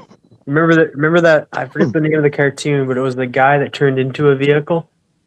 Oh, Turbo Teen? No. Oh, you know what? That reminds me. One Scooter in Mask. That's the only character I remember from Mask was Scooter. Yeah, he had the helicopter motorcycle. He was just a little moped scooter. Yeah, exactly. No, I'm sorry. Yeah, he was like a little robot that turned into he was Max Savage's Max Tracker's son's little thing, and then there was that other guy. He had want to be Transformers. Let's be serious, dude. It just want to be Transformers. It's all it is. And then it's like everything that came out around, like when the Teenage Mutant Ninja Turtles came out, everybody was trying to be like that. You had Samurai Pizza Cats, you had freaking Biker Mice from Mars, you had Street Sharks. They're all trying to imitate what was working. So with Transformers at the time and that, it was very, very hot, and so everybody was trying to imitate it. It was. I mean, Mask is basically the cross section of that and G.I. Joe. Because instead, I mean, what's the name of the bad guys in Mask? Venom. You know what I mean? So Venom for Cobra, and then it's a bunch of people driving in the cars. But then like the computerized thing that makes them sink into their car is the helmet that they put on. And so it's just like, and then the cars transform and be able to fly and this and that. So it's just like they basically try to combine two things into one. Yeah, and what Transformers didn't imply humans. Like the whole G1 cartoon movie was Spike using his robot body. Spike and what was his dad's name? What was his dad's name? I forget. Jolt or Bolt or I can't remember. Yeah, he had a weird name. It was like I remember he named the dog. I mean, he named the kid after a dog, and then I remember Spike has a son named Daniel, but yeah, like the dad who's a construction worker and stuff like that, and then and then they had Chip was his boy, his friend that was and they're like, oh, Transformers, I know more about technology than you do, even though you're made out of technology. It's cool. Mask was definitely obscure though. I think it was the same time as Transformers. Yeah. and GI Joe. So They were like, dwarfed. It was just one that was in the mix, and Transformers and GI Joe got all the were better too, more interesting. Absolutely. Hollywood would never risk it. Like if you go back and you watch it, right? The guy Max Tracker, like so he has a truck that can turn into this like big missile shooting thing. You can't sell us here. I'm sorry. It's a nice try. I'm glad you I liked don't it, wanna but sell you. it's not going to go.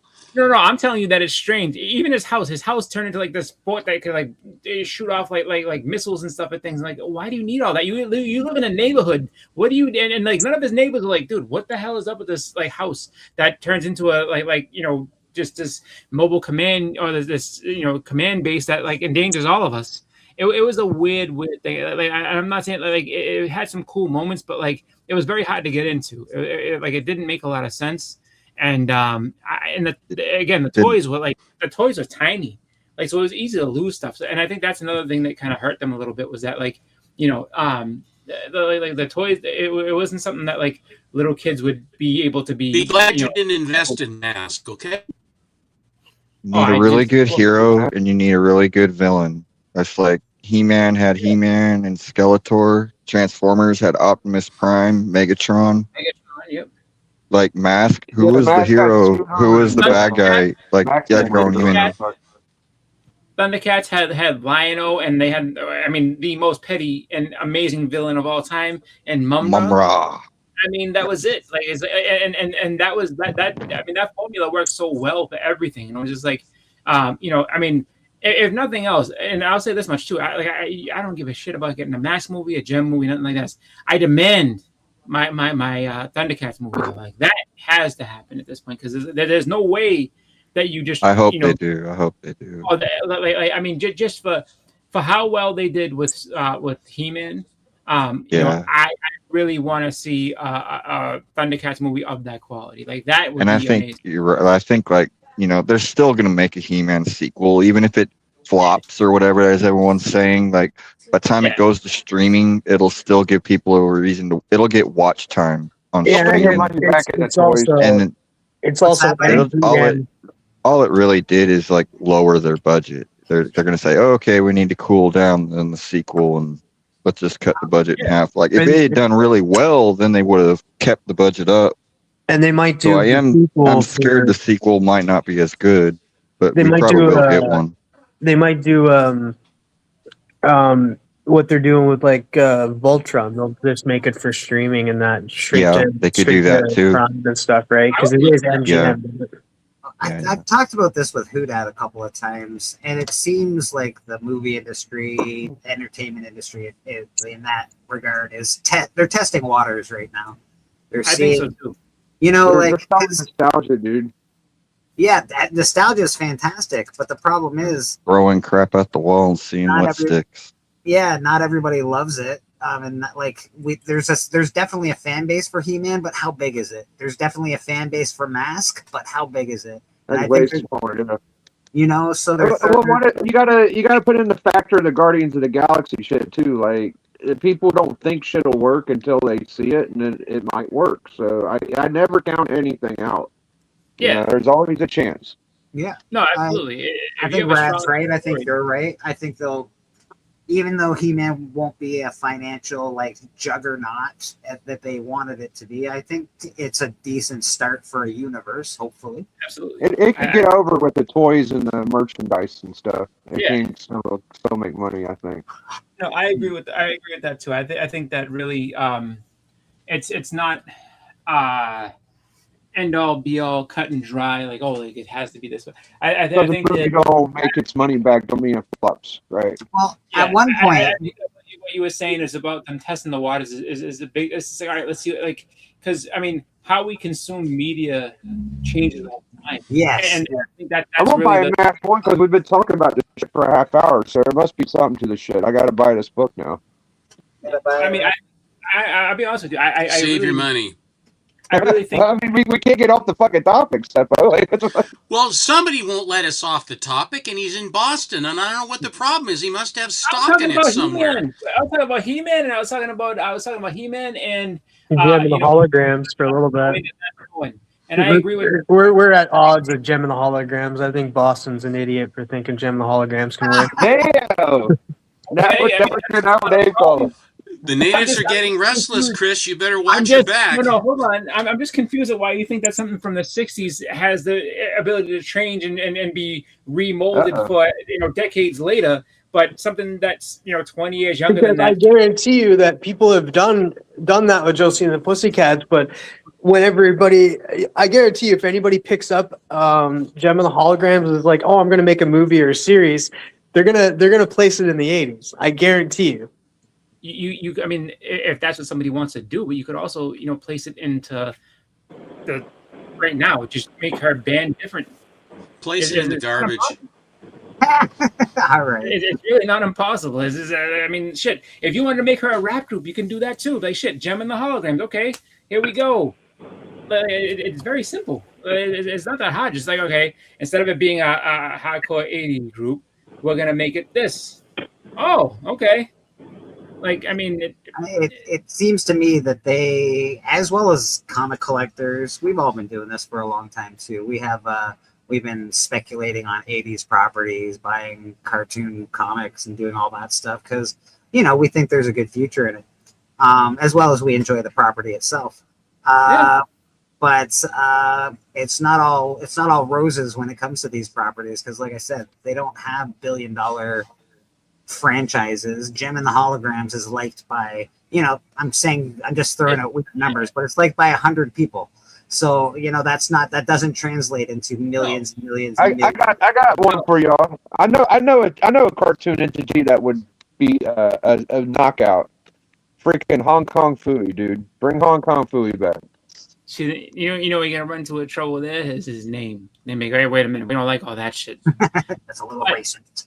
Everybody loves How about Secret Squirrel? Secret Squirrel With Morocco Mole. I say bring back Looney Tunes, but what do I know? Yeah, well, they never really left. They try to revive it, and then it like kind of goes away. Like, no, we're not gonna do that. Yeah, but they don't let Looney Tunes do what Looney Tunes are supposed to do. They basically edit them and what have you because a lot of the theatrical Looney Tunes, which were the wackier versions of Merry Melodies, the Looney Tunes always were a little bit better than the Merry Melodies. I always remember that as a kid. Looney Tunes was the apex. Because they were a little more violent, they were a little bit more out there and over and around, and good stuff. I That's think old. I think a lot of that stuff. I mean, doesn't necessarily have to be movies. Like, I think you can make that into. I think that's part of Looney Tunes' problem when they try to put them in movies. It's just like if you make it a TV show, it works a little better. I think same thing with like, some of the other things we mentioned too. Like if you make them as TV shows, well, then you have a little bit more wiggle room to try to work things out and fine tune them. Movies kind of. You're right, Boston. I think they should remake Goonies in the modern time. They're going to. I heard. That's what. That's why all them dudes are starting to like they're trying to remake a sequel or some shit like that. Corey That what Stranger Things was? Yeah, they keep talking about it. The dude Chris Columbus said something about it recently. I'm just like, like for me, I'm like, yeah, if you want to make the Goonies Part 2. It should be their kids because I'm not going to believe that 60-year-old Sean Astin is going to be running around pipes and stuff again. Like, I don't believe that. He's going to break his hip. I'm sorry. It's just like Corey Feldman is going to get hurt on this one. We don't need that. I'm good at not seeing that. That guy's just weird now. Yeah, he's something, man. I've watched some of his music career. It's pretty amazing. We're going to go. We're going to go around the horn, start saying goodbye. Biggie Shack, what do you got on your plate this week, my friend? Well, I want to shout out Matt Atkinson's Super Show coming on later tonight with Stepper. Go watch that. And make sure you check out Astonishing Auction. Those guys are fantastic. They're really close to 1,000 subscribers. They're giving away a Captain America 100, and go check in with those guys. That's what I'm gonna shout out. Thank you for having me. Very nice. Very cool. Steppo, how about yourself, my friend? What do you got? Well, my press agent Biggie Shack has already helped me here. that tonight I will be on with Mr. Atkinson, and I can't remember who my co-star is that's going to be on with me with Matt. But I'm going to be showing Mystery in Space. I'm going to show my whole run, at least as much as I can. And then Monday, Alan and I've got a few books that have come in. I know he always has something coming in, but we've got some interesting stuff to show tomorrow. And then, of course, Friday, I will be on the Hangout again with Alan, and then back here again on for church. And that's that's what's going on with me. And I think that the hobby, I think, is just really, there's a lot of fun places to go to see good content, and the amount of regular television. I don't even watch regular television anymore. I watch YouTube pretty much, and then either Netflix or whatever it is. I'm more online than there's nothing networked, anything that I even watch anymore. You get to see exactly what you want with there is one thing that I would like to have you do if you get a chance. If you go on YouTube to Paul Restorer, R-E-S-T-O-R-E-R, Restorer, about 7 months ago, I asked him, he had just gotten some new equipment like a 3D printer and some other whiz-bang machines, a CNC machine and a bunch of other stuff that they wanted him to, some factories wanted him to display. He's got multiple thousands of followers. He restores die-cast cars. But I had a comic book, World's Finest, I think it's 55 or 75, one of those. But it's the one that has where it's a typical story, but Batman becomes super and Superman becomes normal. And so because Batman had the Batmobile, Superman had to have a Supermobile. And it looks like a 54 Cadillac with a fancy front end and a beautiful aircraft canopy for the windshield. I asked him if he could actually make me one. And he just finished making me a one-off car with suspension from scratch of the Supermobile of Superman. So if you go on YouTube and watch that, the amount of effort and the amount of work and logistics that he had to do to create this car, and then he used the original graphics from the comic to make a box for it, a display box that has has clear plastic so you can leave it in the box. It's really amazing. It really is amazing. Actually. Paul Restorer. Oh, great. Let's see. Slide down. Supermobile. Zones. The red zone, the orange zone, and the yellow zone. Each one requires different preventative measures to stay protected. Learn more. Let's have at fire. I want the fire. That's just the way you make me. Get that big deal feeling this Prime Day, June 23rd through the 26th. Oh, you're right at the end. Yeah, I've watched the video a couple times. The area around your home can be split into 3 wildfire zones. The red zone, the orange zone, and the yellow zone. Each one requires different preventative measures. I want the orange zone. Biggie, where are you going to go? At makeyourhomeresilient.ca. Wherever it's hot. What is this? That's just the way you make me. Get that big deal feeling this Prime Day. I pay the money to not have ads. It's the best money I ever spent on YouTube. Oh, okay.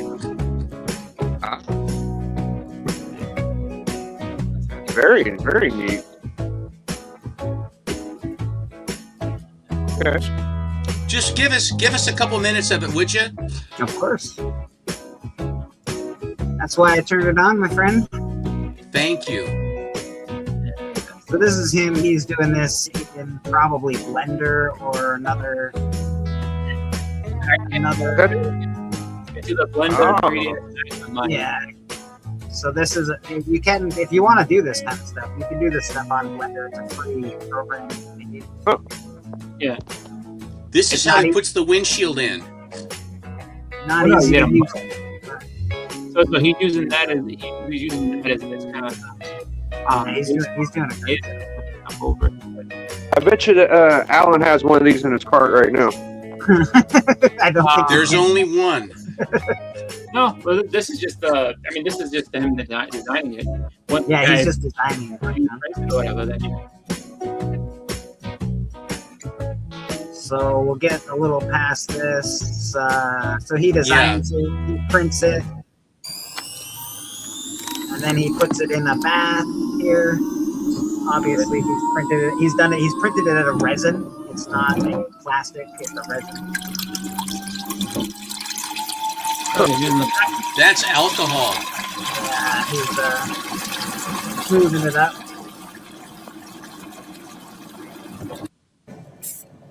he's painting it. So I'm not gonna play everything on here because I want you guys to go give him some support and go watch his video. But Well, let's show us the end result if you can. Oh yeah, the final reveal is amazing. Yeah, that's Final the last reveal. part. He's going to redo Superman though. He said Superman was too small. He already told me that before he showed me this. He said, "I think the Superman's too small. I have to redo it." He used a CNC machine to etch the bottom plate. Dude, what he did for this whole build is really, truly. Holy schmoly! And then, so you see him painting the car. I think he goes through painting a little Superman guy around here as well.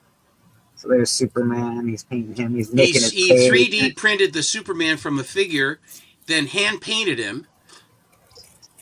And so that's him doing that. Check out this. He's getting all the proper packaging for that the car came in. He's printed this. He is by far the greatest diecast creator restorer on the entire YouTube. No one is even close to him. And this is Paul Restorer. If anybody doesn't know, you can see his name down at the bottom there. Paul Restorer. He's got a lot of subs, more subs than I do, so he doesn't need my promotion. But he's pretty awesome.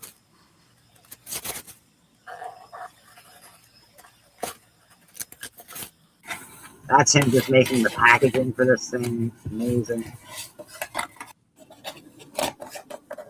And let's pick out the final result of diecast Superman. Chromed it. He chromed the wheels. The wheels are exactly like it is in the comic. I mean, the whole thing is like the comic. Yeah. Yeah, that's real good. So that's awesome. See, Superman doesn't quite reach the wheel, and all these people were jumping him for it. And I said, "Oh, for God's sake!" You know what? Make one better than you said. Don't yell at me. 54 caddy taillights for sure, but the sculpted bumpers and stuff like that, all of that was cast, all of it scaled, all of it fit and glued. I mean, my cup runneth over. Yeah. His arms are too short. Shut the fuck up. You can't make one yourself. I already said. Boston Chris, what do you got going on with yourself, my man? Not too much. Just watching people's stuff, checking things out, posting on Instagram, and that's about it. We appreciate you, my man. We appreciate you as always. You can always see Boston Chris here on Comic Book Church when he's not busy doing something with the Fam Jam on Sundays. And we appreciate you here. Did you watch the game last night? I know you're a big ball fan, so. Well, I said before that it's just a formality. Well, the series ended on Thursday night when they came back from 29 down. I was like, the Knicks are winning. I don't give a shit how. What was the final score of the last game? 94-90. Yeah, nothing major. But when they came back from 29 down, they won it by 107-106, and it was just like at the time. You crushed their spirit. Yeah, at that time. Oh yeah, they destroyed them. It was in New York. It just like that win in its own just took all the energy out of San Antonio. I mean, they went down 3-1 at that point, and it was just like, it's just a foregone conclusion. So, hey, big whatever your name is. How about that? Did you enjoy that? Was that a good comment to make? All right. TM Nerdy, what do you got going on with yourself, my man? TM Nerdy, he does the top 5 commandments with Biggie Shack. I believe Thursdays is that show. I don't know if they did it this week, but I know he does that on Thursdays with Biggie. He's hanging out with us here on Sundays. He hangs out on Biggie's. He's not on Instagram too much these days, but every now and again you can catch a post by him, and we appreciate him here. TM Nerdy, appreciate you being here, brother. Rad Art and Comics, what do you got going on, my friend? Same thing as normal. Just follow me on Instagram. Watch my posts. Give me some likes. Hit me up if you want a commission, and watch me draw every Sunday right here. Absolutely. If you can watch him draw, like, I'm enamored with what you're drawing right now. So take that off the screen. He was very vigorous. Very vigorous. Biggie Shack, what do you got going on with yourself, sir? Oh, my bad. No, I already shouted out the thing earlier. I did. All right. And myself, you can find me here every Sunday, Comic Book Church. If you want on the panel, just give me a message on Instagram. We're usually pretty easygoing. The only thing we require is that you show me who you are when you start. I do not let you on if you only have an avatar. So that's the only requirement, really. Other than that, man, message me on Instagram. Watch us here at Comic Book Church. Watch Biggie Shack on Friday nights. Watch Who Dat when he does his unboxings. Watch Monday Night Special, especially. It's one of the best shows as far as getting to see some amazing comics and getting to hear some really great information about those comics. So watch that with Alan and Steppo. And yeah, I think that's probably enough from us. I think we've done enough. We'll get out of here. We'll let you guys go. Have a good afternoon. Don't forget it is Trump's birthday today, so go watch some UFC fights on the White House lawn. Enjoy your day, folks. Enjoy. And you know what? I can't play it because YouTube gets upset for it. But I was gonna play the Papa Wheelie intro, but I can't do it. Oh well. Good night. Jack Kirby. Who art in heaven. Stanley, be thy name. Thy kingdom come, games will be done. On earth, as it is in comics. Give us this day our weekly pull and forgive our top tens. As we forgive those who top 10 against us. Lead us not into speculation. And deliver us from FOMO. Hey, put it down. Put it down. For comics are our kingdom.